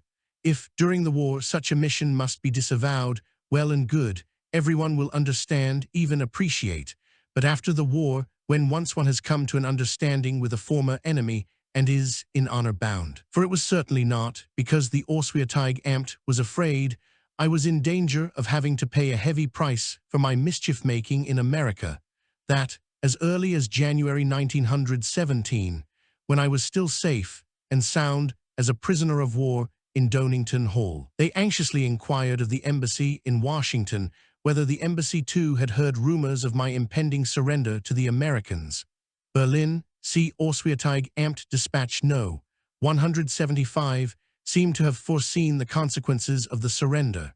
A public trial would be impossible to avert, and the imperial government would thereby be implicated and compromised. Graf Bernstorff, in his reply, see Embassy's Dispatch No. 35, gauged the situation correctly when he replied, "These fears seem justified. Rintelen must be removed." Removed? How did His Excellency think a prisoner of war on British territory could be removed by the enemy from an internment camp such as Donington Hall? Did his fearful imagination transport him then, in January 1917, into the midst of the Reichstag Investigation Committee's meeting in June 1921, and make him hear the questions so mercilessly asked of him by the ghost of that same Rintelen, whom it would have been so prudent to remove. I was completely dumbfounded. I told the Admiral that I needed to recover from the shock. I wanted to go to the country for a few days. A feeling of sadness filled me. That is my country, my Germany. To such depths has it fallen.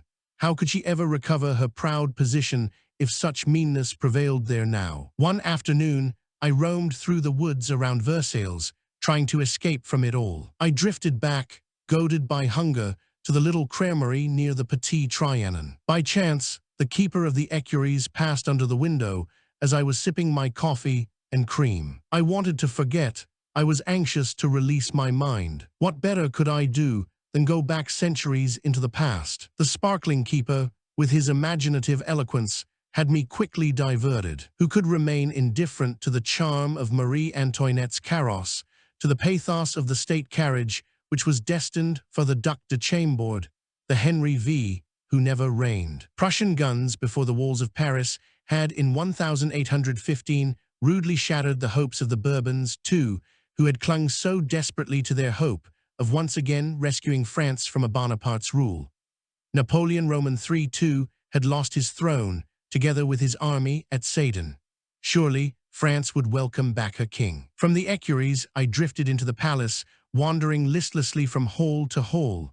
Dusk was falling when a polite guardian whispered to me, "The hall of mirrors is just closing, monsieur. La galerie des glaces."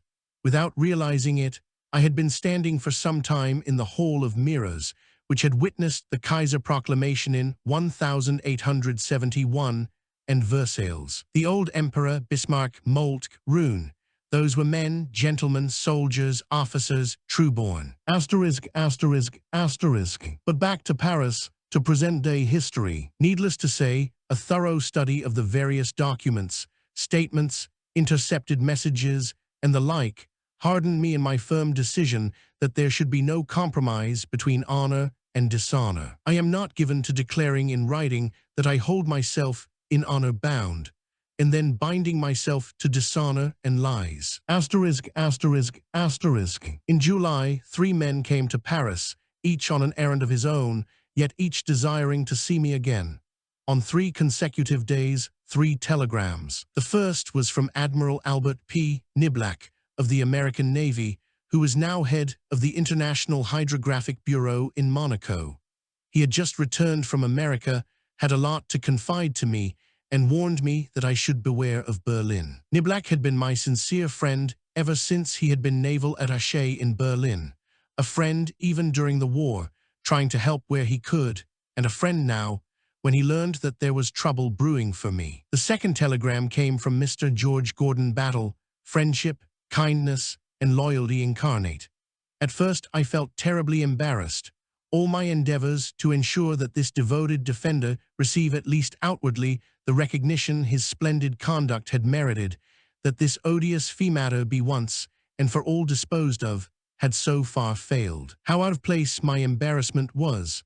I had underestimated the fine qualities of this true friend. Not a word about this, my dear Rintelen, and mind you, never a single cent from you personally. It's your government that is responsible for this thing. How's your daughter? Tell her that I am a friend of hers too. Now come along, step into my car, and let's drive out to the Bois de Boulogne, you know, the Restaurant de la Terrasse. It's stifling in Paris. On the terrace, I was to learn something. It is incredible what people can do, how they can spoil their chances. I wish Herr de Haas were here. He would see how tragically right he was. And yet, I added with a sigh, even he, for all his conviction, was unable to get his view accepted. But strangest and most unexpected of the 3 visitors who were anxious to shake hands with me was Mr. John C. Knox, the public prosecutor during my trial in America, now a judge of the United States. 10 years ago, how he had thundered at my misdeeds, but not once did he attack me personally. The government has not an unkind word to say about him. He is an officer and did his duty as he saw it. But I say that he is guilty in this case and ought to be convicted. Have you heard the government say anything unkind about him? I have more respect for him than for the bunch that took to its heels and made off to Germany under diplomatic cover. We want him to have a fair trial, but I claim he is guilty in this case. Here in Paris, Judge Knox suddenly sprang this question upon me. Tell me, Captain, would you ever commit perjury? Perjury? How do you mean? Well, I have got on my desk quite a stack of affidavits of all kinds. Well, you know, there are those sabotage cases. Well, I had a lot to do with these during the war. Well, as a matter of routine, it was all referred to me. I don't know, but on the face of it, I guess it's not all okay. In other words, I'm afraid they've rather twisted things. What things? All those things that happened during the war.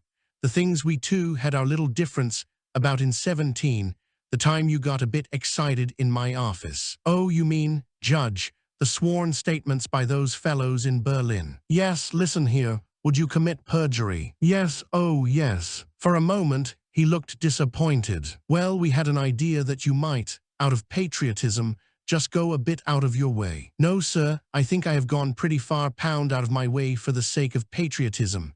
But perjury for the sake of patriotism? No. Oh, no. Well, you've left such a good name behind you in America. We had to sentence you, but we all had the greatest respect for you. Why should you spoil that reputation now? Oh, no, there you misunderstand me completely. Perjury? Yes, but not for my country. Well, it all, what for then? What for? Why, if a lady's reputation is at stake. To this day I can see His Honor's eyes, as I read in them how, for a fraction of a second, the judge and the man in his soul fought against one another. The judge unmistakably won, but before a sour expression could cloud his features, I quickly interposed. Sir, if any of those fellows in Berlin knew what 4 years hard labor means, even they wouldn't commit perjury. They wouldn't have the guts. Well, I'm glad to hear that's how you feel about it. Asterisk. Somehow this conversation in Paris reached the ears of Admiral Hall in London. He had been asked by the American authorities what weight he attached to my testimony as against that of the gang in Berlin, and when my views on perjury were reported, he exclaimed, "That's just the way I'd size up Rintelen." Chapter Roman 11, 1929. A dreary winter in Paris, still negotiation with the Minister de la Marine over British motors. The monotony of routine and red tape had its happy interludes. Berlin supplied them free of charge. The Decency School, directed by Herr de Haas, was fighting a losing game. Many a kind letter came from him, and I felt really sorry over the situation in which he found himself, trying to uphold Germany's good name, and for that purpose having to use all kinds of subterfuges. Over and over again, I had to reassure him that the confidential letters which he sent me about his struggle against the no-compromise school would be promptly burned. And great though the temptation was to keep them, Herr de Haas was such a fine character, and had proved such a staunch friend, that I resisted the temptation. One letter, however, he gladly permitted me to keep. It was written by him to counter the covert misrepresentations emanating from the Moon and Sixpence School at the Auswärtige Amt, and it ran as follows. The whole question of your alleged interference in the sabotage case has been settled to the complete satisfaction of the Auswärtige Amt. News from Germany reached me that the Polizeikommissar II, who was supposed to be making investigations as to my whereabouts, had had a good laugh over the comic opera proceedings ordered for the purpose of make-believe in America. As if the Reich could be compromised, I wrote to Berlin, when the whole of America has known ever since 1917 that acts of sabotage were committed. On the contrary, not to wind up the whole affair once and for all is the one way to compromise Germany's reputation still further. Asterisk. What a delightful relaxation was brought me by the spring of 1929 in the form of a visit from my daughter to Paris.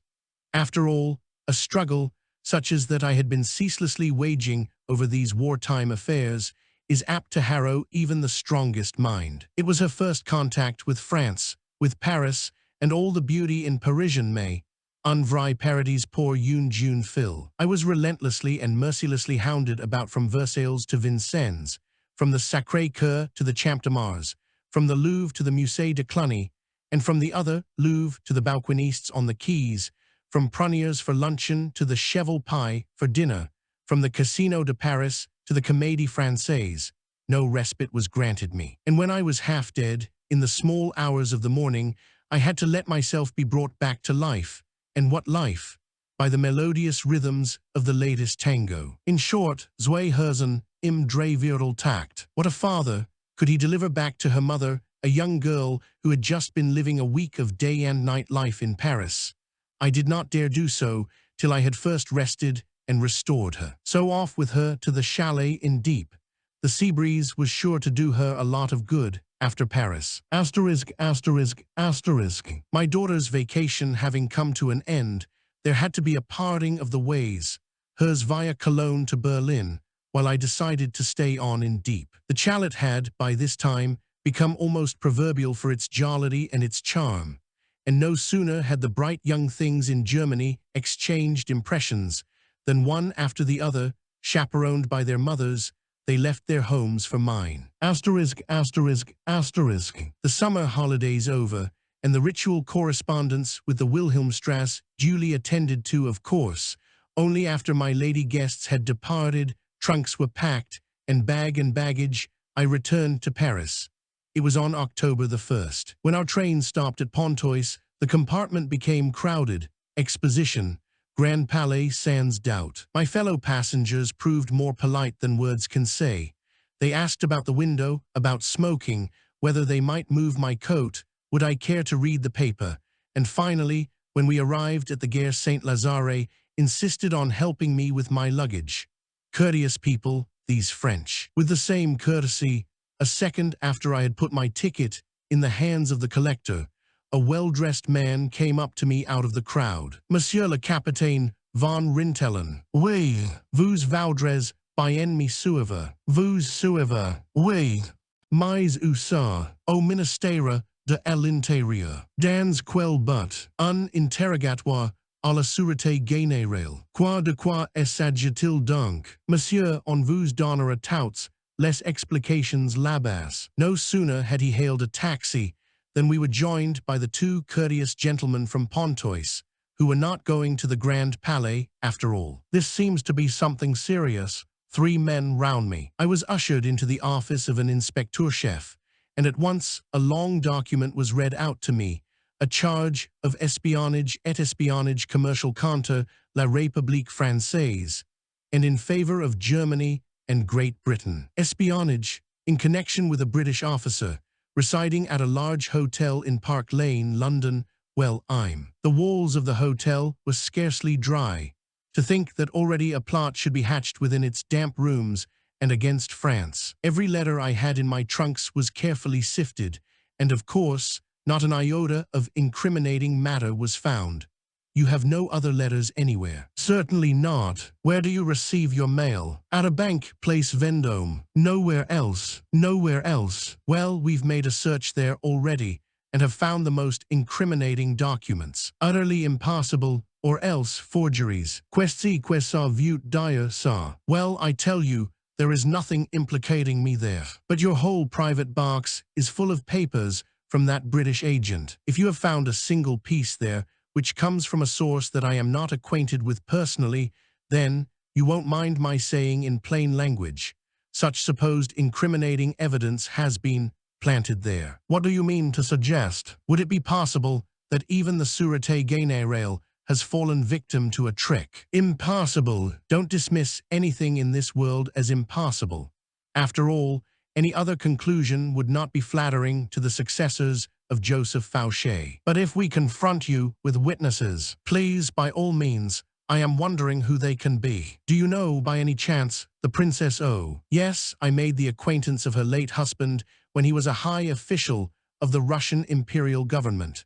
I consider it was an honor for me to be introduced to him. So you would call her a friend? Not a friend, a casual acquaintance made, shall I say, socially. Would you trust her? I have no definite reason for not trusting her. That's interesting. How so? You have just said you knew her.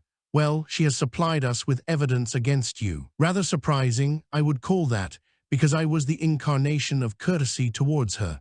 I even helped her, because, Like so many other Russian immigrés, she seemed to be in some straits. You helped her financially? No, sir, never a single penny, unless you consider une tasse de chocolat offered to an elderly lady à la Marquise de Sévigné financial help. Don't try to ridicule this affair, please. Nothing of the sort. I am as serious as possible. I see a serious case which might arise, and the more serious a situation is in my life, the more ironical I become. You don't seem to know that I am not quite a child in this kind of affair. I think that at a time when you were still in school, I had been at your job for some years, but I handled it in a very different fashion. Indeed. Well, I'll tell you about that later on when I've seen more of your work. I am very much interested in that. Maybe I shall learn something new. Very well then, we shall proceed, the inspector replied with visible surprise. Yes, do let's proceed. Let me meet your witnesses, because the evidence on that we are agreed, aren't we, is pure fabrication, and I'm sorry you've been misled, for you may rest assured, Monsieur l'Inspecteur, that this is a deliberate trick to embroil us and to discredit your famous organization. The inspector growled at me. That's what you think it is? Well, you'll soon see. Yes, I think I shall soon see. I'm quite positive that someone is trying to mislead you, croyez-moi. Now for your witnesses, where are they? You'll meet them tomorrow. Tomorrow? Yes, you will stay in the prison overnight. It is too late now. I was not exactly delighted, but after 4 years hard in America during the war, why not a bit of peacetime experience in France for a change? Well escorted, I was marched off and carefully searched, whether for weapons, cocaine, or strychnine, I do not know. At any rate, they found nothing but a man's habitual implements, cigarette case, watch, but not so much as a pocket knife. So I found myself soon afterwards on a wooden bench, nothing new to me, and thanks to the effort and strain of a day of exciting adventure at the Sûreté Générale, I fell sound asleep. Ein Gott gewissen ist ein sanftes Ruhekissen. A conscience clear is a headrest dear. Asterisk, asterisk, asterisk. The policiers know how to make good breakfast coffee. I heartily accepted their offer to join in, and within a few minutes we were discussing their war memories, from the Somme and the Aisne to the Rhine and the Ruhr. The atmosphere changed slightly when an inspecteur de la Sûreté Générale appeared on the scene. With due respect, I submitted the humble request that I be allowed to have a shave, as the proper beginning of what seemed likely to be another day of business. A shave only after you have made your confession. I am afraid, then, I shall have to leave this place en poilu. A wry smile came over his face, in answer to this manifestation of my unshakable good humor. The day turned out full of excitement, but the excitement was theirs alone, because the deeper they went into the ramifications of the supposed dark plot between un-agent Allemand and un-agent Britannique, the more I recognized that this was nothing but a grotesque trap, which my would-be executioners had allowed themselves to be led into by some sinister gang. All too many elements in Paris, in particular foreign ones, are in the habit of earning their bread and butter by incessant chasing after any kind of reward that may come their way. Hours were spent in nothing but waiting for witnesses to turn up. Do you know Mme X? Never heard of her in my life. Do you know Mademoiselle Y? I once saw her name in a paper as being mixed up in some odd affair. I don't even remember what. Yes, but she lived in London before. Am I supposed to know all, or even any, odd mademoiselle who happens to have lived in London before? Pour qui me prenez-vous? But that English officer has been over here so many times. Hallucinations. Out of a far corner of the room came an angry bellow from someone sitting behind a pile of documents at a shaky table. Maintenance, Messieurs, JNAI says, by tonight, I want to see your witnesses or I must lodge a complaint. Hein, you will stay here overnight, where you belong, and you will wait till we confront you with our witnesses. Then you'll be surprised. I shall, I'm sure. Do you know Monsieur le Notaire Z, or rather ex-notaire? He quickly corrected himself. My suspicions were immediately aroused by this correction. Jamais de ma vie, ex-notaire. But you signed your contract with the British officer before him. My contract? Let me give you another bit of inside information. Plots are not drawn up in contract form or before a notary public. I sighed loudly, but inwardly I could not help laughing. In the afternoon, at long last, the famous notary Z appeared. A fearfully self-important personage, he walked pompously over to an armchair, and I observed that his frock coat showed all the marks of having outlived its natural term, though a monocle and spats were there, trying to give the lie to any such impression. In a way, he reminded me of the Dark Invader's New York advocate, Boniface. "Do you know this gentleman?" I was asked. "I've never had the pleasure, I'm sure." "What?" exclaimed the inspector. And upon this, the bespattered gentleman rose with deliberation from his chair. "Mais, monsieur, you were in my office last winter to sign a contract." "I was in your office?" "Yes, as sure as the Eiffel Tower stands 4 square in the Champ de Mars, I have never set eyes upon this gentleman." "Menteur, menteur," howled the inspector. "Une fois de plus le mot menteur, et je vous casserai la gueule." Once more the word liar, and I'll break your jaw. Pretty strong language at the Sûreté Générale for one who is surrounded by half a dozen inspecteurs, but even my good humor has its limits. Whereat Monsieur l'ex-notaire made his exit. Possibly he feared for his denture. Later in the evening, 2 females made their appearance. Mademoiselle did not fail to nod her oui to any questions put to her, though she seemed to be terrified whenever I looked her in the eyes. I recognized her as a sorting clerk at the customers' mail department of a bank, Place Vendôme, where I used to call for my letters. Had she been blackmailed by someone into stating such nonsense? I felt almost sorry for her when she walked out. Finally, Madame la Princesse O was ushered in. I had not doubted for a moment, knowing as I did what station in life her husband had held in imperial times, that she would remember the tasse de chocolat and my impeccable correctitude towards her.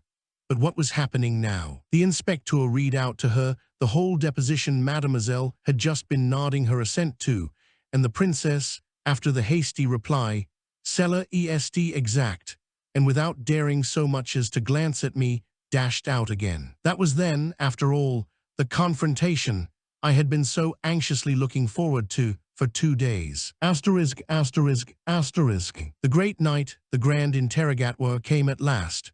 The scene was set, half a dozen inspecteurs around me, some taking notes, some questioning me from the right or the left. The prisoner, too, was in good fettle, for he had had nothing to eat for hours on end. "I've gone through worse than this, so let's get it done anyhow. Vous en avez rien à voir." "Non, rien. Well, that makes things all the worse for you." I shrugged my shoulders. "Won't you please tell me what the whole thing is about, after all?" Question after question, about every move in my life, every call paid or received, every journey. "It's surprising you should have been traveling so much." "Well, in the first place, I like traveling. In the second place, I have relatives and friends in a good many countries." "What were you doing in Italy?" "I visited my sister who is married there. She lives in Sicily." "No, you stayed in Florence." "That's where I met my daughter, who was arriving by the Brenner line." "On what date?" "You have my passport in your hands. Don't you remember the date?" "Of course. I'll repeat to you each and every date of entry and exit to and from all the countries I've visited during the last 5 years since I left Germany for England. If you want me to, I'll give you even the hour, the train, and describe to you the looks of the customs and passport officials, and give you the number of the taxicab that brought me here." "Comment ça? Just a habit of mine to remember taxicab numbers. Often useful. Bien, but now about the ex-notaire Z. You do admit you went to his office?" "Non, Z. Non, Z. Non." This game of C and non went on for some time. It was played again when Madame X and Mademoiselle Y and my supposed close contact with them came up for discussion. Such close contact, of course, had never existed. No results so far, so some other turn had to be followed up. "Did you ever stay in the Dom Hotel in Cologne?" "Yes, quite some time. How do you know?" "Ha ha, vous voyez. Didn't you have a meeting at the Dom Hotel in Cologne with Admiral von Reuter?" "Non, Z. Non, Z." "All right, if you think so, I can't help it. But you are mistaken. I know that Herr von Reuter was the splendid German admiral in command who scuttled the German fleet in Scapa Flow. but I've never had the honor of making his personal acquaintance. So you deny that too? Let's come to somebody else. Do you know Colonel Bauer? No, I'm sorry. You deny that too. I'm not denying I don't know him, but you have met him at the Café B, Boulevard des Italiens. I have never in all my visits to Paris taken so much as one cup of coffee in the Boulevard des Italiens.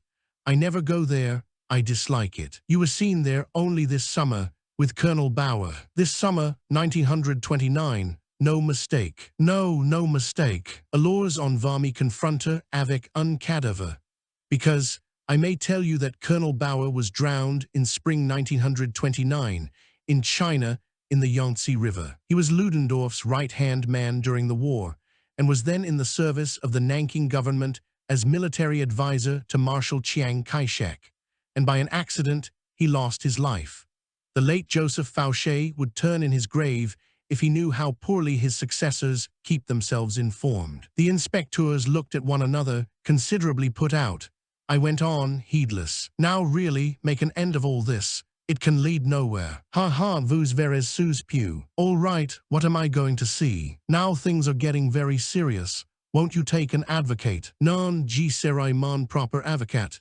De quoi est-il maintenant? You see this dossier here? Yes, what does it contain? All the men you have met, especially the photograph of that British officer in Grosvenor House, and of another man you know very well. Please show them to me. Come one, come all.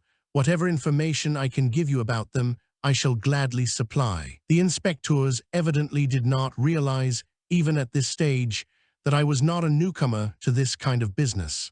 Apparently, they had something particular up their sleeve. I was shown a mass of photographs, and invariably my reply came, "Never seen him." Then, all of a sudden, right under my nose, a photograph I did recognize.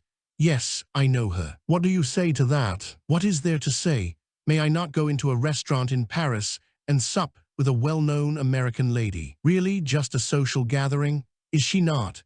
And here I observed a victorious smile on the inspecteur's face. Is she really not in touch with that British officer in Grosvenor House in London? Most positively not. She is in America now. At least, I had a letter from her 2 or 3 weeks ago. Pas de histoires ici, vous comprenez. If they were to attack my lady friend, they were to meet the wrong man. At this moment, the inspecteur picked up an envelope and presented me with the crest on its flap. Grosvenor House. Can you read? Grosvenor House. What is that? Is it a trap? I wondered. What a coincidence.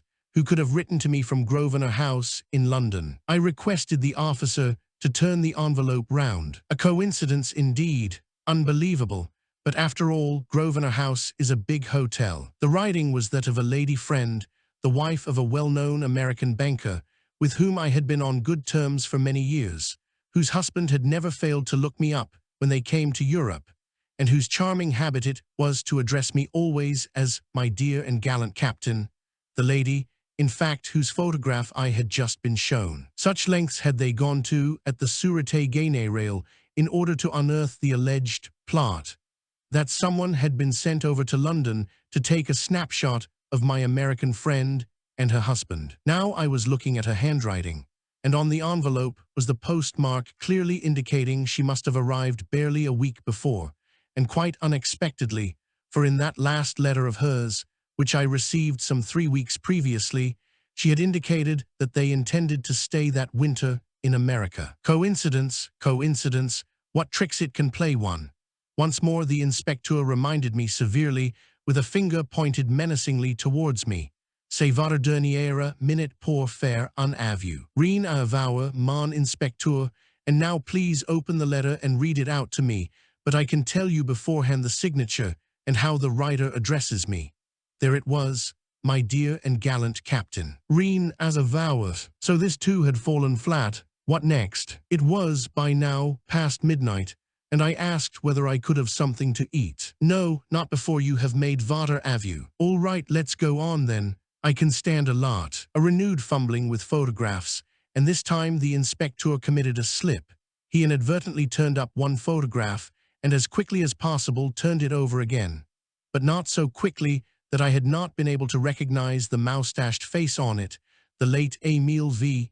Gachet, the Dark Invader of 1915. My brain raced. 15 years after, how could the Sûreté Générale have come into possession of this photograph now? I thought it was my turn to pull their legs, after they had refused me food and drink, evidently with the idea that that would at long last break me. Are you asking me who that is? Well, he's dead. He died a long time ago. Dead, dead, nuns, say, nuns, say, nuns. He is dead, and what's more, I know where he is buried. Where is he buried? In Scotland Yard, August 1915. So you won't admit that you traveled under a false name. I never did, except in wartime, when a good many men on duty had to do the same. But I repeat, never before and never since. You have never come to France on such a passport, and with that photograph. Never. It was taken away from me by the British Admiralty during the war, and I shall at once make inquiries in London as to how it has become possible that that photograph should now be in your possession. It was not supposed to leave England once I had been taken prisoner in 1915. Someone must have blundered or been the victim of, well, I'd better not say what I think. By this time, they seem to have definitely satisfied themselves that there had indeed been a plot of some kind or other. But as honest men, they realized that they must have got hold of the wrong person. But as a crowning effort, and in the hope of presenting their superiors with something, at least, they made the never-to-be-forgotten appeal. Fates donc, un tout petit aveu. Nothing doing, there is nothing to confess. It was time to finish. I stood up. Messieurs, I am leaving the Sûreté Générale with my honor as unchallengeable as when I entered. Therefore, no confession, no concession of any kind, no matter for whose benefit. Asterisk, asterisk, asterisk. The next 2 hours were exclusively devoted to chat over some tartines about my wartime experiences. All that had been under discussion was completely forgotten. They had given me up as a bad job. Most of the inspectors had seen service during the war, had done their bit for their country, and from minute to minute their amazement grew. No one has more interest in or more respect for his fellow creature than the man who has been fighting him. By now it was about 5 o'clock in the morning. I insisted upon having a hearty breakfast, and the inspectors agreed that I was now entitled to my bacon eggs. They joined me in a nearby restaurant, and very decent fellows they proved to be. Ça, c'est la Sûreté Générale. Asterisk, asterisk, asterisk. I was a free man again. However, to my chagrin, I found that a number of journalists had been hanging round the Sûreté Générale, and they, of course, had to do their duty by their papers. Fortunately, by this time, it was too late for the morning editions. But the harm was done, so I had at once to get busy with the press. And the press in Paris is a ticklish thing to handle. Fleet Street is quite a different world. But where was I to turn for guidance? There was no doubt that the Sûreté Générale could not help. Confusion reigned within their own four walls. The plot was now an established fact, but the man they had pitched on as the arch-villain was proved to be of complete integrity.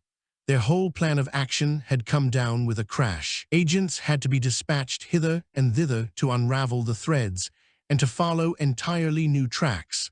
Whatever their goodwill towards me, none of the inspectors was now available. Then I had an idea, and my expectations were not deceived.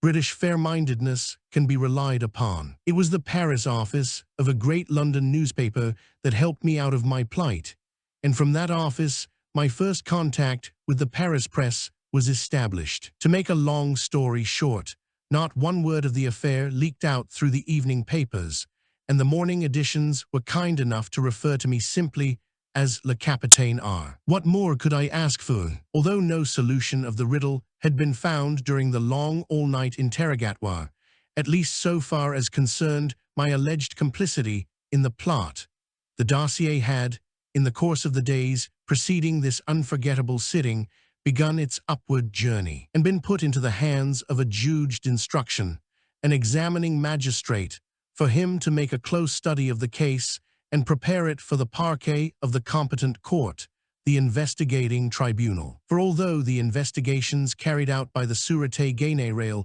had clearly revealed that no one was less connected than I with a plot which, beyond any doubt, had really been hatched, and whose ramifications also beyond any doubt, reached far beyond the frontiers of France, the French authorities did not mean to let the matter drop. Where the responsibility actually lay was not for me to find out.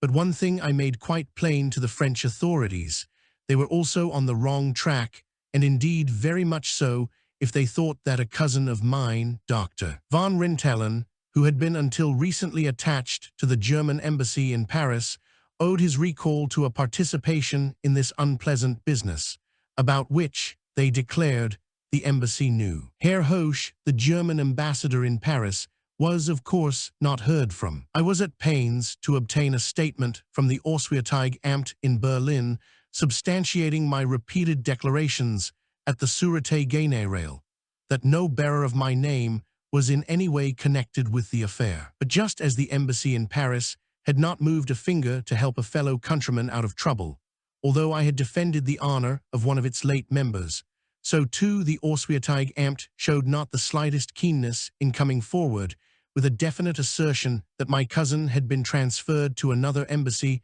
as a matter of routine, and long before the recent plot had been initiated. The weeks went by, not a word from Berlin. What a situation! The German embassy had not helped. The Auswärtige Amt had not helped. But the reader has guessed who did. It was Admiral Sir Reginald Hall, the late enemy, with lightning speed too. His letter was sent me by air mail. Lyndhurst, Hants, October 4, 1929. My dear Rintelen, I have just received your letter, and I am horrified that you should find yourself accused of a charge of which I am convinced you are not only innocent, but quite incapable of being a party to. When you were trying to get back to Germany during the war, you adopted a usual war course of traveling under an assumed name, and that assumed name was Gachet. As I interviewed you personally in my office, as Director of Naval Intelligence, I can speak from first-hand knowledge. The German government and the German embassy in Washington both testified that your name was Rintelen. This can be proved from official documents. Thus, it can be demonstrated that if your name on the passport, when you entered France, was shown as Rintelen, this was and is your name. There is evidently some ghastly mistake somewhere, but I am much surprised that your wartime passport should now be in Paris.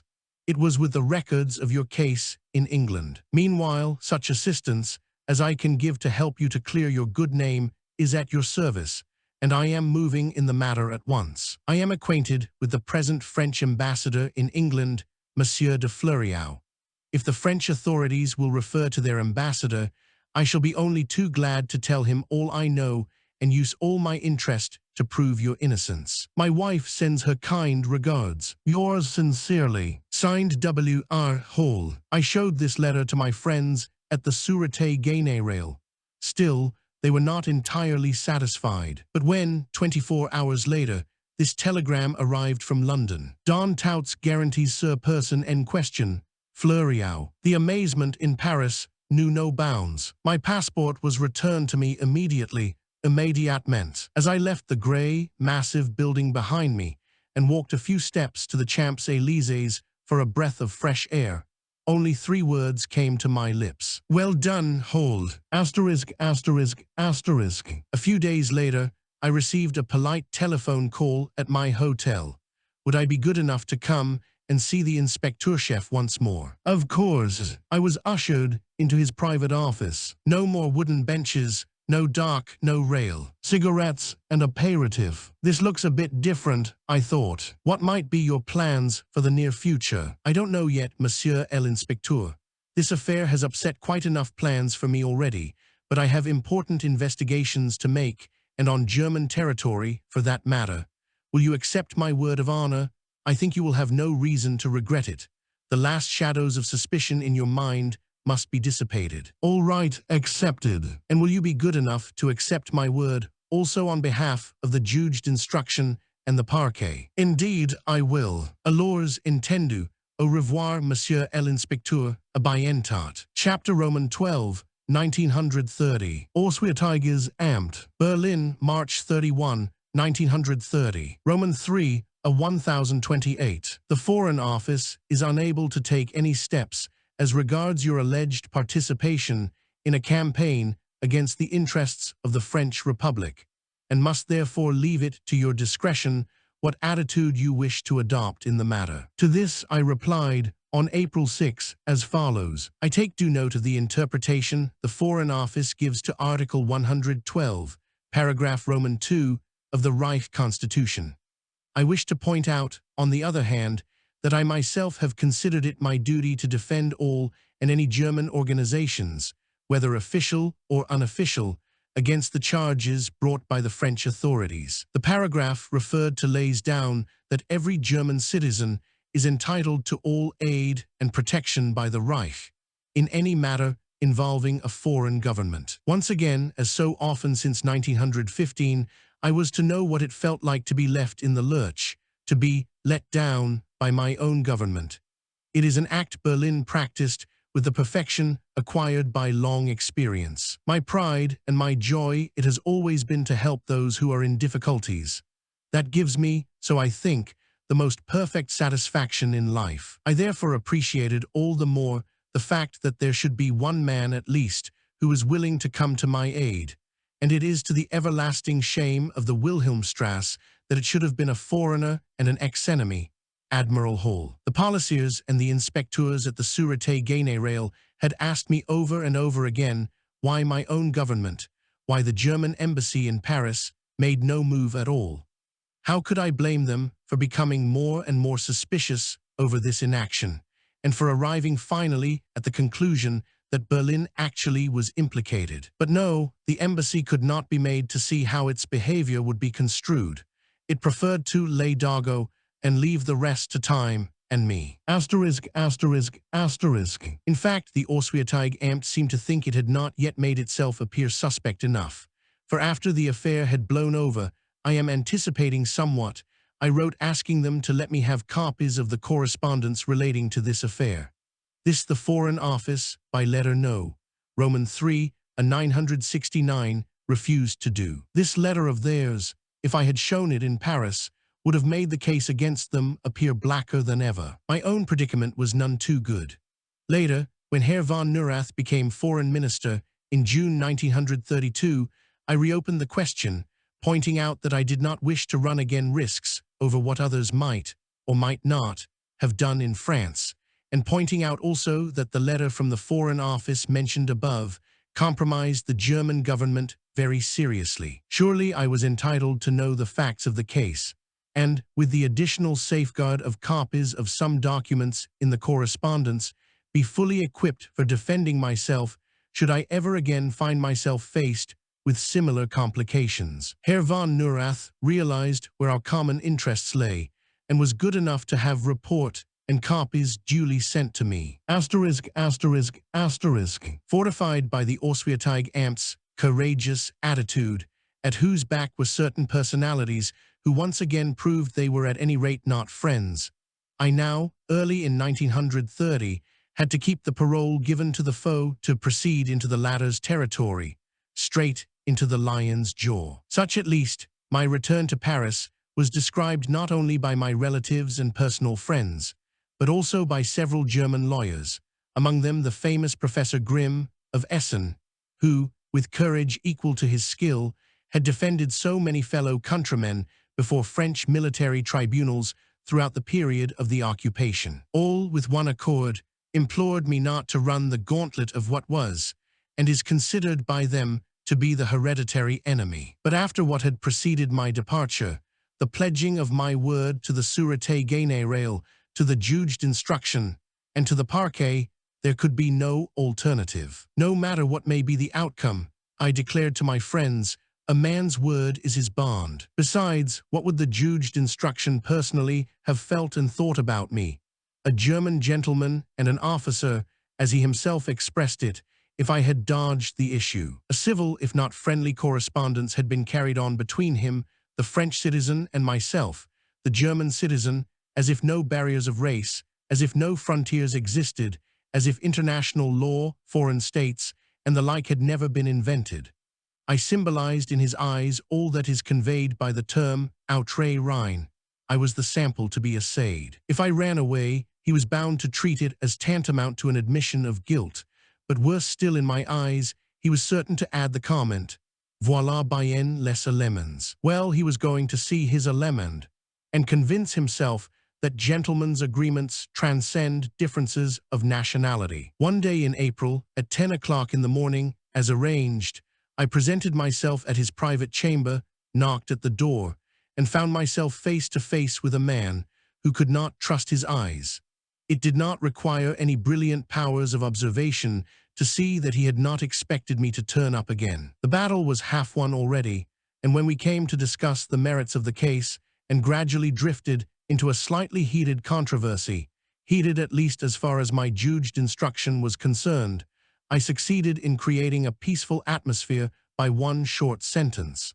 Seated in my comfortable chair opposite the judge's desk and serenely composed, I simply said, "Le fait en soi-même, que moi, botch que je suis, me trouve chez vous, monsieur le juge, dans votre cabinet, devrait vous convaincre que je n'ai rien à cacher ni à craindre." The fact that I, hun that I am, have come, of my own free will, to present myself at your office, should in itself convince you that I have nothing to hide and nothing to fear. The magistrate looked at me for a moment, then gently assented. "C'est juste." There followed 7 hours of discussion, at times smooth, at others a bit animated, in particular when I drew comparisons between experiences of my past in New York during the war and the reading out of one witness's testimony to another, which had occurred during the past hearing of the case in Paris. It was a procedure which I could not help subjecting to sarcastic comment now that I was confronted with a learned judge. The 7 hours were interrupted by a meal, and strange to say, both the judge and I had chosen the same restaurant in the vicinity of the Palais de Justice, and the unpremeditated humor of the situation almost tempted me to toast the judge across the grill room with my light rosé d'Anjou. About 6 o'clock in the evening, we parted as friends, shaking one another's hand, and this time without an au revoir. And yet there was a revoir, for half an hour later I found, at the post office indicated by me, poste restante, a letter from Admiral Sir Reginald Hall vouching, in the kindest of terms, for the already discharged culprit. I dashed over to the Palais de Justice and found my late judged instruction still bent over the dossier. Such a manifestation of loyalty did not remain without its due of appreciation from the Frenchman. Ils sont étonnants, ces Anglais. Admiral Hall's letter became the last and the culminating page of the dossier. République Française contre Rintelen. Asterisk, asterisk, asterisk. The due calls of respects at the Sûreté Générale followed immediately. Expressions of astonishment thinly covered a wistful disappointment all round that the whole effort of months of observation and still more months of investigation had led to a mere handshake. Still, we came to an understanding that for the time being, and after so much dust, après tout cette histoire, the charms of France should become, for a while, a memory and a hope. Many a time since have I enjoyed those charms again, adding to them a regular call at the Sûreté on each return. Hey, nom de Dieu, voilà la via Rintintin qui rapplique à Paris pour faire la bombe. Chapter Roman 13. While still in Paris, I ran across an American friend of mine, a well-known journalist who had heard of the Sûreté affair. Needless to say, after the happy ending of it all, I could not possibly afford to satiate his journalistic craving for sensationalism à l'américaine, with piping hot details straight from the horse's mouth. But our discussion over a series of cocktails brought me to the decision that he was right in saying that it would be a pity if my memoirs accompanied me to the grave, which even I must someday fill. Discussion had led to decision, and decision now led to realization. As a German, I felt that I should publish the memoirs of a German intelligence officer within Germany. At that time, party strife was rampant in Germany, and the various hostile camps employed every conceivable means to discredit one another. Having been active throughout the years of my stay in the Rhineland in supporting the Deutschnationalen, I knew beforehand that if I brought out my wartime memoirs through either publishers or papers of the right wing, at a time when war memoirs were taboo for liberals, Democrats, and the left wing generally, a storm would break loose over my poor head. So I decided to go the other way round If my memoirs were published by left-wing people, they would arouse no opposition in that quarter. As for the right-wing people, they would be sure to understand, and in any case would approve of my actions in the war and after, and my recounting them. This reasoning made me approach the famous liberal firm of publishers, Ullstein and Company in Berlin. My offer was flatly turned down, so back I went to Paris to look up my American journalist friend. A week had scarcely elapsed since Ullstein's curt no when I received this long-worded telegram. Contrary to what we stated in our letter of the other day, we can assure you that we have the greatest imaginable interest in your memoirs and would lay particular stress on your having them published through our agency. Please break off any negotiations pending and return to Berlin. All and any expenses incurred will be gladly refunded to you. Signed, Ullstein and Company. Welch Wendung, what a conversion. A few hours later, the Nord Express was rushing me to Berlin. The initialing of a contract was the matter of a few hours. In paragraph No. 3, I think I had it specifically laid down, much to the surprise, if not the indignation of Messrs. Ullstein and Company, who emphatically insisted that they were independent publishers and free from any ties, that these memoirs were to be published upon my own responsibility, without any government department having occasion to inspect them. I had my reasons, all through the summer of 1930 and well into the autumn, in the unique beauty of the Rhine Valley and its enclosing mountains and hills, and as long as the climate permitted it, in the open air, I wrote and wrote and wrote. As the book proceeded, quite a staff of Ullstein employees, writers, typists, stenographers, appeared on the scene to rewrite, recast, remodel, wherever author-apprentice had shown signs of his inexperience, though he showed himself adamant whenever his assistants allowed their journalistic impulses to run away with them. Bottles of Moselle and Reinwein were always open, to calm frayed nerves, and a powerful Isata Fraschini was ever handy to carry our racked spirits into the refreshing heights of Eifel or Siebengebirge, which, with the rest of the Rhineland, the French were then evacuating. With the book completed, and full of satisfaction at knowing that things were now well underway, I embarked for New York, for the purpose of disposing of the copyrights in America. I felt so carefree as I sailed across the Atlantic that my only preoccupation was how best I should translate, or at least adapt, the German title of my memoirs, Von Admiralste bis Zuchthaus. In the midst of most pleasant negotiations with Doubleday, Doran and Co., a thunderbolt fell from Berlin, from the Kochstrasse, the headquarters of Ullstein and Co. Please return as soon as circumstances permit. Stop. Important developments. What was that? Developments. An exchange of cablegrams did not help to clarify the mysteriously worded message. Finally, I shall be back in Berlin about the middle of February. My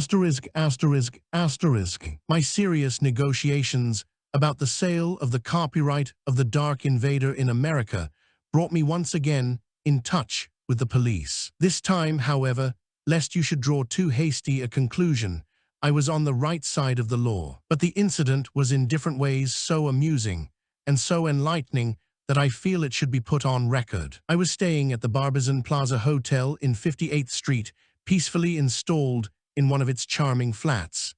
In former times, this place was the abode of the community of New York painters, which is how the hotel comes to have its arty name. At that time, very few people in New York took the trouble to put on evening dress. They had scarcely recovered their equanimity after the great slump of the preceding winter. So that, when the taxi drivers who were habitually stationed at the rank nearby saw a well-dressed man stepping slowly down the magnificent steps of the hotel, they were all eager to drive him to the place where he was invited to spend the evening. No doubt after several trips of this nature they made inquiries, or learnt somehow or other, possibly from the stately hotel porter, who it was they had the pleasure of conveying to Park Avenue or Fifth Avenue houses. They invariably received a substantial tip from me when they called at the appointed hour to take me back to my hotel, but one of their guild was out for a richer harvest. One morning, I received a telephone call at my suite. "This is Miss B. S. Butler speaking. Miss B. asks me to tell you that she would like you to dine with her tonight and go to the theater afterwards. Will you be free?" "Yes, and will you please convey my thanks to Miss B. for her kind suggestion." "Very well, sir. I shall give your message. She has instructed me to tell you she will call in her car at 7:45 at your hotel to fetch you. Then I shall be waiting there for her in the hall." At 20 minutes to 8, when I was just preparing to take the lift down from my apartment on the 20th floor, the telephone rang and the same male voice spoke. "Miss B. has had a slight breakdown with her car and has taken it herself to the garage in 52nd Street. Would you mind taking a taxi cab to meet her there?" "Certainly, I shall be there in a few minutes." Down I went, and one of my regular taxi drivers stood before the front door and, pointing to his taxi, said, "Step in here, won't you, Captain?" A few seconds later we were dashing at full speed in the direction of the garage in 52nd Street, with nothing to hold us up except the one-way streets, which did seem, however, more numerous than I had thought. Still, a man who is going out to join a charming lady for a pleasant evening has other things in his mind than street signs and the like. But one thing I did, which I always do, no matter in what circumstances, or on what errand, or in what town of the globe I may be. While we drove on, I just bent forward and took note of the taxi's number. There is a special corner in my memory reserved for numbers and figures.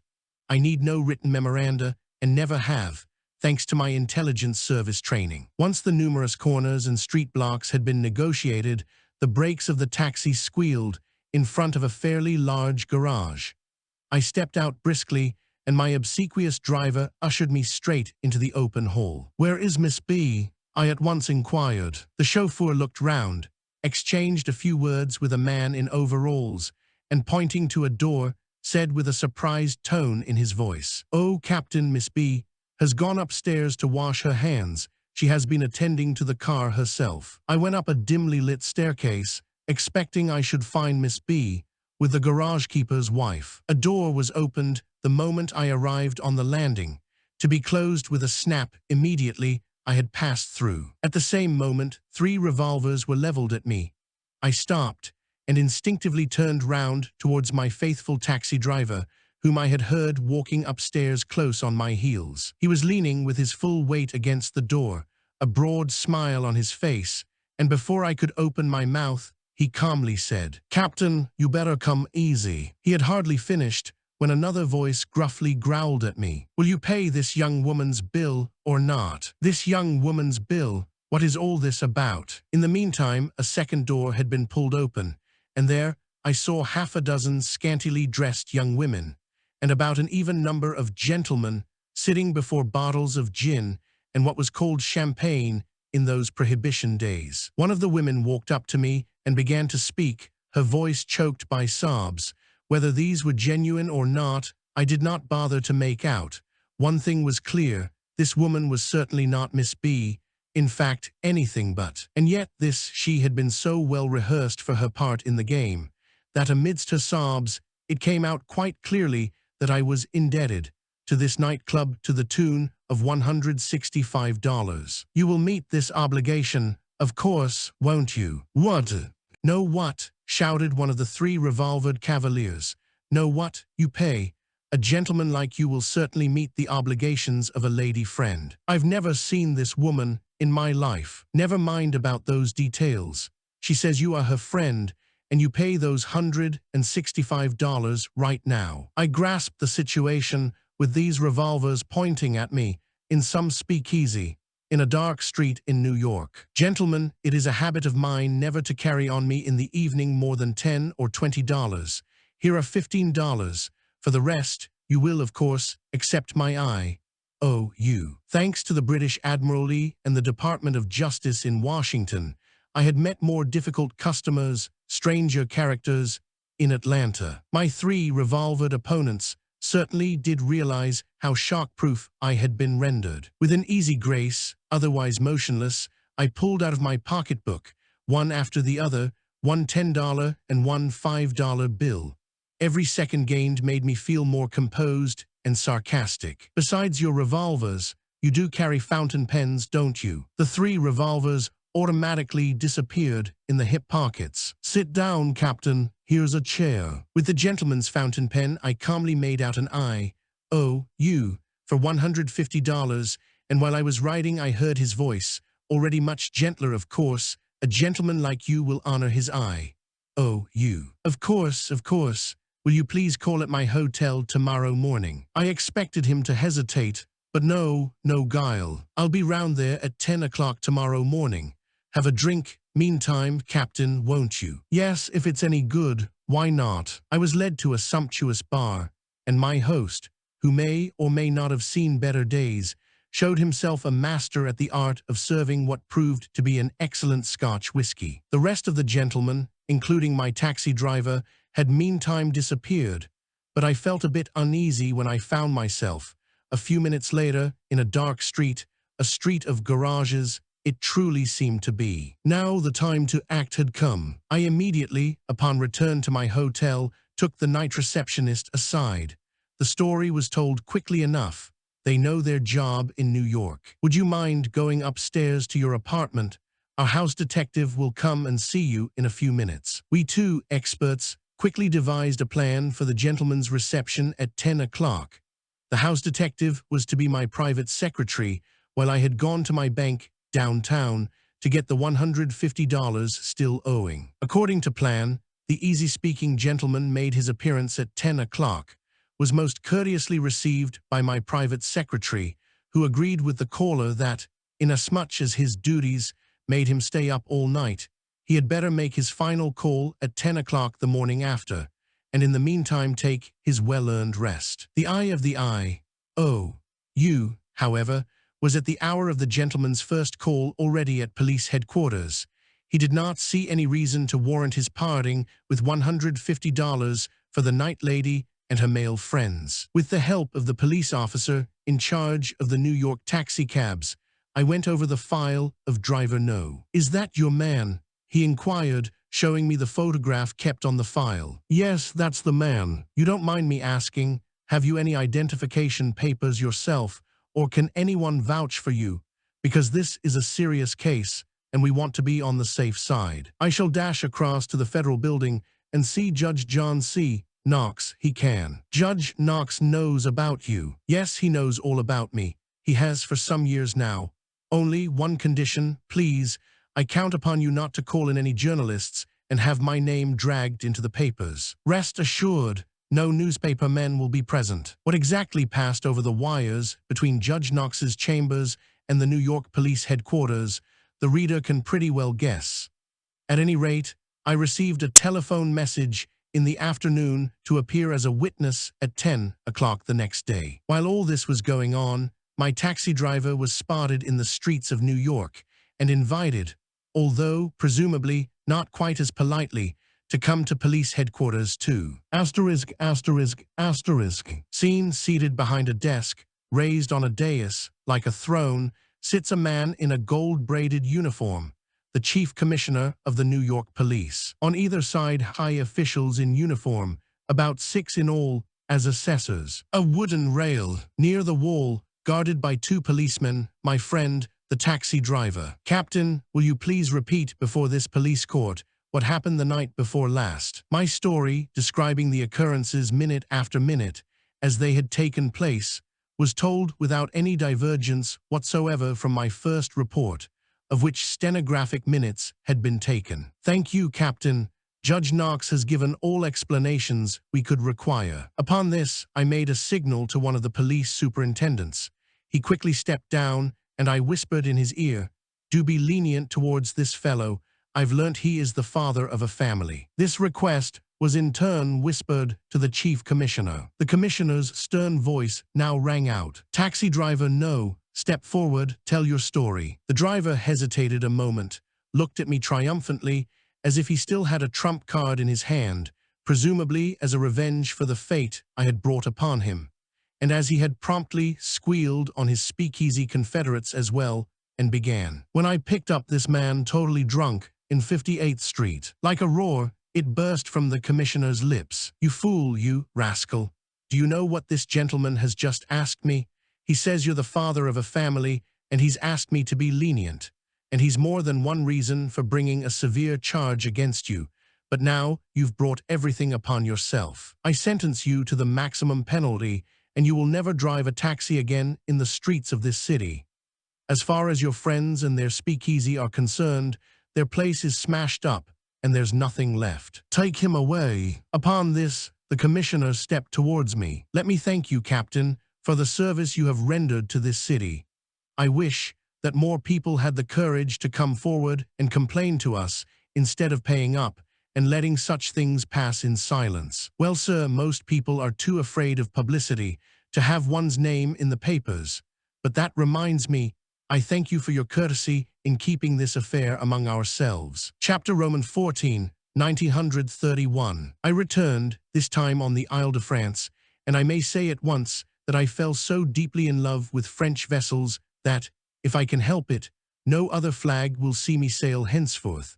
And if my readers should be curious enough to inquire why I thus fell in love, the answer can be quite simply given. Fancy at each repast a liter bottle of vintage wine gratis.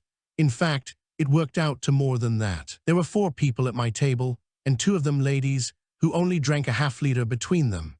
We 2 males shared their leavings, and I can assure you the extra 3/4 of a liter was none too much to drown my anxieties and suspicions as to what might be the mystery in the Kochstrasse and what the developments in Berlin might mean. During a week's strolling up and down the decks of the Isle de France, my mind perpetually revolved round the enigma that had emanated from the massive building in the Kochstrasse that harbored the almighty house of Ulstein and Company. As the ocean gale waxed more and more furious, the veil which surrounded this enigma was torn away.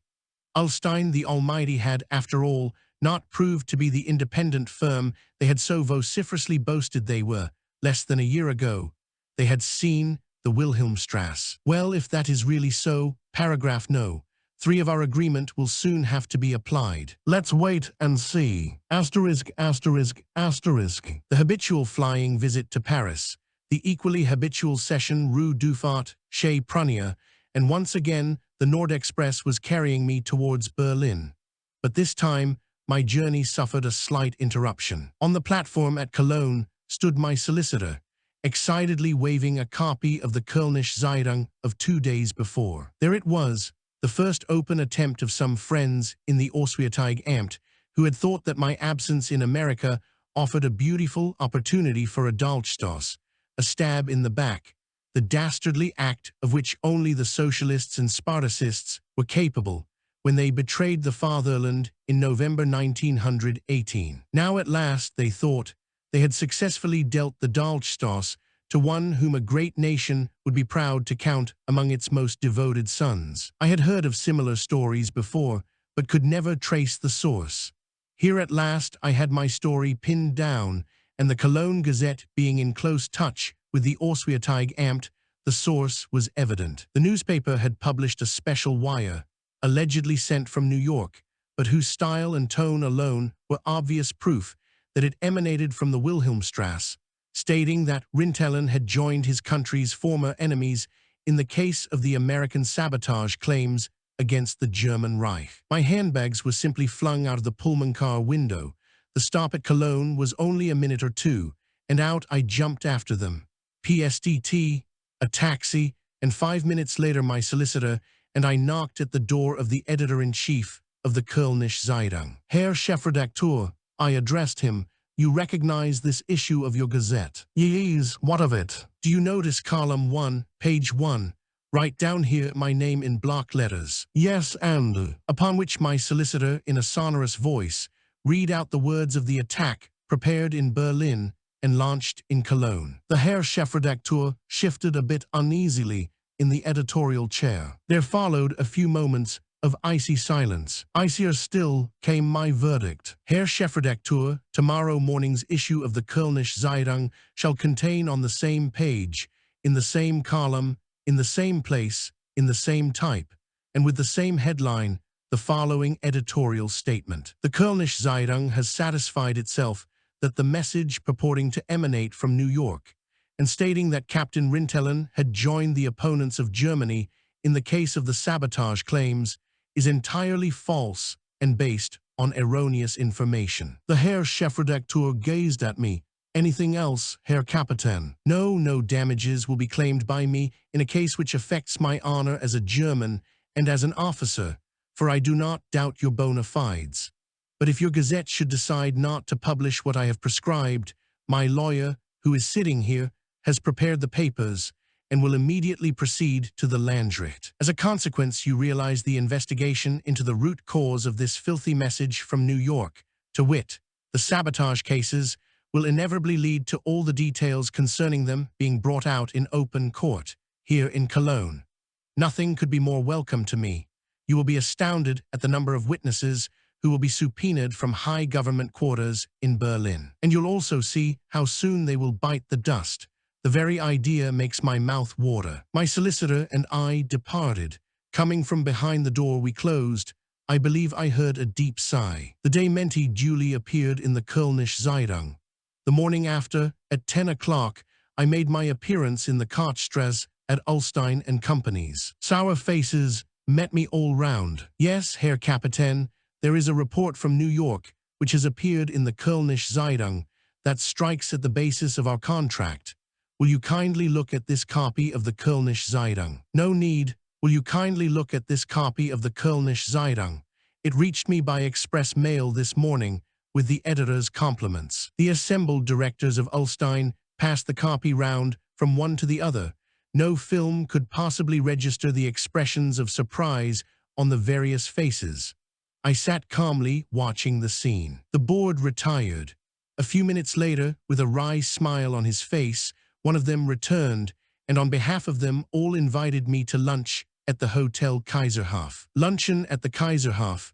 If Ulsteins invite one to the Kaiserhof, what was behind that? Still, nothing to be gained by refusing. The most opulent meal, with the rarest of vintages. A talk on shoes and ships and sealing wax. Finally, the coffee was served. Some preliminary humming and hawing, and one of my hosts, with a hesitating voice, delivered himself as follows. Herr Kapitän, you will understand that in view of the nature of your book, Von Admiralstab his Zuchthaus, we have felt it our duty. Yes, you have been to see the Wilhelmstrasse about my book. No answer. I broke the silence. Paragraph 3 of our contract, Mein Herren, lays down. I can see from your faces that you will remember what it lays down. Will you please give instructions at your cashier's office that the balance still owing to me on the 25,000 marks agreed upon, and originally to be paid in installments, be paid out to me in full this afternoon. On the other hand, this excellent luncheon you have so kindly arranged for me, I shall consider sufficient damages. We accept, Herr Kapitän. What took place after this meeting within the boardroom of the firm of Ulstein, I do not know. But at 5 o'clock, a telephone message came through. We have no notes of large denomination in the office at the moment, only small notes and cash. Would you consent to wait till tomorrow? Never mind, you can pay me in Pfennige if you like, and I shall bring a pantechnicon to cart them away. But I will be at your cashier's office at 6 o'clock this evening and am leaving Berlin, with the balance still owing paid to me tonight. I left Berlin by the night express, with the balance, 2 handbags full of 5 and 10 mark notes. Asterisk. The telegram from New York, published in the Kölnische Zeitung, suggested that the attacks on me from inside the Auswärtige Amt had not been confined to this side of the Atlantic. I determined to investigate further, and my investigations took me back to that unfortunate seizure of documents in my hotel in Paris by the Sûreté Générale, after the Foreign Office had declared that I could not be located. As I have said, I had reported this matter at once to Herr de Haas. I now discovered that Herr Hassenfelder and his school had found an easy way of turning the incident to their profit. For what was simpler than to declare that it had been my fault that those documents were now in the possession of the American government. But they were not to get away with that story for long. Even for me, accustomed as I was to strong doses from Berlin, this was a bit too much. I accordingly wrote to Admiral Hall, asking him to set this right. The letter he wrote to me is worth quoting in part, if only so that it may be compared with another letter written about the same time by a friend, after a conversation with one Herr Leutnant, a counselor of legation of the Auswärtige Amt, who, in contrast to Herr de Haas, thought it advisable to deny before the Mixed Claims Commission what had actually occurred, but, in contrast to Herr Hassenfelder, did not consider that object justified him in vilifying me personally. Herr Leutnant took up the attitude that my mission of 1915 had been a blunder of those military people, and explained his point of view in the short phrase here quoted. I do not think that you need fear that anyone can besmirch your reputation. No man endured more for his country than you, and whatever your mission was to America, I think that that is something to be proud of. Signed W.R. Hall. The Auswärtige Amt declare that, inasmuch as it was impossible to hamper all munition factories, and to stop all mention factories, and to stop all munition transports, your activity did more harm than good. Signed ******. I think no comment is needed. In April 1931, I received the sad news that my brother-in-law, Avocado Gabriello Carnazza, in Catania, had an acute attack of pericarditis, and that his life was in great danger. I jumped into the Rheingold Express, Cologne, Basel, and thence, at top speed, on to Roma, Napoli, across the Straits of Messina, and on the platform at Catania, my nephew, a young solicitor, greeted me with the sad words, "You are only just in time." But a few days later, we laid Carnazza to rest by his wife's side, by the side of their eldest son, who had fallen, fighting for king and country on the Isonzo front. During the hours that preceded Gabriello Carnazza's funeral, the population of Catania and the neighboring towns was in a state of great excitement. Carnazza had been the Sicilian member of the cabinet. There was always one, just like the revered Marchese di San Giuliano in August 1914.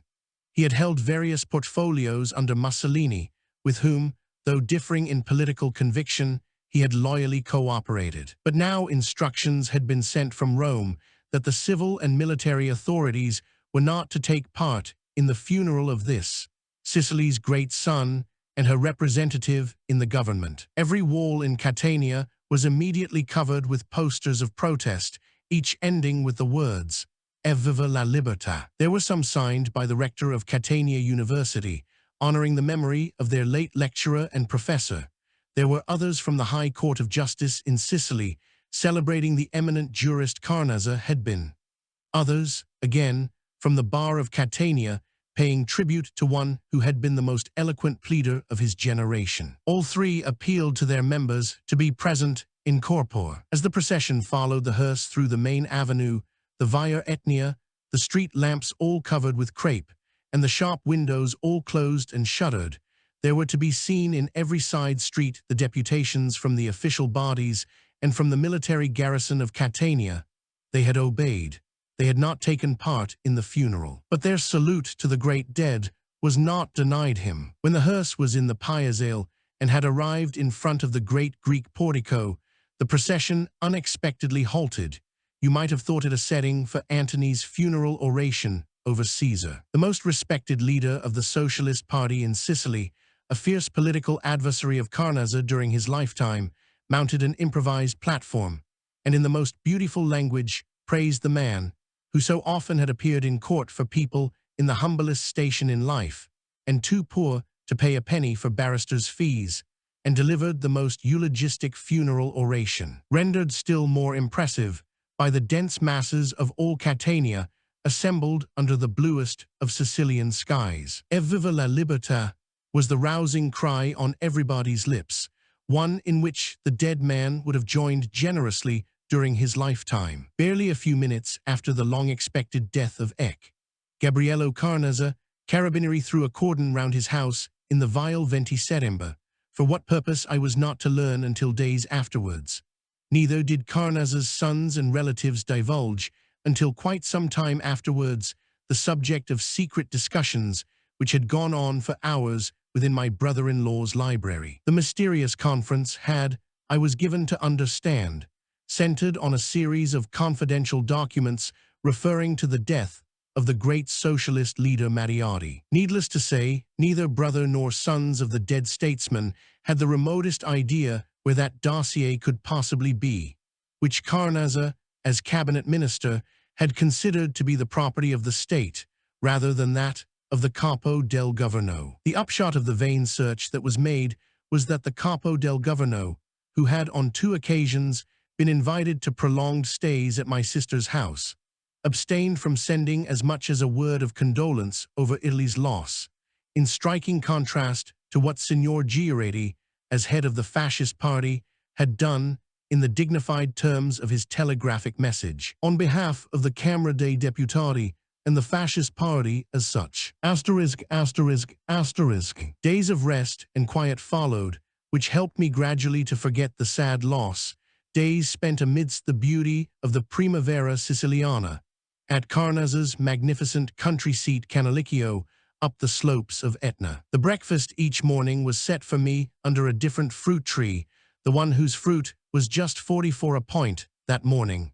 I needed only to stretch up my hand. Before my eyes, the blue-gray waters washing the shores of Sicily, and beyond, the sinister mountains of Calabria, separated only by the Straits of Messina. Messina, where some 15 years ago the Royal Italian Dockyards had supplied the famous cruisers Goeben and Breslau with best-quality Cardiff coal, sufficient to let them reach the Dardanelles. Who, in those days of August 1914, would have thought that this supply of coal would, in the long run, have such far-reaching effects? The Dardanelles campaign, which gradually absorbed 500,000 Allied troops, with losses untold and immense prolongation of the struggle on the Western Front. All this drama, scene by scene, rose up vividly before my eyes, as I sat gazing for hours on end at the peaceful straits, the birthplace of one of history's most bloody struggles, so fatefully ended in nothing. ******. 3 months later, the Norddeutsche Lloyd invited my daughter Marie-Louise and myself to embark on the giant liner Bremen for Southampton. On a glorious summer morning, the tender brought us to the Royal Pier, and there he stood, waving his arms as a salute of welcome, his hands neatly encased in yellow gloves, dressed in a trim navy blue suit, his white hair curled by the sea breeze, our host, Admiral Sir Reginald Hall. We left the tender, and my daughter and Sir Reginald Hall shook hands gaily.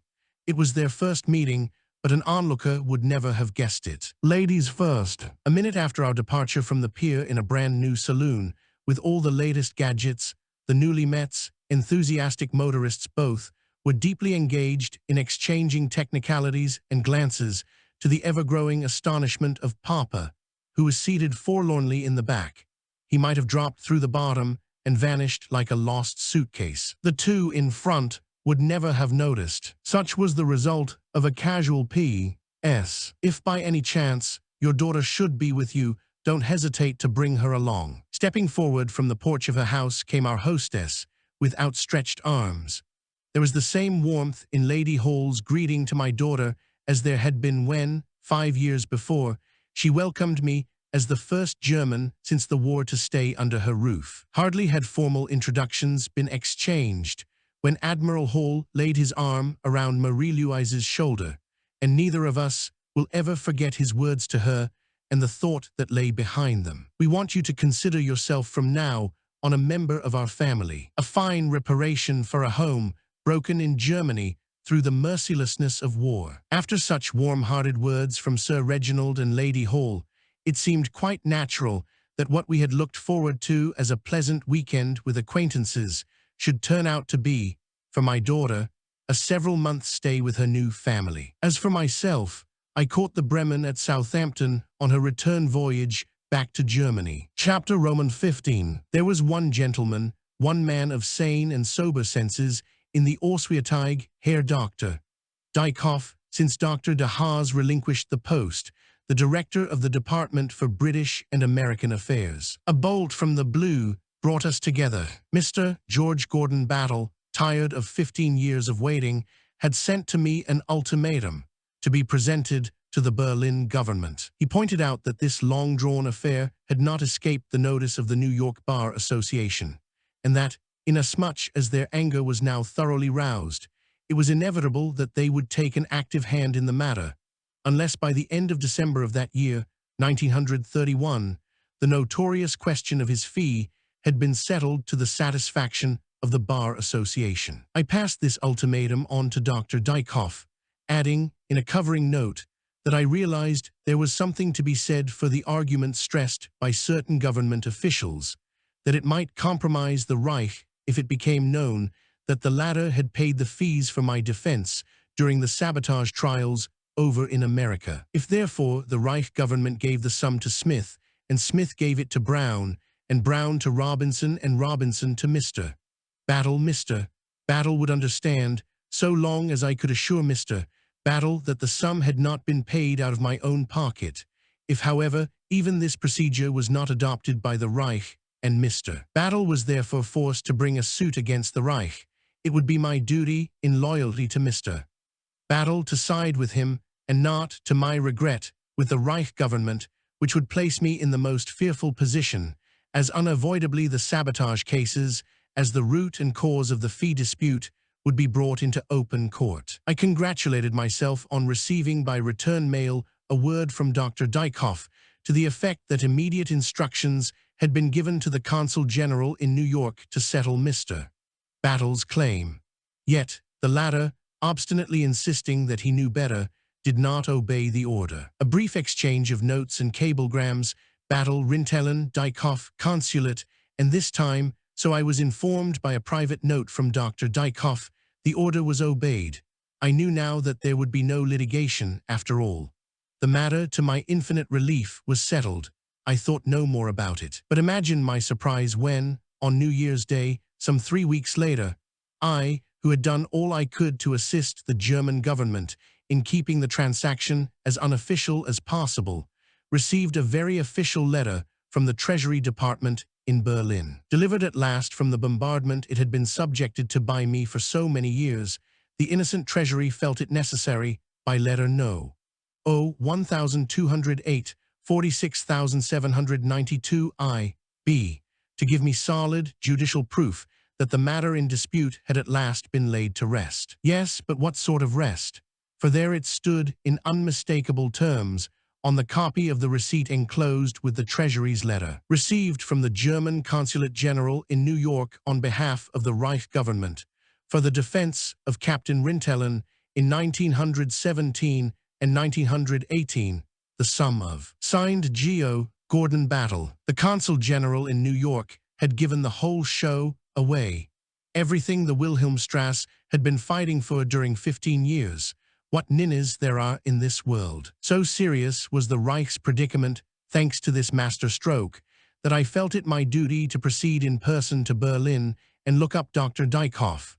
It required but a few minutes to drive home the full seriousness of the position. "Don't you think, Herr Kapitän," he asked, "that it would be best for us to try to reach a compromise with the Americans over these confounded sabotage cases?" "Herr Doctor, those are the very words which were spoken to me in this same room from behind this same desk, seated on the same armchair by your predecessor, Herr Dr. de Haas, 6 years ago.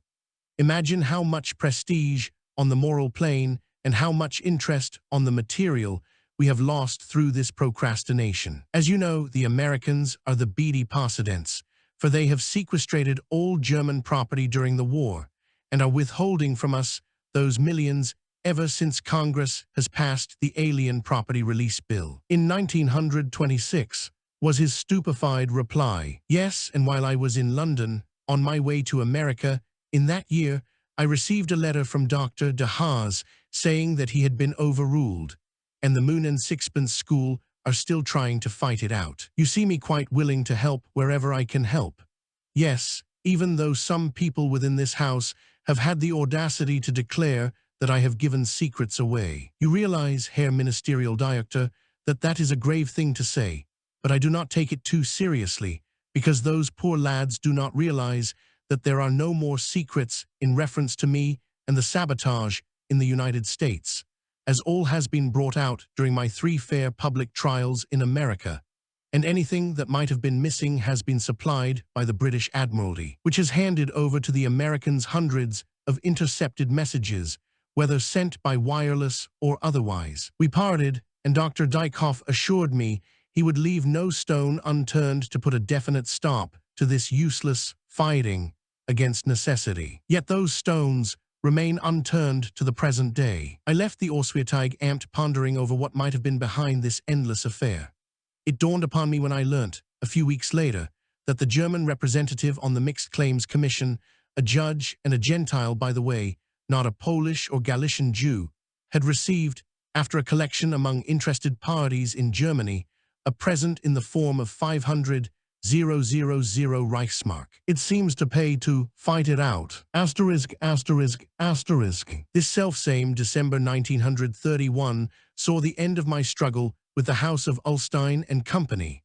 For what I, and they for that matter too, had expected to become a long-lasting and pleasant business connection had been a struggle indeed. Yet with what boundless enthusiasm they had received and supported me when our contract was signed in May 1930. Then came their ill-starred move towards the Wilhelmstrasse, where, of course, 1,000 times, of course, the advice was given them either not to undertake the publication of Rintelen's memoirs at all, or else to hold them back and play a putting-off game as long as possible, or, if you prefer, as long as Rintelen would stand for it. There is no need to repeat the story of how their vaunted independence as publishers had vanished into nothing before the sour expression of some enlightened official. There is no need either to repeat that Ullsteins had had to pay the price for their cowardice. Now they were foaming with rage that they should have been outwitted, as they felt it, by my insisting upon nothing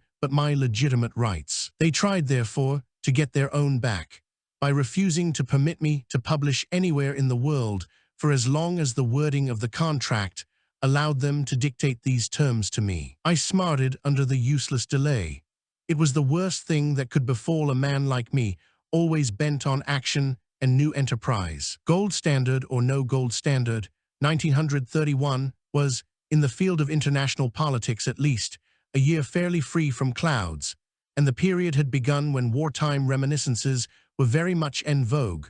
Once Journey's End, and all quiet on the Western Front, had succeeded in reviving mutual sympathy and esteem, and in healing wartime sores. My book, both in its original German version, Von Admiralstab his Zuchthaus, and in the little altered English version, The Dark Invader, was friendly in tone, though not free from a bit of sarcasm over how fate can play havoc with us poor human beings, and recognizing, on principle, not that might goes before right, but that the interest of one individual must not be weighed when the interest of a whole nation is in the balance. For such was the light in which I regarded the question of the legality of my extradition to America, though a British prisoner of war. Now Ullsteins were insisting upon their pound of flesh to the last, although in spring 1931 they had declared to me already that they had abandoned the project of publication for good. No matter how often I tried to batter the walls in the Kochstrasse in Berlin, they did not give in. Each letter of evasion was signed by a different department manager. Well, it could not be helped. But no sooner had the 31st of December come round, the date when the contract lapsed, than I notified the Kochstrasse of my intentions, that it was a source of deep, deep regret to me that a German officer's, a German patriot's book, the story of deeds and misdeeds done in the performance of my duty, and therefore justified in the eyes of any fair-minded man or woman, should be published in a foreign, nay, a former enemy country. But so it had to be, unless, within the 6 weeks' grace I was still willing to accord, Ullsteins had started publication in the Berliner Illustrierte Zeitung, as originally arranged. No. Chapter Roman 16, 1932. Very well then, if Berlin is against it, London may be for it. Every possible and imaginable effort to convince Berlin that history, after all, is history and cannot be made to order, and that truth will out, had been made. Now the die was cast. Asterisk. No department in Berlin is ever aware of what is going on in any other. So I was not surprised when one of the various offices still occupied with winding up the war discovered quite suddenly that accounts with me had not yet been settled, and wrote to inform me of the fact. It appeared that the time had come to close and file away the dossier referring to my traveling expenses in 1915 and similar items, over which I had been left a heavy loser. The office in question therefore inquired whether I agreed to this burial, which, of course, as a matter of principle, I did not. There followed a long correspondence between the office and myself. Then, finally, a decision was taken. I received a pompous letter, full of long explanations, from which I gathered that the Reich felt it still owed me something. The mountain, as I had foreseen, brought forth its mouse. I was awarded 400 marks under the heading of Übergangsgeld. Übergang, I looked up in the dictionary. Transition, yes, they were opening a new file. Passover, yes, it was about Easter time. Crossing, if so, from where to where or from what to what. Hunger to starvation, freedom to prison, life to death. From one phase of my struggle to another, what matter? It would take me to England with a good drink thrown in. Asterisk, asterisk, asterisk. Before crossing, I spent a glorious Easter holiday with friends on the banks of the Elbe, in the outskirts of Hamburg. The warm sun was calling up snowdrops, primroses, and daffodils. On my way there, I had broken my journey to look up Herr Dr. Bracht. 10 years ago, separatists had made us join hands on the Rhine occupation. Now he was holding watch on the Ruhr, specially delegated by the Reich government to be Oberbürgermeister of Essen, its capital. Dr. Bracht ruled with a strong hand and had succeeded in bringing the political parties together for truly reconstructive work, and not in Essen alone. Throughout Ruhr and Rhine, his predominant influence had made itself felt. He was an excellent choice for this post, the next in importance in the western province to Cologne. Dr. Bracht enjoyed the full backing of Dr. Brüning and his cabinet, and had the confidence of the aged Field Marshal Hindenburg, who made a point of paying him a visit in state. I sat in Dr. Bracht's house, and we reviewed the changes the past decade had brought to once so disrupted Ruhr and Rhine. Now all seemed peace and security. His only fear was that, before long, reactionary forces might drive a wedge once more into the political unity which had showed itself stronger than any onslaughts, from within and without, 10 years ago. Dr. Bracht's calm composure was truly uplifting for one who felt so aggrieved over the shilly-shallying in some quarters in Berlin, where sincerity and loyalty have been little known, both before and since. Refreshed by this frank exchange of views with one who was a man, I knew how to lighten with some of my buoyancy the depressed mood in Hanseatic shipping circles. They were dismayed by the ever-clearer symptoms of a grave crisis impending for the export and import trades, the lifeblood of those two great ports, Hamburg and Bremen. These were the surroundings in which I spent my last holiday in Germany. Strangely enough, it was there that the connecting link between author and publisher was formed. A niece of the late Lord Northcliffe, who was staying with friends of mine, drew my attention to certain young, ambitious, pioneer-spirited people in the publishing world in London. For the first time, the name of Lovett Dixon, at that time editor of magazines only, was mentioned to me. I had little cause to regret, as the future was to show, that Mr. Lovett Dixon happened to be a friend of that young lady. Asterisk, asterisk, asterisk. Within 3 hours of my arrival in London, I had called at the offices of the Fortnightly Review, the magazine at that time issued under the aegis of Lovett Dixon. There I met a young, able, and understanding gentleman. He looked at the first page of the manuscript and saw its opening words. It is the afternoon of August the 4th, 1914. Asterisk, asterisk, asterisk. Yes, that interests me very much indeed. On May 10th, 1932, a handshake over luncheon at the R.A.C. signified a gentleman's agreement, unique in the annals of publishing, where long contracts and deeds form the usual inception of a book. On May 12, 1932, was signed the birth certificate of Lovett Dixon Limited in the sanctum of the Registrar of Joint Stock Companies. Asterisk, asterisk, asterisk. The mallards and tufted ducks of the Round Pond, the trees and flower beds of Kensington Gardens, were the witnesses of my careful writing and rewriting, adapting and redapting what lot by lot came from the printers in the course of the summer months to follow. I came to learn what gala proofs, page proofs, blurbs, matrices, stereos, and line blocks are. My venture into the unknown seas of the literary world was not all plain sailing.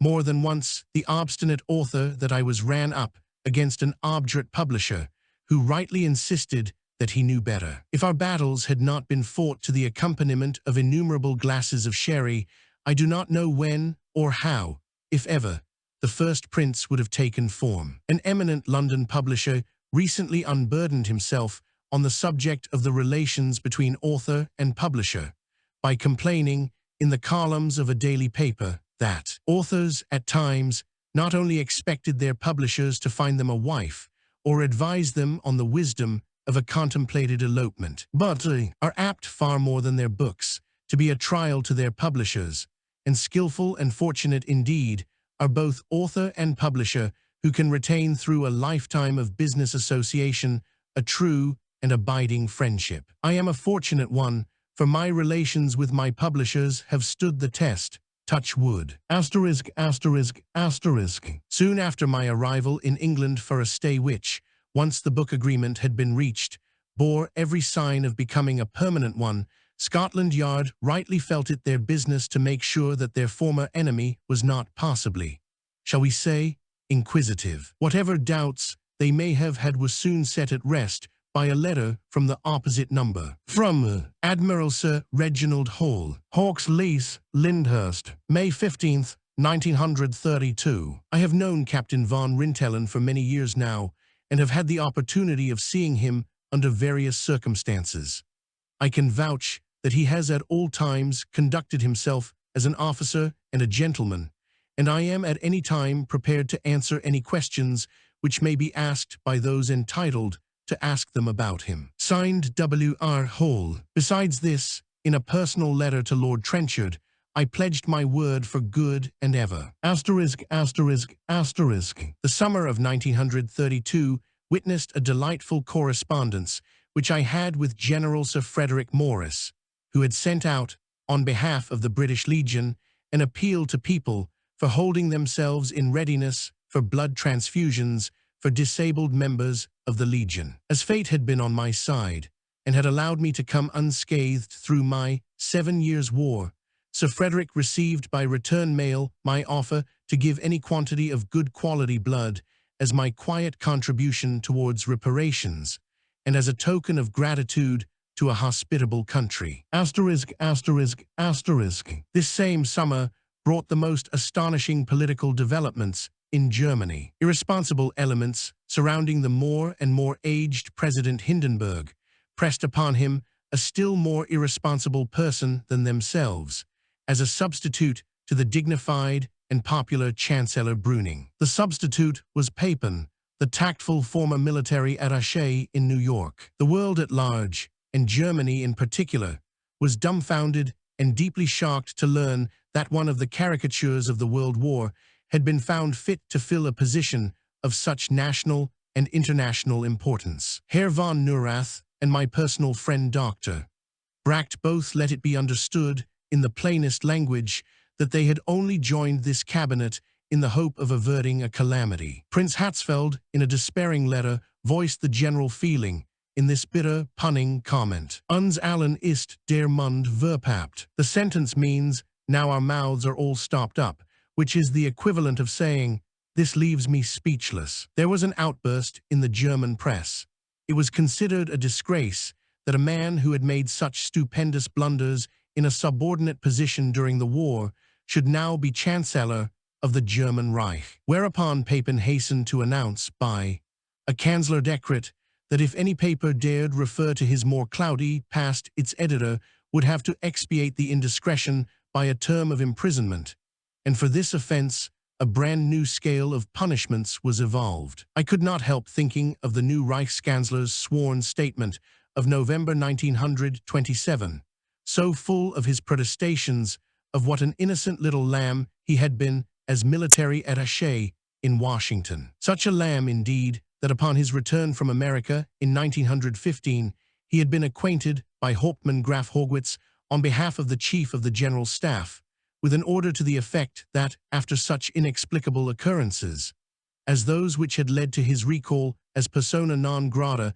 to the United States government, the General Staff had no further employment for him on staff work, and that he was to report to Reserve Infantry Regiment No.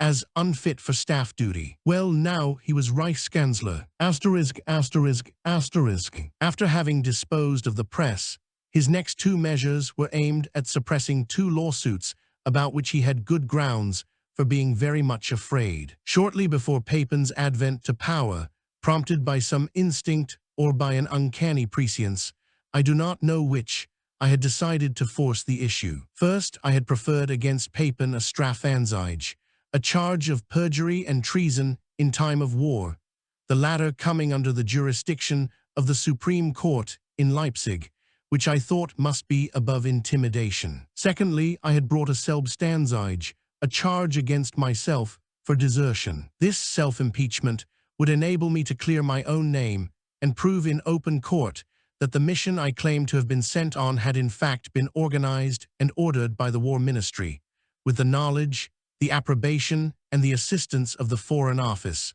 who had informed the embassy in Washington and given them instructions to assist me. This self-impeachment was a perfectly logical action, for if, as was claimed by the Auswärtige Amt, no one had given me instructions or even permission to leave my post at home in the midst of hostilities and proceed to America, then I had manifestly been a deserter. It is no small matter if one of the 5 members of the Naval War Staff Department, which devotes its attention to British affairs, decides calmly, one fine morning, that he has had enough of the war, puts on civilian clothes, and quits the country for a pleasure cruise to the New World. That is desertion indeed, even if the deserter's disappearance passes unnoticed, as it presumably must have according to the Auswärtige Amt story, for no less than 3 years of the war. I waited for some communication from the public prosecutor's office informing me when the trials would take place. I arranged for witnesses to come forward. I wrote to Admiral Hall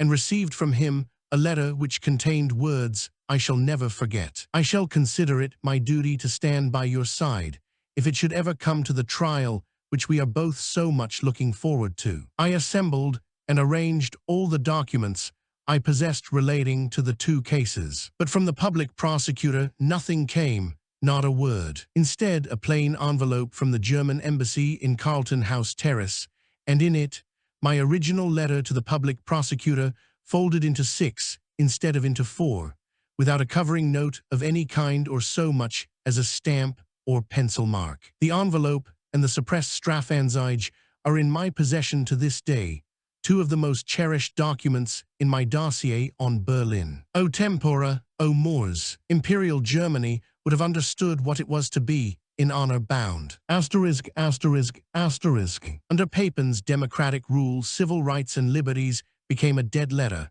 any necessity created by governmental requirements. A term that was meant to disguise the well-known dissensions within the government was considered sufficient reason for curtailing the right of free speech or suppressing newspapers which dared to raise their voice in protest or in warning. No excuse was given for trampling with insane heedlessness upon the most sacred privileges. A curt explanation over the wireless was all the consideration granted to the democratic ideal.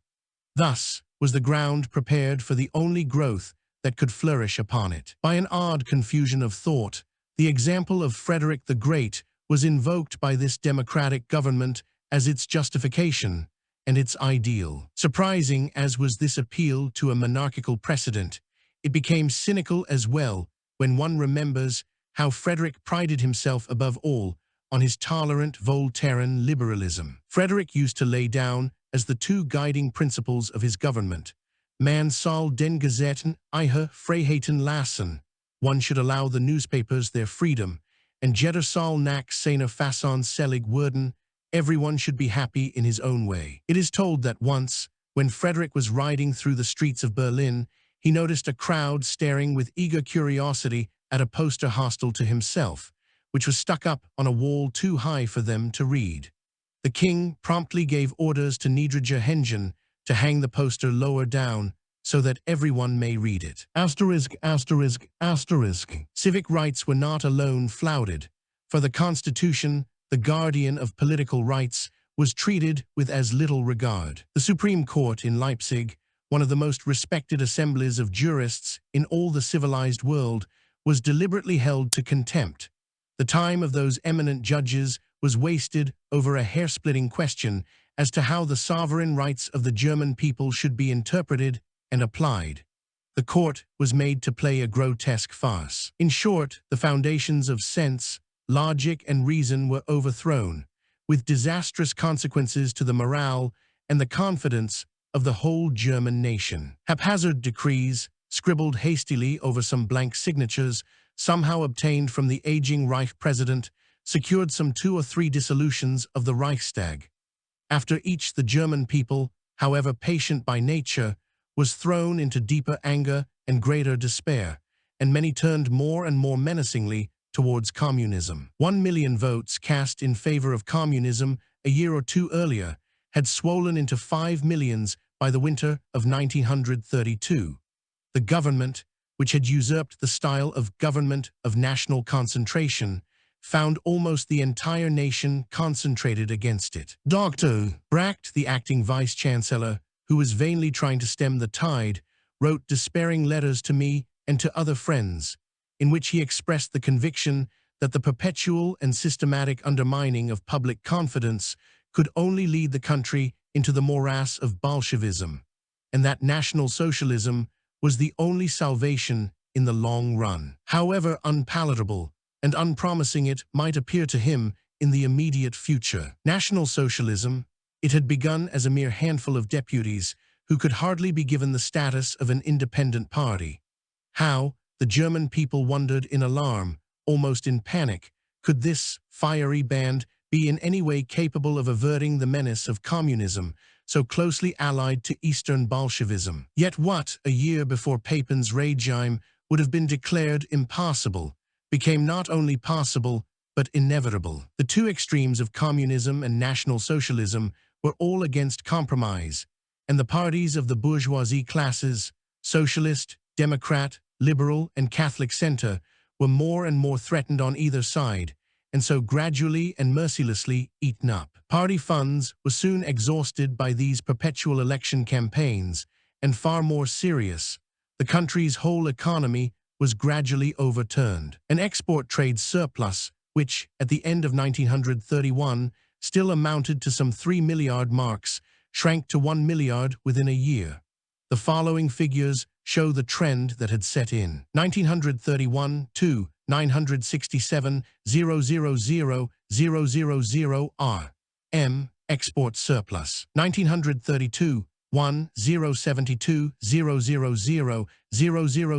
R.M. export surplus. 1933 668 000 R.M. export surplus. 1934 284 000 R.M. import surplus. Germany's pitiable economic situation caused the inevitable flight of foreign and domestic capital, which reached unprecedented proportions.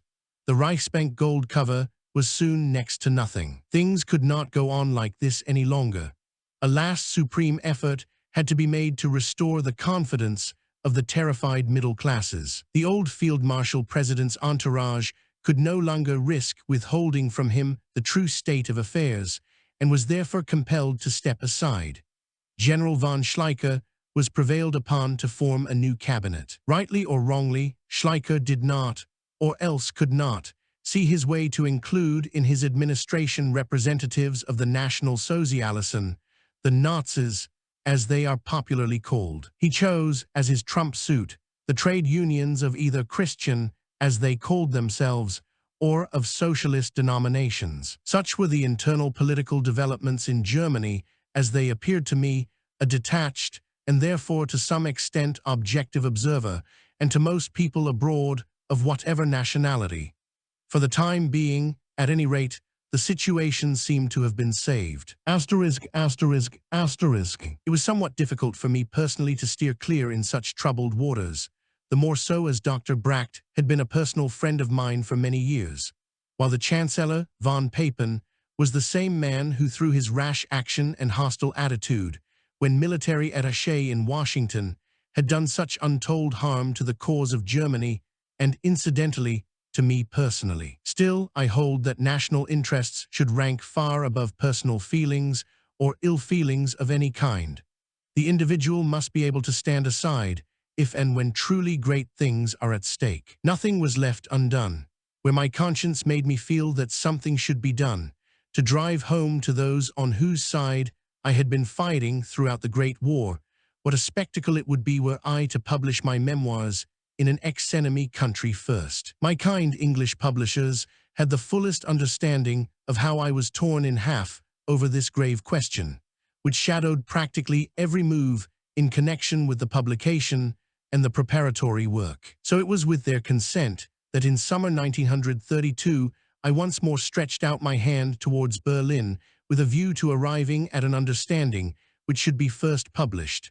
Von Admiralstab his Zuchthaus, or the Dark Invader. It surpasses imagination how step by step I was farther and farther carried away from my original aim by the attitude of the very people who should have appreciated my feelings. First came the never-to-be-forgotten reply, through Herr Dr. Bracht, Papen's vice-chancellor, that Papen had given him a flat no to my suggestions, adding, "Rintelen is only bluffing." Well, I thought, if he is as short-sighted as that, then let us turn to people who, if only on account of the position they hold, should be more internationally minded. So I explained the situation to Herr Dr. Albert, who was then manager of the North German Lloyd. It was he who had written, on May 21st, 1928, to the Treasury in Berlin. There can be no doubt that Captain Rintelen, while in America, has been acting with the explicit approval of the Oberst-Heeresleitung, and that none but patriotic motives have been his, something which, in my opinion, must be rated all the higher, as Rintelen must have been fully aware of the risks and dangers involved by his task. How clearly he now recognized all the possibilities and all the implications was apparent in Herr Albert's reply when he was informed that, on being approached by me, Sir Reginald Hall, friendly to me as ever, had at once expressed his willingness to act as mediator. For a British admiral to mediate between two Germans, one an ex-naval officer, the other a former Secretary of State in the Reich Chancellor's office, who now held a civil post of great eminence, that was in truth a portent. If I had not conducted the correspondence, if I had not carried out this and many other negotiations myself, I would relegate such a thing to the realm of the impossible, to the dreamland of fable.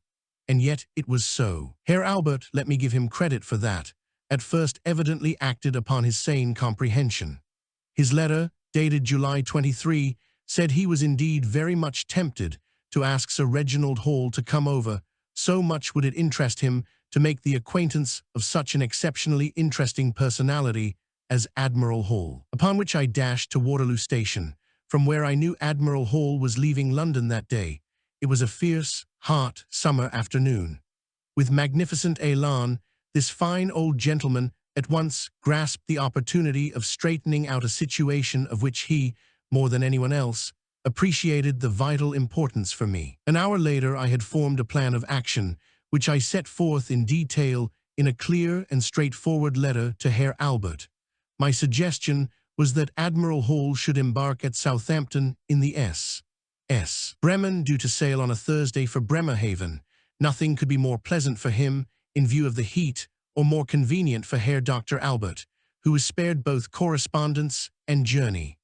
Besides, what could be more flattering to the North German Lloyd than to have a British admiral as a guest on board its most beautiful and most modern vessel? For a serious discussion on a most serious affair, those would be the pleasantest surroundings for an old sailor. The S.S. Bremen, leaving port again 24 hours later for another journey across the ocean, would then disembark her distinguished passenger off Southampton early on Sunday morning. This time there could be no miscarriage.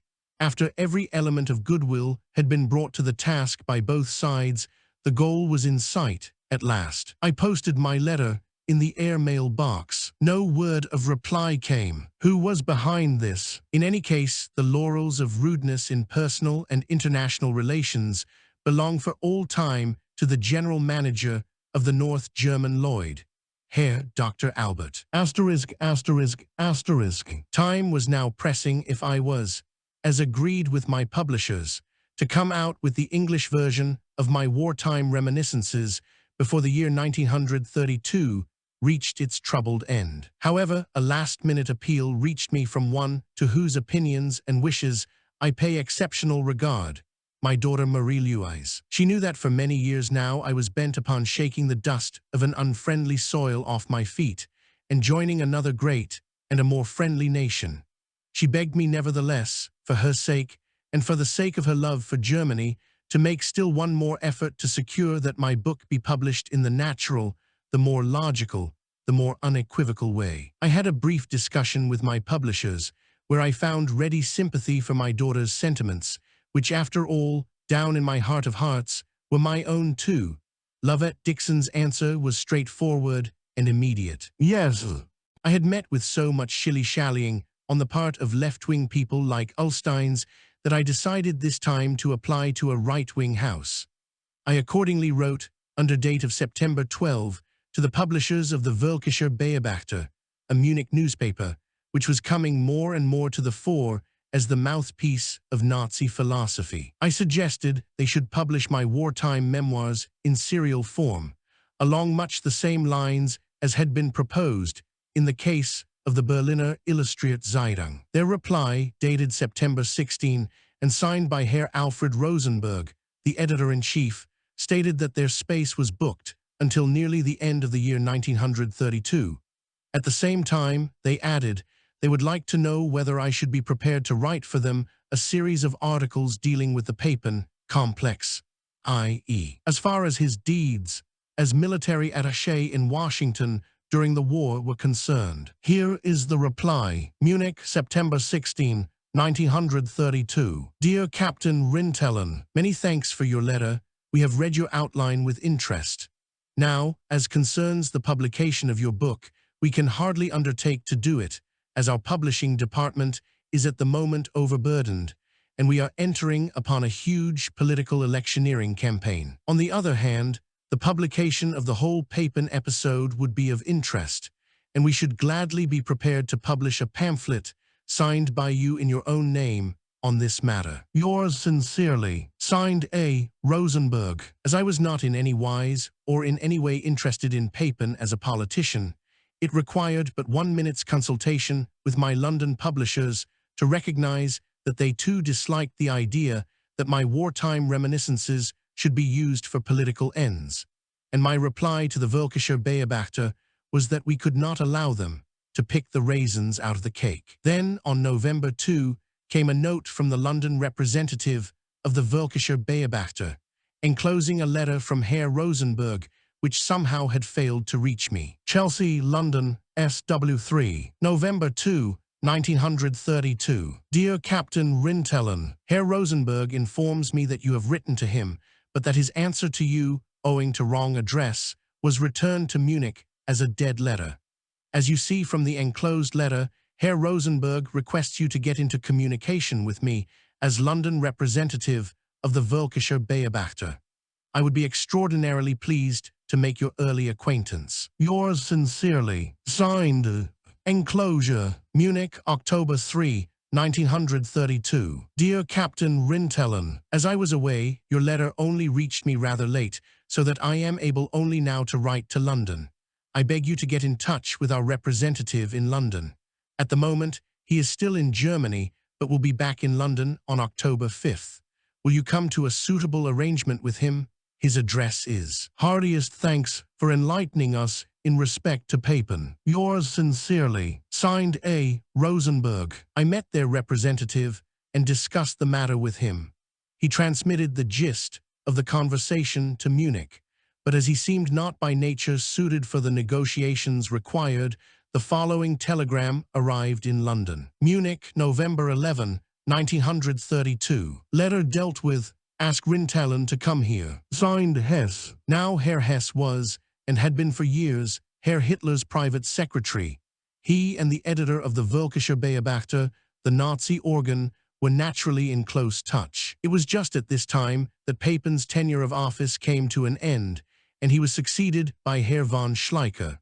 I therefore felt that a visit to Munich was useless, as events had brought about Papen's downfall, and I confidently expected to find the Schleicher government more reasonable and enlightened. I wrote to Herr Hess, giving my reasons for not going to Munich in these circumstances. His reply was as follows. Munich, November 25, 1932. Dear Captain Rintelen, your letter to hand.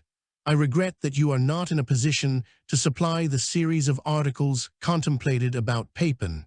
Perhaps it will be possible for you to make up for it at a later date. Yours sincerely, signed R. Hess. What happened at a later date is told in a subsequent chapter. ******.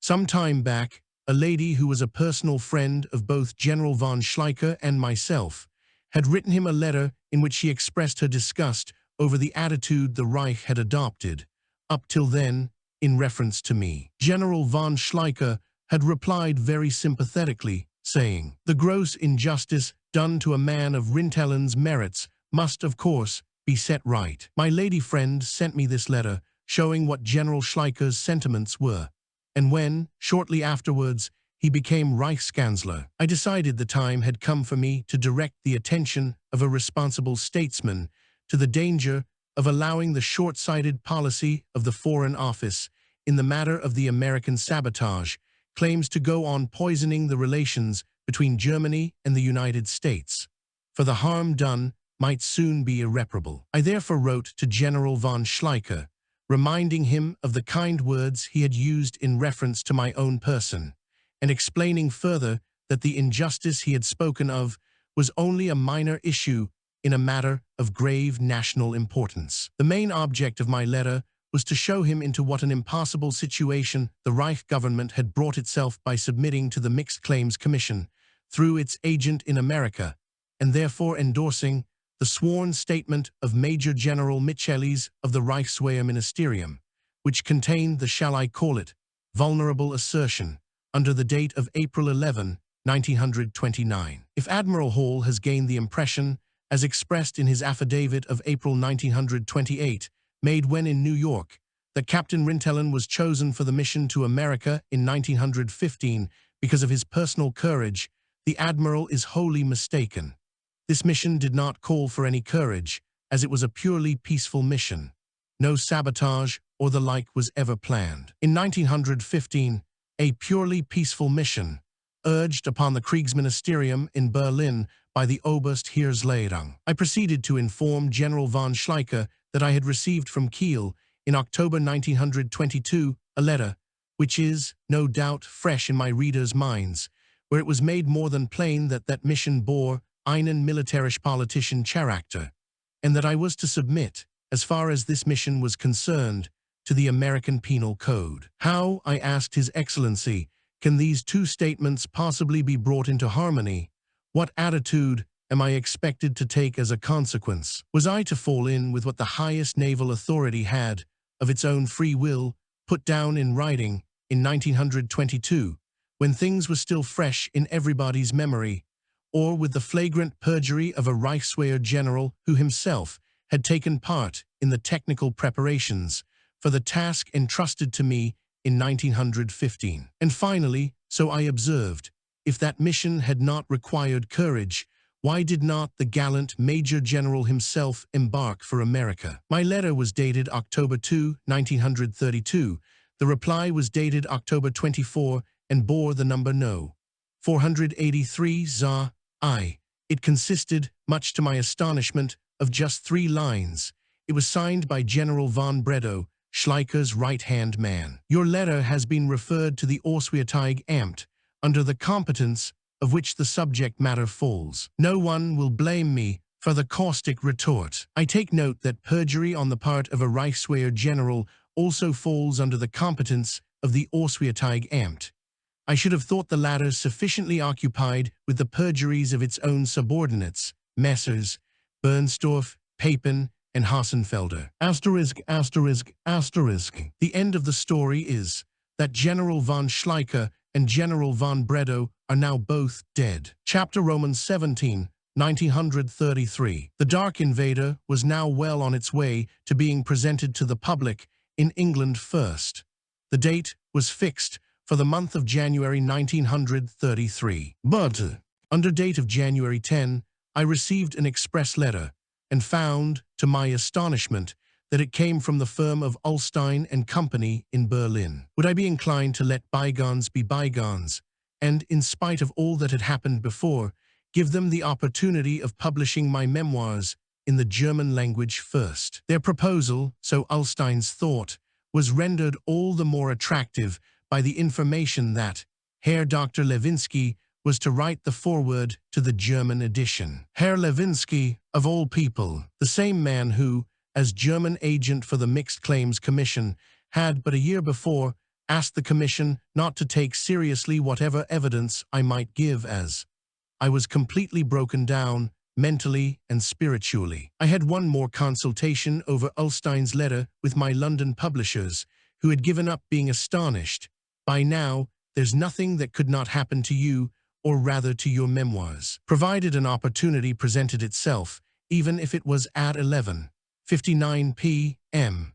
On the evening before publication, they were ready to agree that a German officer's war book belonged to Germany first. A substantial offer for the acquisition of the copyright accompanied Ullstein's letter, and I accepted their proposition, provided they would begin publication without a further moment's delay, and, as originally planned, in serial form in the Berliner Illustrierte Zeitung. One sine qua non stipulation I had to make, however, and every publisher in the civilized world would not hesitate to approve it. It was that Ullsteins were to refund to the British publishers any expenses they had incurred in connection with the careful and detailed preparation of the book's publication, as the latter now had to stand back for approximately a year. The figure was a little under £400. The reply from Berlin was delayed. At last, a long-worded telegram reached me in London. The burden of it was that a figure such as £400 exceeded their budget. The deal fell through. Asterisk, asterisk, asterisk. Over £400. On January 10, Ullstein send their inquiry. On January 15, I give my conditions. On January 20, they send their wire negative. On January 22, Papen and Hitler meet at a stockbroker's office in Cologne. On January 24, Schleicher threatens a dissolution of the Reichstag. On January 26, Papen brings about Schleicher's downfall. On January 28, Papen advises Hindenburg to call upon Hitler to form a government. On January 30, the Nazis come into power. In February, the Nazis open their campaign against the Jews. Ullsteins were taken over by the new regime. Asterisk, asterisk, asterisk. Papen had held the stirrup to Hitler. Rintelen's memoirs could not avoid describing Papen's, to put it mildly, shortcomings during the war. If the Jewish firm of Ullsteins had published in 1931, as arranged, there would have been no Reichskanzler Papen. Hitler might have come into power in any case.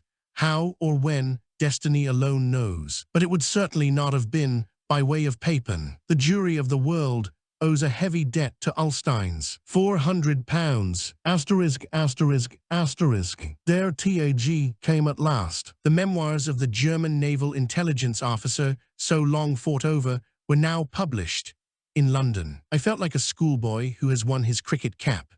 Had I not reason to be proud after an old hand at the job, A.E.W. Mason, had honored the apprentice in the field of writing with a superbly worded introduction, adding from his own knowledge, as he had been on Admiral Hall's staff during the war, as a Major R.M.L.I. For men like Rintelen, we can have nothing but respect while the fight is going on, and friendship when it is over. He only saw his own country again after the lapse of 6 strenuous and, in part, unhappy years. The main facts, as described in this book, we are able to check, and we know them to be exact. The book is written, as one would expect from his record, without the least rancor, and I think I am not trenching upon the province of criticism when I add, with admirable simplicity. One cannot, I think, read it without recognizing, apart from the magnitude of the things attempted and done, the terrific strain under which he lived.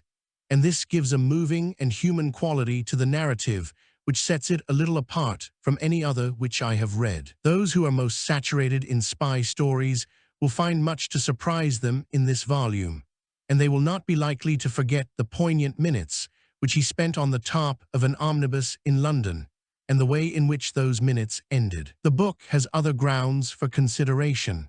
It throws a clear light upon the efficiency of the English intelligence services. For another, it reveals that the jealousies of departments, which in other countries did so much to hamper the full prosecution of the war, were just as rife in Germany itself, and that the picture of German concentration with which we were all terrifying ourselves in 1914 had no solid foundation in fact. Finally, here is as good an argument against war as a man could find in 20 volumes devoted to that subject alone. Asterisk, asterisk, asterisk. A 9-shilling book, for that matter. A few months before, a great lady friend, from whom I had been trying to hide my sentiments, had said to me, "I can read you like a penny book." She would never dare rate me so low again. But joking apart, I am sincerely grateful to the English press, and no less to that of the British Empire, the Australian and Canadian press in particular, which without a single exception received the Dark Invader with esteem and even with sympathy. The reviews of the French, Italian, Scandinavian, and American editions were just as chivalrously disposed, although in America they read into my criticisms of their action against me a hostility which, in fact, I never seriously felt. In short, a welcome in all ex-enemy countries, where, at any rate, everyone agreed that I had played the game, although, to be sure, I had not flattered them in any way. What I did do, and I am glad I did, was to acknowledge Anglo-Saxon sportsmanship and Franco-Belgian bravery. From Germany, silence. Even the Reichsarchive, entrusted with the recording of the official war history, and although having among its members mostly former general staff officers, ignored the war in America, upon the order of, why not write soldierly history? Asterisk, asterisk, asterisk. A few weeks after my book was published, a certain British journalist came across Graf Bernstorff Jr., at that time Counselor of the German Embassy in London, a relation of the former ambassador in Washington. The observations Bernstorff Jr. had seen fit to make were of such a nature, and so malicious in every respect, that his superior in Berlin, Herr Ministerial Director Dr. Dykhoff, was sent an unmistakably worded note of protest from the author of The Dark Invader. Dr. Dykhoff's reply was correctness itself. His letter, dated February 9, 1933, said, "I have informed the embassy in London and demanded an explanation. With kindest regards, and with the expression of my sincerest esteem." I received a further note, dated February 17. Following up my letter of February 9, I have the honor of informing you that Count Bernstorff has reported to me that he cannot remember having expressed himself as described in your letter. Cannot remember, indeed. The London journalist insisted, "I do remember." It could not be helped. Herr von Neurath, as the head of the department, was in receipt, a few days later, of a renewed protest from me. I added, however, that in spite of the caddish nature of Bernstorff's remarks, a full apology from him would find me conciliatory. But a few weeks later, Herr von Neurath wrote, "As Bernstorff reiterates his assertion, I am afraid I personally can do nothing more in the matter." But the London journalist still insisted he did remember. Now Bernstorff was covered by diplomatic immunity. The reader may think, therefore, that it was very difficult for me to take any proceedings against him. Fortunately, my mission to America had been preceded by my studying international law pretty thoroughly, and this knowledge now stood me in good stead. I knew that I could not have him served with papers in England while he had a diplomatic post over here, nor even until 1 year after he had relinquished it. But I also knew that papers could be served on him while he was taking a holiday in his own country, or while he was staying in some third country, for instance, Holland, Belgium, or France. I therefore notified Bernstorff, through a letter to Herr von Neurath, dated April 10, that if he appeared in any continental channel port on his way back to England, after the holidays he was then spending in Germany, he would be served papers by my solicitors, who had arranged to have every port watched for him. In my letter to Herr von Neurath, I went on to say that the trial that would follow would, to my profound regret, not only reveal Bernstorff to have acted like a liar, a calumniator, and worse still in British eyes, a coward, but would also, inevitably, involve an inquiry into the subject of Bernstorff's remarks. This inquiry, in turn, would be bound to lead to a number of questions about a certain delicate matter, namely, the American sabotage claims, and my answers, which would, of course, be truthful, would be heard in open court before a British tribunal, a thing no German government, presumably, desired. Sometime later, the Daily Telegraph published the following paragraphs over the signature of Peterborough. Count Albrecht Bernstorff, who was recalled by the Hitler government from the post of councillor to the German embassy in London, has now been offered a minor consular appointment in one of our remoter Asiatic dependencies. It would not surprise me to learn that he had declined the offer, even if this implied his retirement from the career in which he had rendered such signal services to his country and to Britain. The surprising thing is that the Hitler regime, which, both before its accession to power and ever since, has always professed to lay such store on Anglo-German amity, should have elected to deprive that cause of a most effective promoter on the German side. Even after his recall from London, Count Bernstorff's British friends had credited his government with the astute intention of utilizing his uncanny understanding of the Anglo-Saxon world and his multiple links of friendship with it. He would have been invaluable either in the Anglo-American department of the Berlin Foreign Office or the German embassy at Washington. But this, evidently, is not to be. The young man in question had himself to blame. The hand had been stretched out to him. There the matter would have remained had it not been for a slip of Herr von Neurath's. I had done my best to make sure that my correspondence with the Auswärtige Amt was private and confidential, but Berlin allowed the matter to become one of official embassy routine business. Herr von Neurath's last letter, and my final reply, therefore, passed through several hands. Newspaper reporters, anxious to learn why exactly Count Bernstorff had left London, pestered me with questions.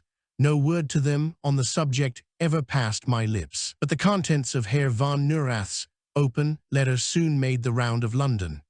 Berlin have but themselves to thank if the actual reason for Bernstorff's recall became so widely known. Asterisk, asterisk, asterisk. Thus my countrymen, what of my foes? On Wednesday, May 3, 1933, a member of the House of Lords had this notice on the paper: to ask His Majesty's government if Captain von Rintelen should be permitted to reside in this country. On behalf of the Home Secretary, the Earl of Lucan replied that, after making special inquiries, the Home Secretary has no reason to believe that the presence of Captain von Rintelen here is in any way detrimental to the interests of this country, and continuing said, I should think he was working all he knew for his country during the war, and I do not think I should blame him for that. On a division on the motion, their lordships, by an overwhelming majority, showed themselves kindly disposed with regard to my stay in England, and I shall ever be grateful to those of their lordships who, doubtless because they knew me better, voted in my favor. In particular, I should like to thank the Earl of Lucan, Viscount Hailsham, Lord Darling, and Lord Newton. Lord Newton, who during the war had dealt with the difficult problem of war prisoners, and was thus well versed in my case, graciously declared. He was a war prisoner at the camp at Donington Hall, but when America came into the war, the American government demanded that he should be handed over to them.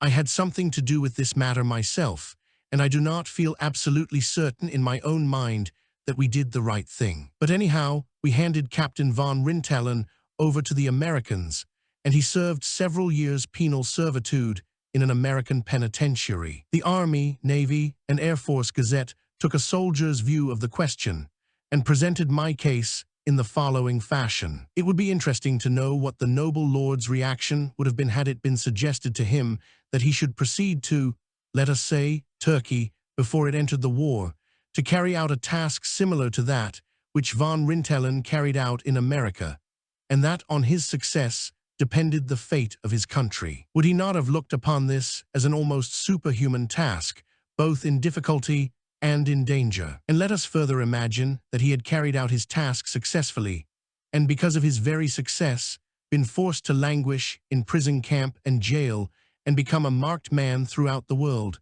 Would he consider himself so unworthy, as compared with his fellow subjects, as to be deprived of the privileges accorded them abroad? For it is the deprivation of such privileges that he demanded in the case of von Rintelen. This, the Earl of Lucan's reply, was a wise and sympathetic answer.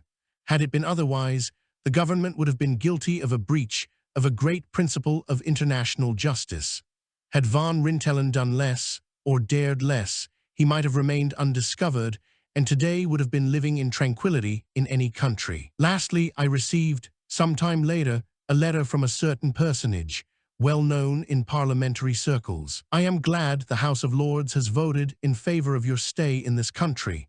Germany's loss is England's gain. I shall do my best to make this generous verdict true." Chapter Roman 18. In the spring of 1933, after a good many questions had been asked, the Albert Langenjorg Müller Verlag in Munich finally acquired the German rights for the publication of The Dark Invader.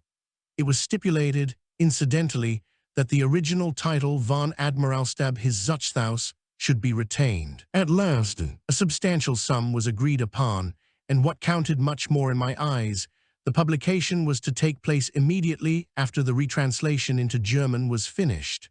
Furthermore, for the retranslation, the Verlag turned to the man who could best interpret the thoughts, feelings, and actions of the author, namely, the author himself. This time it was not by the round pond in Kensington Gardens, but by rising and falling waves of the Channel coast, that one might see a middle-aged man with knitted brows struggling to dominate a mountain of foolscap. Every wave brought an inspiration, and every gust of wind a wild flutter, a scramble to catch the escaping papers. There I sat, laboriously changing and rechanging words and phrases from English into German, armed with red, blue, and green pencils and a large India rubber. Thus, I strove to present my story to my own nation. With what fresh enthusiasm I envisaged the prospect that, better late than never, those for whom I had fought during the war, and for whose benefit I had made the sacrifices I did make, would now at last learn what had happened in America in 1915, a knowledge which wise censorship had withheld from them during the war, and unwise statesmanship ever since. All my energy, all my heart was in the work, and my striving was all the more intense, because I knew that Marie-Louise would have the satisfaction of seeing that what her father had done for king and country was put down in black and white, clear for every German to read, and truthful to the last dot. Her letters gave me an additional impetus to make a good job of the task allotted to me by one of Germany's great publishing houses. Punctual to the minute, and section by section, the retranslation made its metamorphosis from my scribble, the nightmare of so many of my correspondents, excepting always those who are guided by the eye of love, into a typescript legible to any eye, and in that form it made its way to the Verlag in Munich. And the more the men at the Verlag read of the manuscript, the more astonished they became, and perplexed besides. Of such things, such occurrences, they had never heard. Many months later, I was to learn that with their increasing bewilderment, there came a feeling of uneasiness that grew and grew. How, they asked themselves, is it possible that such knowledge has been kept from a whole nation? Who has been responsible for such a short-sighted policy? A whole correspondence between Munich and Berlin, and between Munich and London. Finally, on October 16, the following telegram reached me, after having traveled exactly 22 minutes from house to house. Urgent. Munich, no. 5903. We urgently request your presence for important discussion here, in any case, before your journey to London and completion of film. Stop. Wire ahead when you will arrive here. Signed, Albert Langenjorg Müller Verlag. Beyond any possible doubt, the directors of the Verlag were sincere, and they were patriotic enough to wish to set matters right and so serve the German cause. I decided, in spite of the urgency of their request, reiterated in a letter of October 17, to visit my publishers in London before proceeding to Munich. For after all, it was they who had signed the contract with the Verlag. It was agreed I should be the one to go. For remembering the telegram which had been sent to London less than a year before by Herr Hesse, now the deputy of the Reichskanzler, we felt certain that literary matters would not form the only, nor indeed the principal, topic of the conversations in Munich. For a discussion of the political aspect of the publication of my book in Germany, I was obviously the man to go. Besides, I felt this would be an excellent opportunity for letting these Munich people understand how sadly mistaken they were, if they assumed that there was one word in my book which did not tally with the facts. Asterisk, asterisk, asterisk. At this point, I must introduce an amusing story. My bags were all packed when I received an express letter from my London solicitors, Messrs. Westbury, Preston and Stavridis. The actress case will be heard in the King's Bench Division tomorrow morning at 10 o'clock. The issue in this case was, had I, or had I not, allowed myself to get into an entanglement while on duty in wartime? A young English author, in a book which purported to describe startling wartime episodes, had honored me by devoting a whole chapter of his book to my mission to America. He began in a complimentary fashion by calling me one of Britain's most important captures during the war. But he then went on to say, when his ship reached Southampton, Scotland Yard detectives found him in his cabin in the company of a well-known West End actress. My ship never called at Southampton. I was not found by Scotland Yard detectives. No actress, indeed no woman of any sort, was with me in my cabin. 6 months or more had been spent in correspondence and argumentation between solicitors as to whether these statements were libelous. The publishers at once realized and admitted that they were, and neither publisher nor author ever cast any doubts on my assertion that this little actress, however delightful reading the tale of the rencontre might make, was herself the Princess Charming of a fairy tale, at least so far as my life was concerned. Not that I am, or have ever pretended that I am, an enemy of the other sex. The world would have laughed if I, of all men, had made myself out to be a saint. But in August 1915, I was on duty to report back in Berlin and to reach my destination safe and sound. On duty, that was the point. The young English author, at long last, was made to recognize this distinction. An officer does not claim damages in such a case. Honor cannot be vindicated by pounds sterling. Both the author and the publisher made a full retraction and a complete disclaimer in open court before a distinguished judge of the King's Bench, offered the most ample apology and expressed their sincere regret. A few days later, the publishers sent me a personal letter couched in the kindest and most generous terms, and with it, a beautiful diamond wristwatch for Marie-Louise, a souvenir of the chivalry a British publisher knows how to show in dealing with a former enemy. One difficulty still seemed to trouble the inquisitive. Granted this story is a pure fantasy, how did it ever arise? It was indeed puzzling to find a German officer and a West End actress united during the war, even if it was only in print. That is easily answered. It was a case of mistaken identity. When our familiar friend, Captain Papin, the German military attaché in Washington in 1915, was requested by the American government to leave the territory of the United States, he no doubt felt that a voyage so inauspiciously begun would need some livening up. So he arranged for his cabin on the SS Nordam to be near to that of a certain West End actress of his acquaintance, and this West End actress, of Jewish extraction, horribile dictu, was none other than the alleged subject of my lawsuit. The idyll that followed was unfortunately spoiled by British control officers, who considered that our Leander's safe conduct covered only his person and not the trunks in his cabin. As the latter shared their owner's propinquity, the control officers decided that hers, as well as his, should be forwarded to London for examination.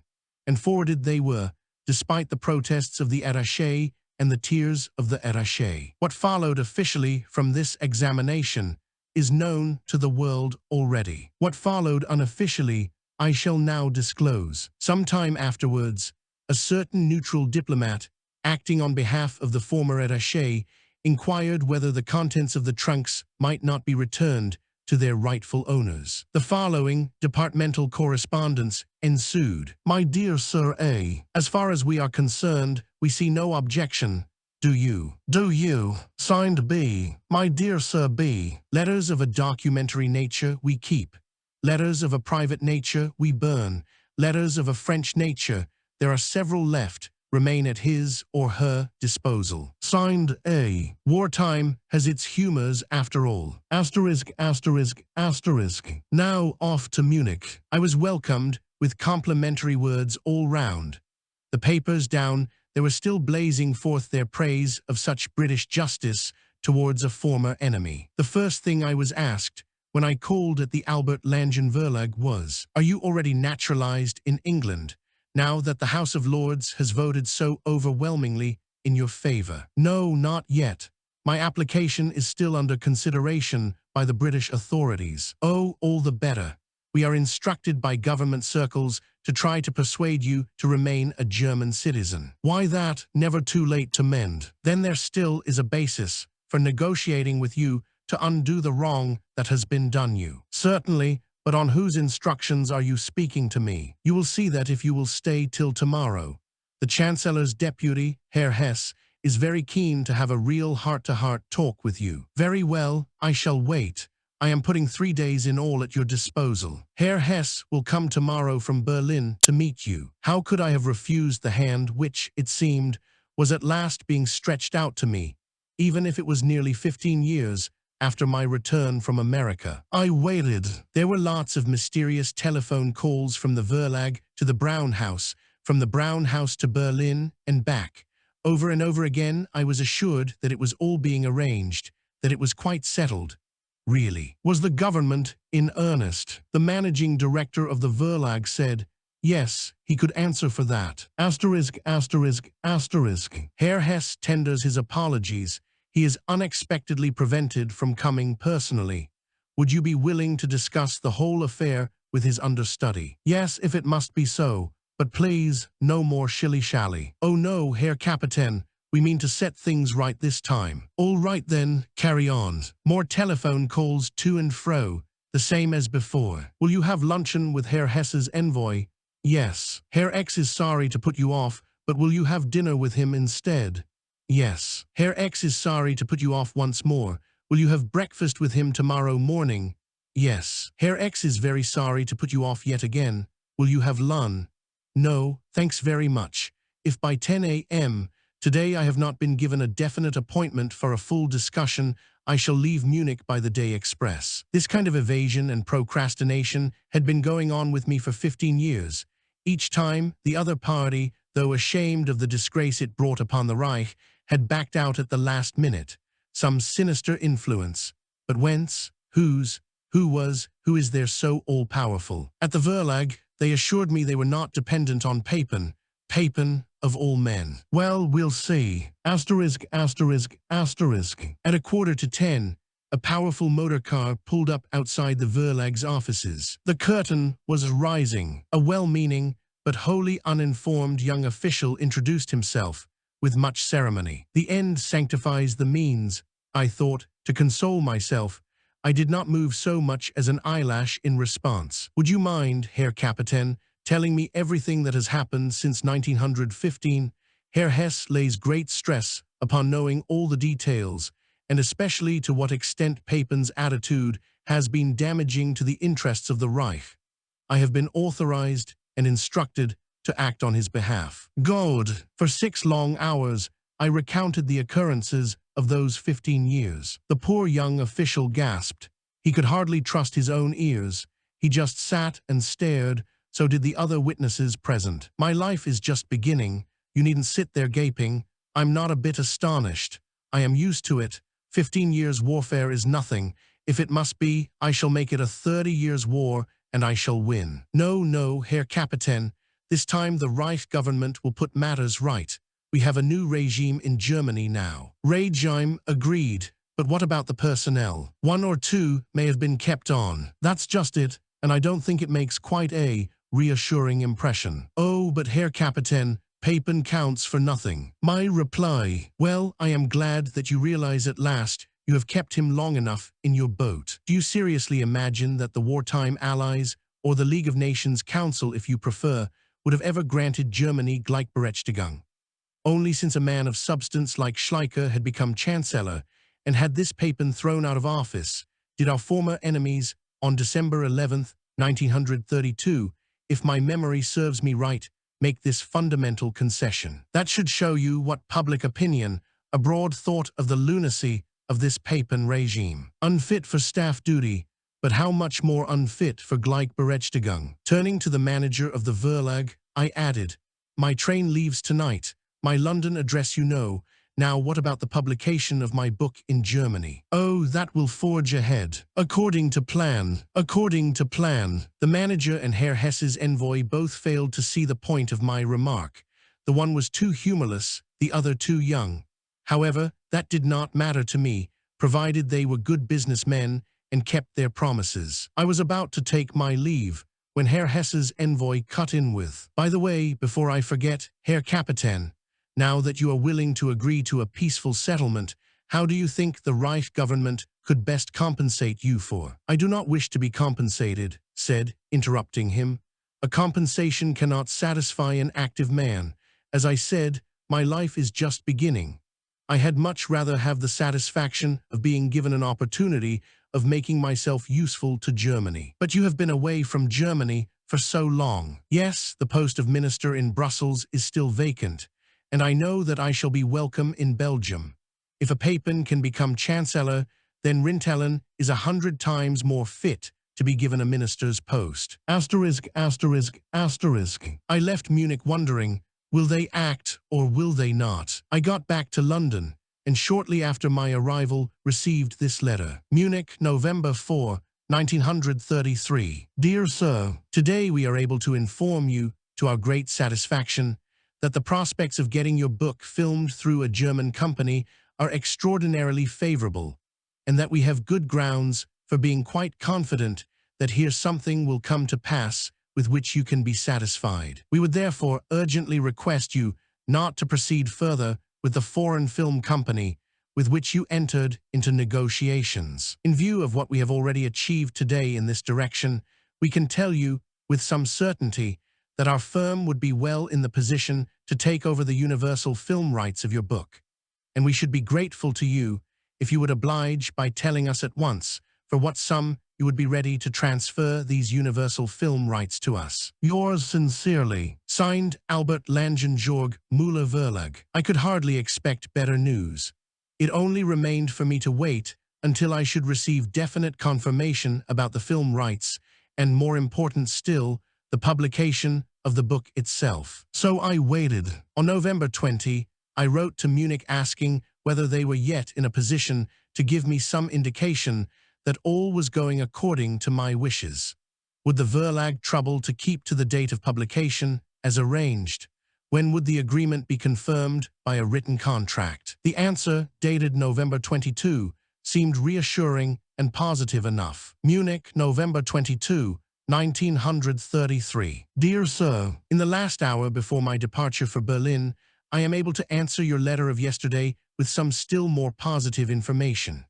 It will certainly be a disappointment for you that a prolongation of the term beyond the 26th of November, the date agreed upon here, is unavoidable because, in spite of the best will in the world, matters cannot be settled so quickly. However, this disappointment will, I hope, be outweighed by the certainty, which you may from now on feel, that efforts are being made in all earnestness, and with every possible haste, to achieve a solution of those questions which are now in the balance, a solution which will put an end to your insecurity and to the painful and embarrassing situation in which you find yourself. Yours sincerely, signed, Managing Director. But the first fortnight of December was soon almost gone, and the chances that the book would be ready for the famous Christmas market, be it only in the form of advance serials in one of the great Munich papers, were fast slipping away. I was filled with misgivings. Misgivings quickly gave way to doubts, and doubts to apprehension, which was shared by my London publishers. We demanded a straightforward reply. This is what we got from the Verlag. Munich, December 12, 1933. Dear Sir, the negotiations conducted by me with the object of concluding an agreement in Germany in the place of the agreement, which you mentioned to us as possible and pending with an American film company, are, alas, not proceeding as well as the state of affairs had led me to hope. Rather, I am even obliged to reckon on their falling through in the end, and on that account I must inform you today that I ought no longer to maintain you in hopes of a quick and favorable decision. I take it that you will now decide in the manner which your personal needs dictate, but I, for my part, as head of the largest literary publishing firm in Germany, must, now as ever, not allow myself to be swayed in my decisions by personal or business considerations. I have also to ask myself, as in the case of every other publication, whether the appearance of a German edition of your book, be it in its present or in an altered form, is necessary or useful or not. As I, at the present moment, cannot believe in such necessity or such usefulness, our firm has postponed the publication until the future, at the risk that, owing to circumstances, it may forego the publication rights through the expiry of the term for an amicable option. Lovett Dixon will receive this information by a letter of even date. I imagine you know, without my expressly repeating this assurance, how very sorry I am that, within the comparatively short delay imposed upon you by the circumstances, the hopes which I personally cherished and believed I could let you hold have not proved realizable. There only remains for me to thank you for the trust you put in me, and to close with the sincere wish that it may be possible for you to find some tolerable issue from the painful situation that has arisen. Yours sincerely, signed, Managing Director. The reply wasn't straightforward, but one thing was quite clear. It was useless now for me to look forward any more to a jubilant Christmas with the boyish delight of one who knows what is in store for him, but hopes it may be even more splendid than his fancies. I went off for a quiet weekend in the country. On my return, I found a thick envelope from the Verlag. It was December 23. Good news is shortly told. There was no good news here. Munich, December 21, 1933. Dear Sir, I am very sorry to learn from your letter of the 16th December that already before my last letter you had as good as lost your confidence in the final success of my efforts. There was actually no foundation for this loss of confidence. On the contrary, I beg you not to doubt for one moment that not only myself, but all those with whom I had any dealings in this affair, worked sincerely and honestly to bring about a real improvement in relation to the present situation. Above all, you would do a bitter injustice to the staff of the National Socialist Party if you were to assume that they contributed, whether actively or passively, to the frustration of my efforts. Perhaps, in spite of the momentary failure, the future will yet bring proof of this. But to retain the book would, I agree with you, be an injustice. Already, when writing my last letter, I doubted whether I should release it for you at once. But 459 marks, so far spent on preparatory work, is a good deal of money for a literary publishing firm. Besides, I would not give up yet the thought of publishing your book at a later date. But as you have now asked me, I, in the hope of being able to indemnify yourself at least to some extent for the financial losses which you have incurred owing to the long duration of the negotiations with me, am willing to grant your request at once and write gladly. The firm of Lovett Dixon is being sent a similar communication by the same post, copy enclosed. But I am not returning the 2 German manuscripts. Something, I hope it is also in accordance with your wishes, must remain with our firm, even though it be only a voucher and a souvenir. I repeat the closing wishes of my last letter, and remain, yours sincerely, signed, Managing Director, Munich, December 21, 1933. Lovett Dixon Limited, London. Dear Sirs, by letter of December 16th, Captain Rintelen requests us to renounce the publishing rights of his book, The Dark Invader, in the German version. We have made up our minds to grant this wish, and hereby relinquish all rights which we obtained through the contract of May 8, 1933, in return for which we declare ourselves absolved from all the obligations undertaken. We also renounce any claim to the refunding of the payments advanced by us in the same connection, amounting to 459 marks. Yours faithfully, Albert Langenjorg Müller-Verlag. So the regime was explicitly absolved. Who then are the sinister forces? Are there, in Germany, two regimes side by side? Does the right hand not wish to know what the left hand does? It seems an odd conception of unity of command. Someone is cracking the whip out there. Yesterday and again today, perhaps again tomorrow. The Verlag had made a heavy sacrifice. It was a lot of money, and they had made it right gladly. Perhaps they had received reparations from some source. Was the source public, or can it have been a private one? Chapter Roman 19, 1934. The year had hardly begun when a well-known Berlin journalist visited me in London to find out what attitude I would take up in regard to the sabotage cases. No one in Berlin can understand why you should have broken off negotiations over the publication of your book. The German public is very keen to learn what actually did happen in America during the war. Well, once more I stood before the enigma. For the 1000th time, I saw Germany as a book sealed with 7 seals. It was a hopeless task trying to show this man all the insanity that had been going on in German government circles since the war. He spent days with me in London, making copies and taking down extracts from the letters exchanged between me and Berlin. There it all was in black and white. The poor journalist's eyes opened wider and wider. Asterisk, asterisk, asterisk. It was about this time that Berlin, as uninformed about the relationship between author and publisher as about a good many other topics, chose to scold me for having allowed Messrs. Lovett Dixon Limited to publish an English version of Professor Bantz's book, Raum und Volk im Weltkrieg, Germany, Prepare for War, as the English version was called, which had created a considerable stir over here, containing as it did maps and plans for an invasion of England. Once more, Berlin was trying to use as a scapegoat the man who, let us say, had not deserted his country in taking over the Manhattan front, and who was considered a culprit for having done so. A day or two before the book was published in this country, the German embassy, doubtless prompted by Berlin, came out with the ponderous statement that Professor Bantz's writings were of no significance,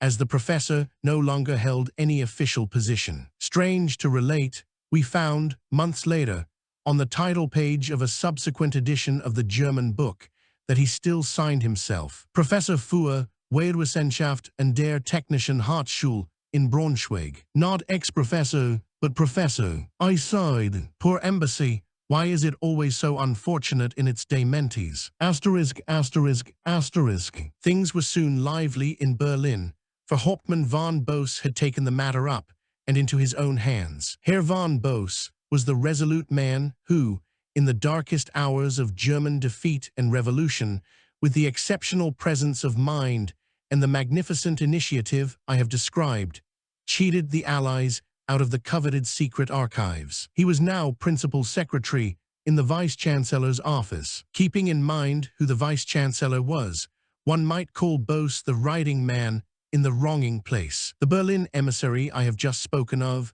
on his return from London, had found his way into Herr von Boos's presence, and Boos, after hearing what he had to say, immediately went and saw his superior to suggest the sabotage claims should be settled on the lines I had been urging for years. When Boos went to see a man, yet my daughter Marie-Louise was told by Papin's son at a dance that his father had instructed him to give her the message that he preferred not to open the case again. With a smart riposte, Marie-Louise replied quietly, "Your father need not trouble himself about that. Mine will see to it." After this incident, Herr von Boos meant to have another try. He urged the matter with his superior, but it was no use. By midnight of June 30, Herr von Boos was dead. Asterisk, asterisk, asterisk. There were still two schools of thought in Berlin, at variance with one another, on the question of how to deal with the Rintelen case. Throughout, there had been the school which clung tenaciously to the idea that a distortion of facts, which my readers will agree is a mild expression, and a description of me as a man tottering to his grave, tottering, were all that was needed to extricate Germany and themselves from a tight corner. The school of thought, more reasonable and more realist, and above all more gentlemanly, felt that there must be something wrong in such a course, even if it did seem at first sight profitable, that such a gross breach of loyalty towards one who had shown such mettle was unbecoming to a great nation. Asterisk, asterisk, asterisk. The first school counted among its exponents a man who was now sent from Berlin to look me up in London, and who talked sense all right when it came to the purely domestic affairs of his country. But what a mind was there o'erthrown when it came to the affairs of Great Britain, or, worse still, the British Empire. You'll see, before long, that empire is going to collapse. Look at its half-hearted, compromising attitude all the world over. Watch the men who are guiding Britain's destinies. See how little the Englishman knows and cares about politics. They talk about nothing and know about nothing except sport. Simply childish. It's the surest sign of incurable pacifism. A nation like that is surely on the road to decay. Besides, what are they doing for the unemployed, instead of sending them all to the colonies? Yes, I reminded my visitor, you are of course right, but there is a difference between crown colonies, mandated territories, and self-governing dominions. Did you know that? It's not merely a matter of taking a few ships, putting so many people on board, and sending them to Oceania or whatnot. The unemployment question is not as easily settled as that. Why not? He objected. What of the tens of thousands who go to every football match? That's how they waste their dole, as they call it. But isn't that proof of a healthy mind? People of humble station in life finding it more natural to go to a football match than to get drunk, so to speak, on politics, or to play at soldiers.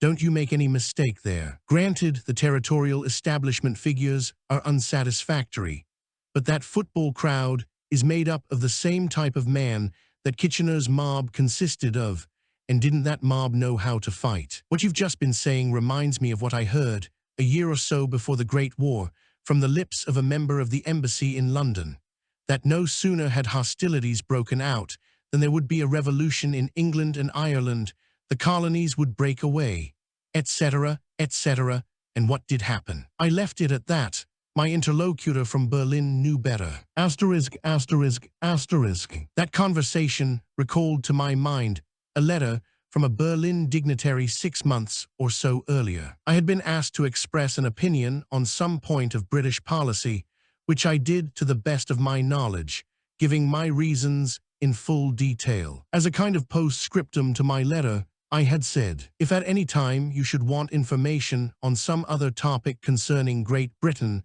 I shall be very glad to put my experience, such as it is, at your disposal. The laconic reply to this P.S. was, England kenner haben wir genug. Experts on England we have in plenty. Developments have fully confirmed this. Asterisk, asterisk, asterisk. It was in Belgian territory, on the delightful shores of that friendly country, that once more I was visited by an emissary from Berlin. August had just begun. Around me, my Ghent friends. The emissary had been sent by the other school to find out whether there was any possibility of making peace with me, and satisfying me without the Reich having to disavow its former statements. Also, whether I would lend a hand in helping to disentangle the mess, for those confounded sabotage cases had once more come up for discussion. I replied that of course I would be the first to help, by all the means at my disposal. Was I not, after all, at least as capable of statesmanship and diplomatic tact as Bernstorff Sr. and Papen Sr. put together? It required but a clear indication of decency and fair-mindedness on the part of the Reich, and the Americans would, I was convinced, respond with true Anglo-Saxon spirit, and like the sportsmen they were, let bygones be bygones, but otherwise Berlin was courting disaster. My interlocutor seemed almost too ready to accept what I said, but I intended he should be convinced beyond the possibility of a relapse. I wanted him to satisfy both himself and those who had sent him that I, Rintelen, had reasoned objectively, and I wished him to discover for himself whether my opinion was really shared by those in England who were versed in the situation, and therefore should know. I therefore suggested he should visit Sir Reginald Hall. What, Sir Reginald Hall? The embassy in London, so he assured me,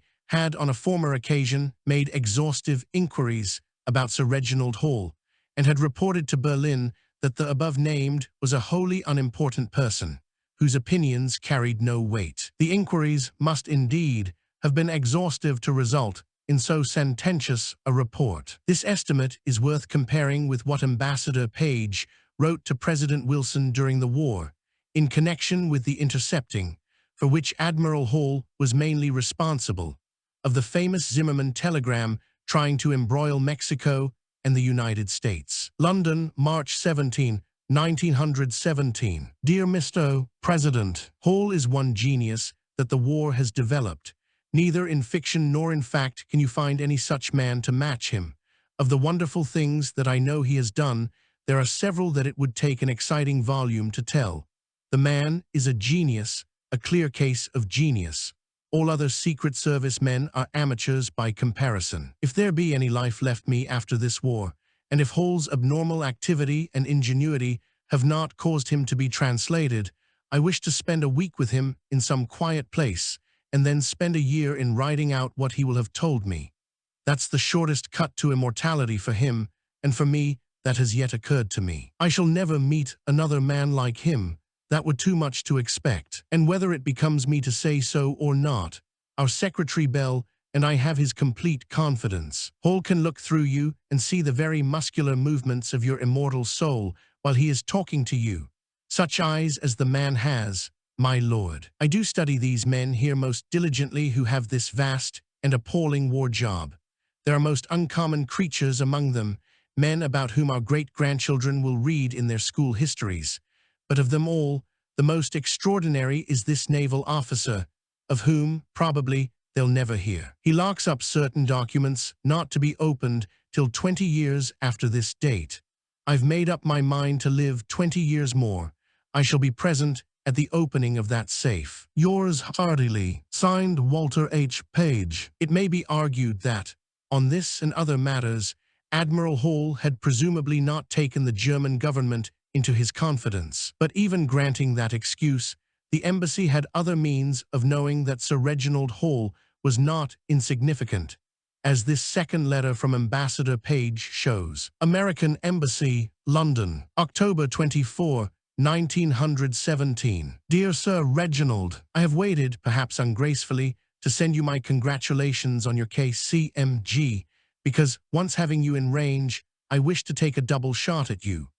I am sincerely glad, not only at this honor done you because you have so richly deserved it, but also because it was bestowed on you not in a long list of other honors, but all by itself on you alone. I think I see in this unusual fact a special significance.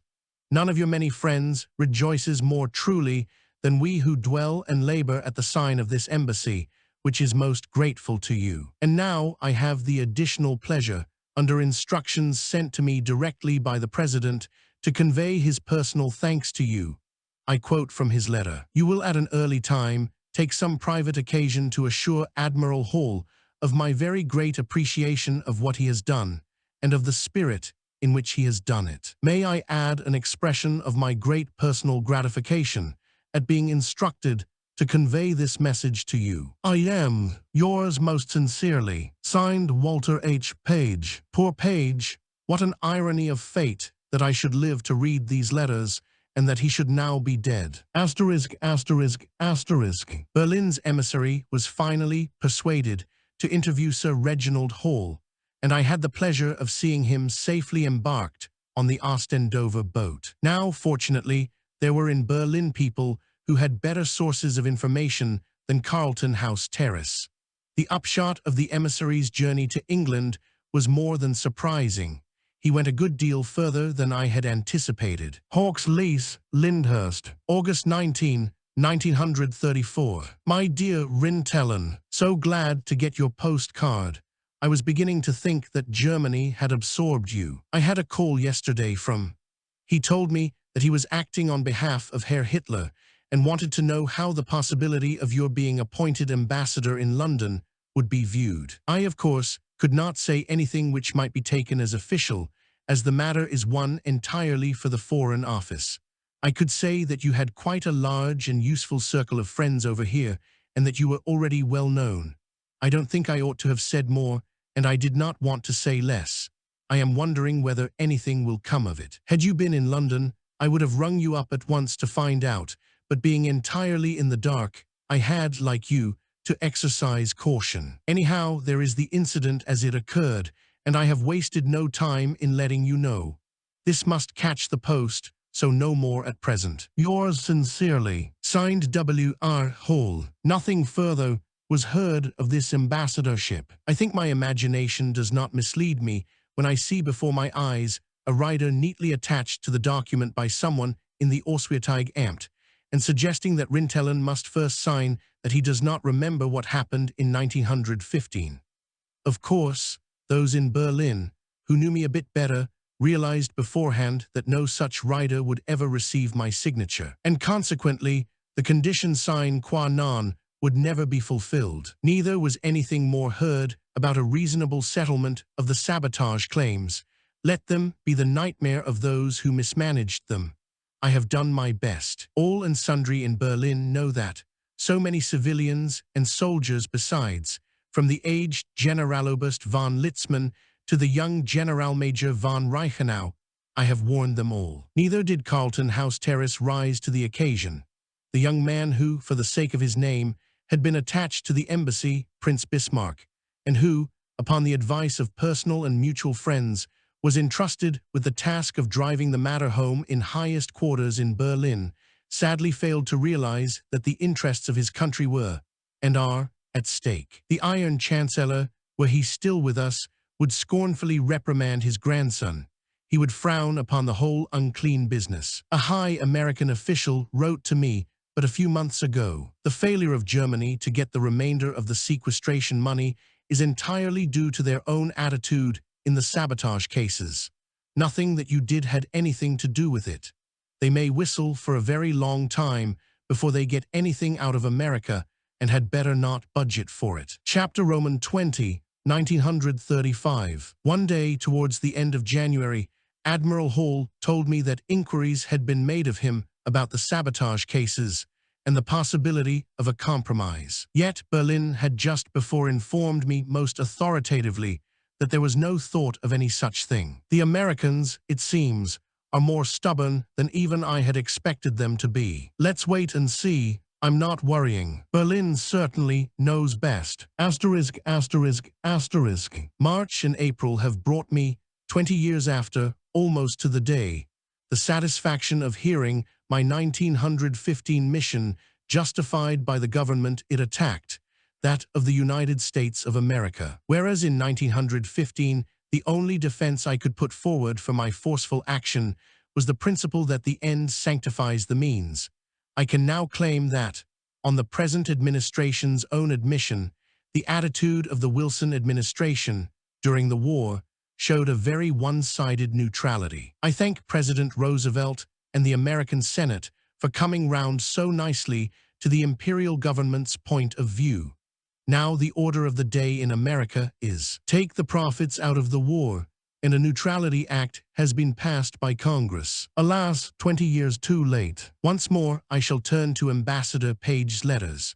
A few weeks before America finally declared war on Germany, he wrote to President Wilson, "We must enter the war, if only to stave off the imminent danger of the collapse of J.P. Morgan and Company, who have carried the financial burdens of ourselves, as well as of our friends in Britain and in France." Asterisk, asterisk, asterisk. What had been the subject of a 2 hours debate in the House of Lords 2 years previously, namely, the question whether or not I should become a British citizen, now entered an acute, and possibly its final, stage. Admiral Hall, no doubt acting on behalf of those in authority, sent me a wire one morning to meet him at Waterloo Station. After I had arrived, and we had found a couple of seats, he had a few quiet words with the guard, after which our compartment was locked. "Are we back in August 1915? I asked. It was almost exactly the scene at St. Pancras Station in 1915, as I left, under military escort, for Donington Hall.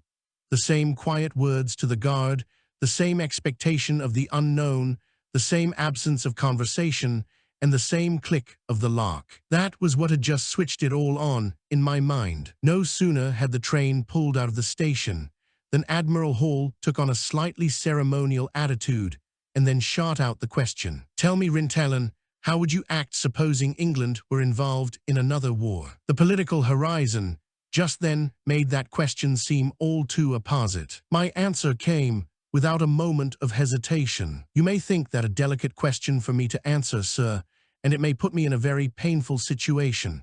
But one thing is certain, it is impossible for me ever to fight against a country which has shown me nothing but hospitality and consideration for so many years. In England, I have found recognition and esteem." Admiral Hall transmitted these words to Whitehall. When I returned to London from Vienna, after the farcical trial of my cousin, Austria's former minister, in Rome, I found a letter from Lyndhurst. "I am given to understand that you have not yet shown enough of what they call intention. If they gave me to understand you were, for instance, to show that intention, shall I say, more emotionally." Well, so there are still things in store for me. Then I shall continue meanwhile picking my way through the nettles in my pursuit of happiness until the end.